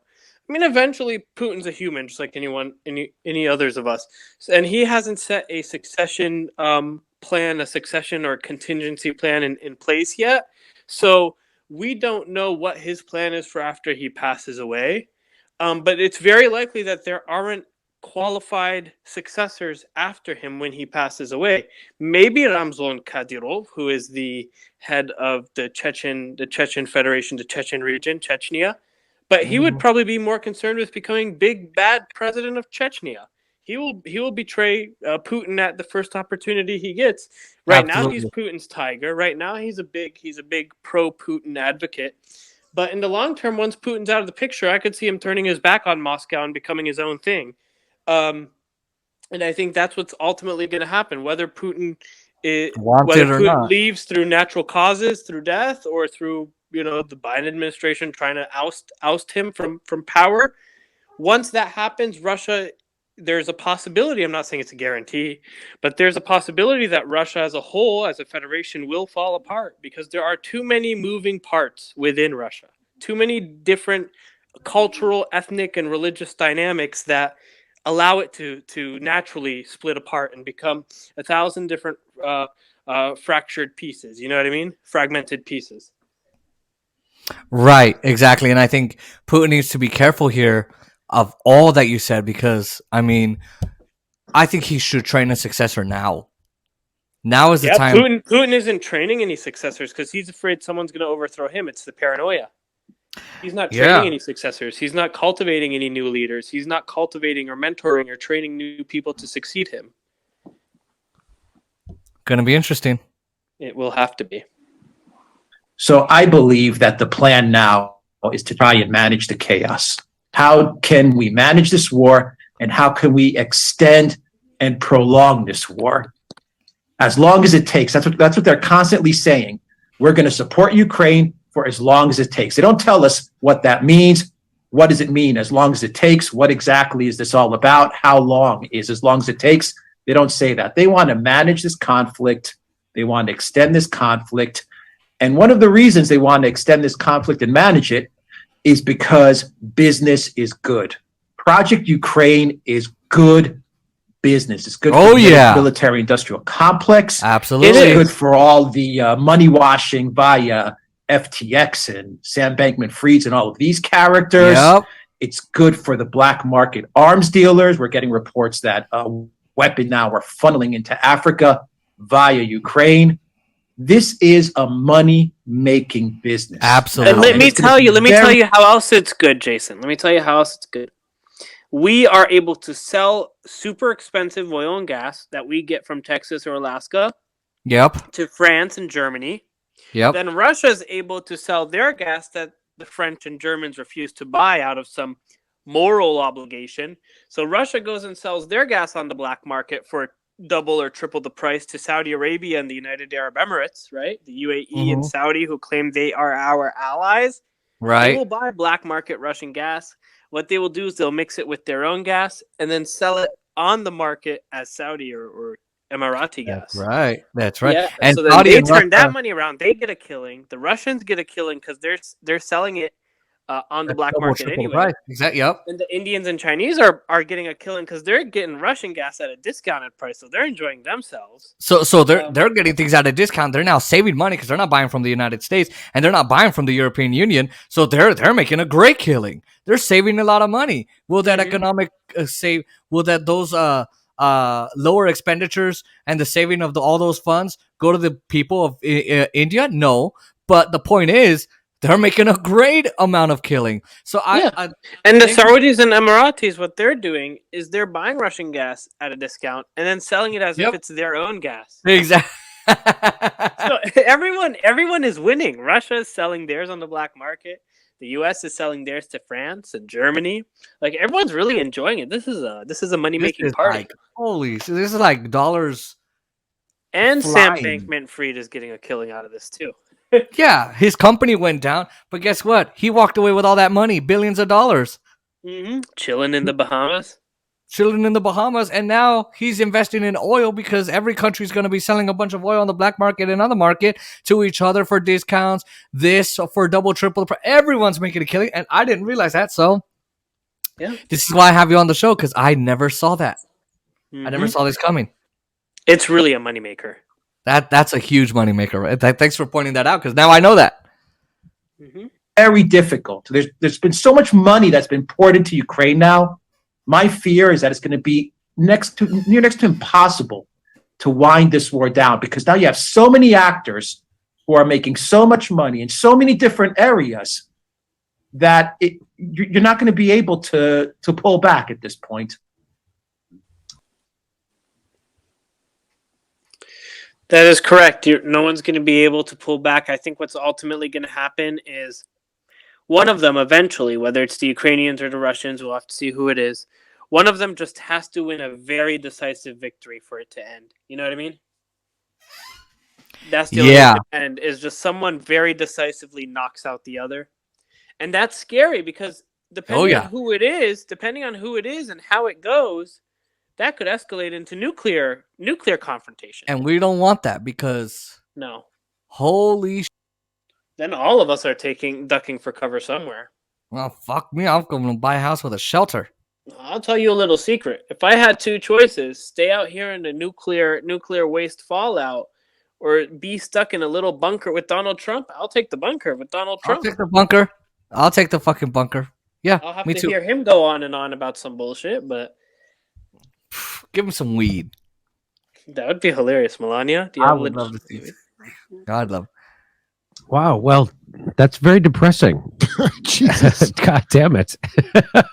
I know it's, and this was the stuff that people were afraid Trump was going to do. Reckless, crazy bullshit like this at the behest of corporations or who's ever paying him. And it turns out that's exactly what Joe Biden's doing and his regime. Yeah, they said Trump was going to be the evil maniac with the nuclear code. Oh my God, he's going to press the button and he's going to activate the nuclear war. And oh my God, I wake up every morning and I'm so panicked because Trump's going to start a war. And who knows? Maybe that's what he'll do if he wins in 2024. Possibly, but Biden did it first. Exactly. But everyone keeps saying, but they gave Trump money, even though they said he was a maniac and that he was going to do this nuclear crazy shit. And now Biden's the one that's doing it, and his regime, and they're funding Ukraine, and they're starting this war. They're the ones doing it. Isn't it funny? Say that Trump's the evil one, and look, Biden's doing the exact thing that they said Trump was going to do. Yep. Trump's not smart enough to get this done.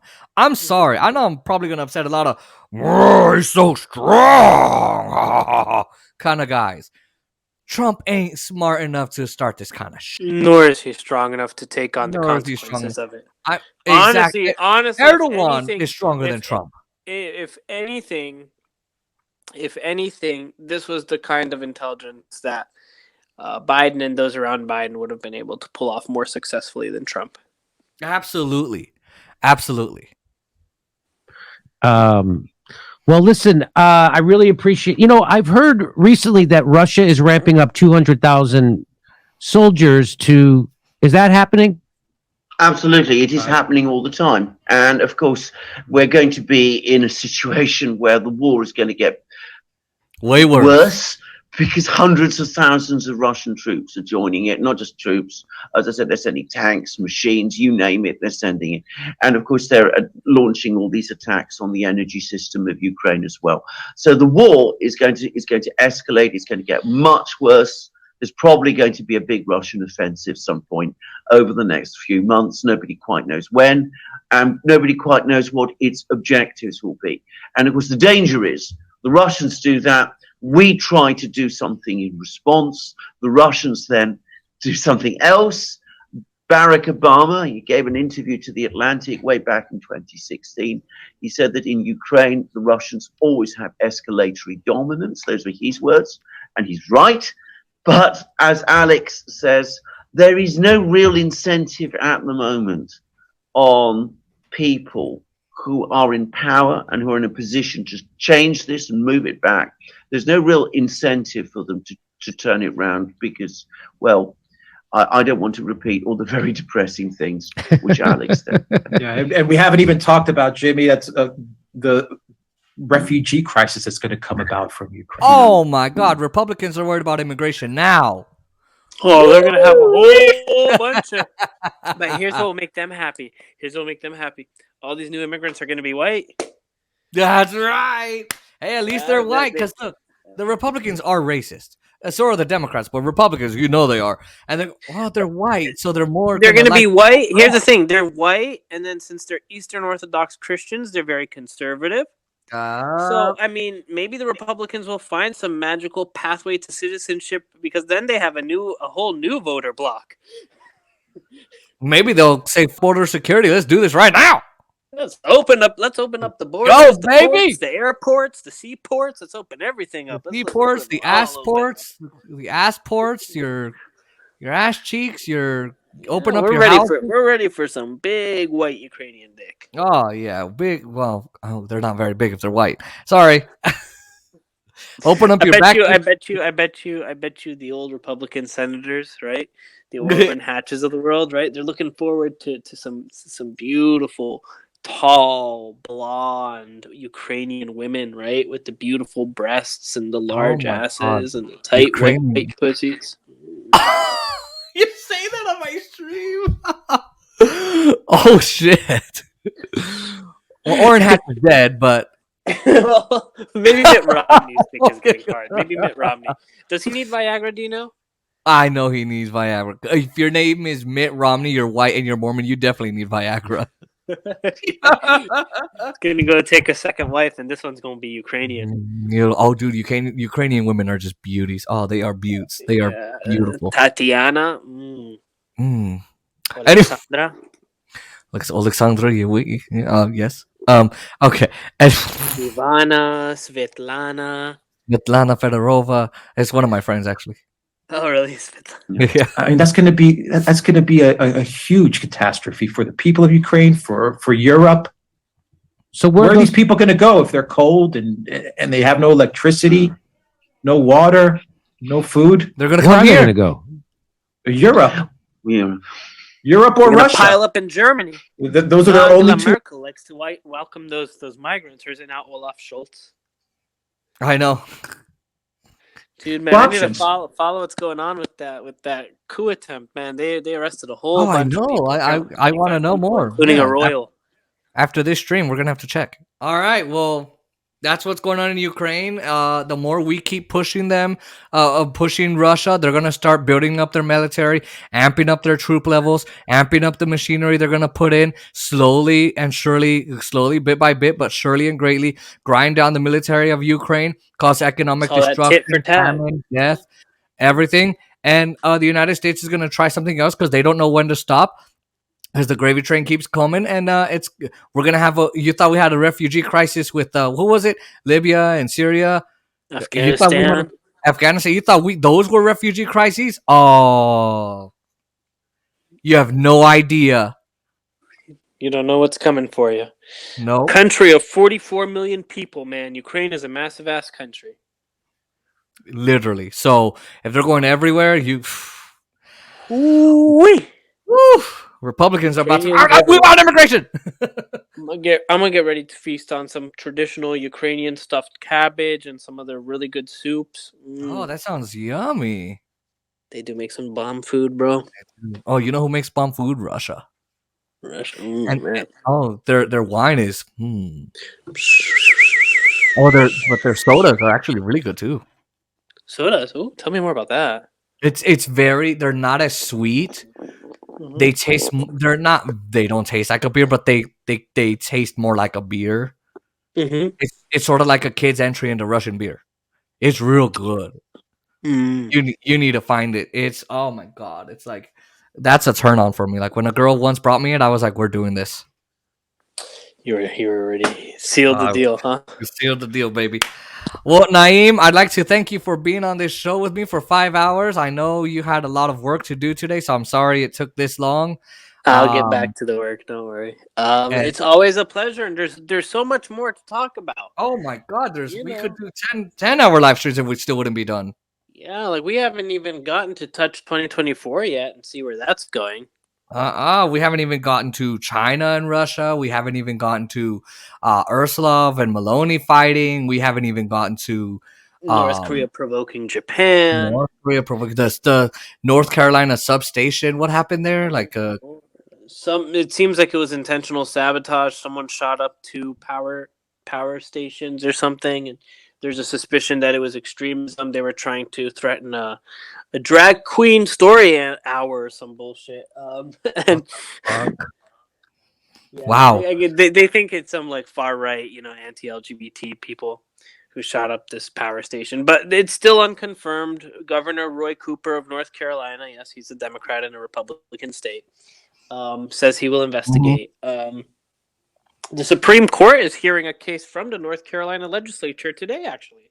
That's right. And they're also hearing there's a case of a graphic designer who would not creative. What is it called? 303 Creative. 303 Creative, which is a funny name. Because that's also I think that's the Miami area code. So no, that's a 305. But that she didn't want to help a gay couple, and I think the way the Supreme, remember that gay wedding cake, the baker that didn't want to make a cake for a gay couple. Yeah, basically the Supreme Court decided that particular baker was not in trouble, but the law could still stand in Colorado. What she's trying to do, 303 Creative, is actually get the law struck down. Yeah, so I don't know. I mean, I think she's gonna win. If she wins, then the anti-discrimination law that's inside Colorado will be struck down. Because the other gentleman, I think his name was Jack Phillips or something, the cake maker. Basically, what the Supreme Court said was, "Hey, you particular sir, you're not in trouble. You're good, but we're not going to strike down this law." This time, she's going for strike down the law. Well. And with a more conservative Supreme Court, I saw Amy Coney Barrett's very rough questioning of her lawyer, and I think the court's going to go her way. And they're also hearing another case on the student debt, student loan thing. So it's in February. So there's a lot of things going on we haven't even gotten to. So let me close this tab here. I want to thank you for coming on. Make sure you email. Can I give your email? I don't know how. Yeah. If you have any further questions, email me, of course. So email him at nmabuelhawa@gmail.com. So let me put that in the chat here. Yes, please. Email Naim Abu-El Hawa at nmabu.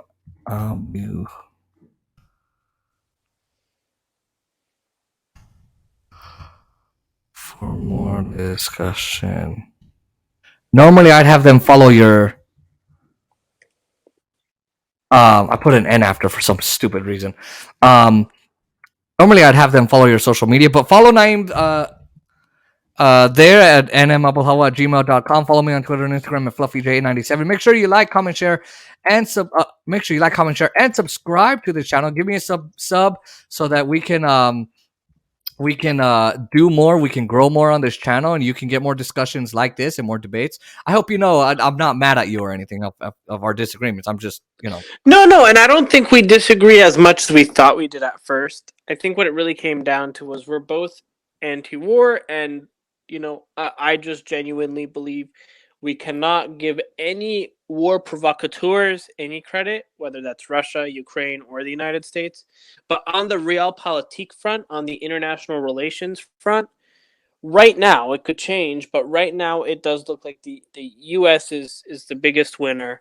The others are winners too. Russia is making some black market money, for example. But the reality of the situation is right now Russia just looks a little weak.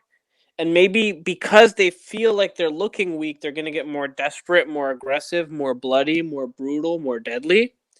And, the only one who really has got to take the blame for that is Joe Biden and Boris Johnson for not promoting Zelensky to take a peace deal. Exactly. And for possibly giving the green light for this latest attacks, latest attacks. And maybe Putin's going to say, all right, fine, we're going to go through with it. So if you want to discuss this with Naim, go ahead. Email him there. And then you'll stay backstage real quick. I got to talk to you. Okay, let me know when we're done.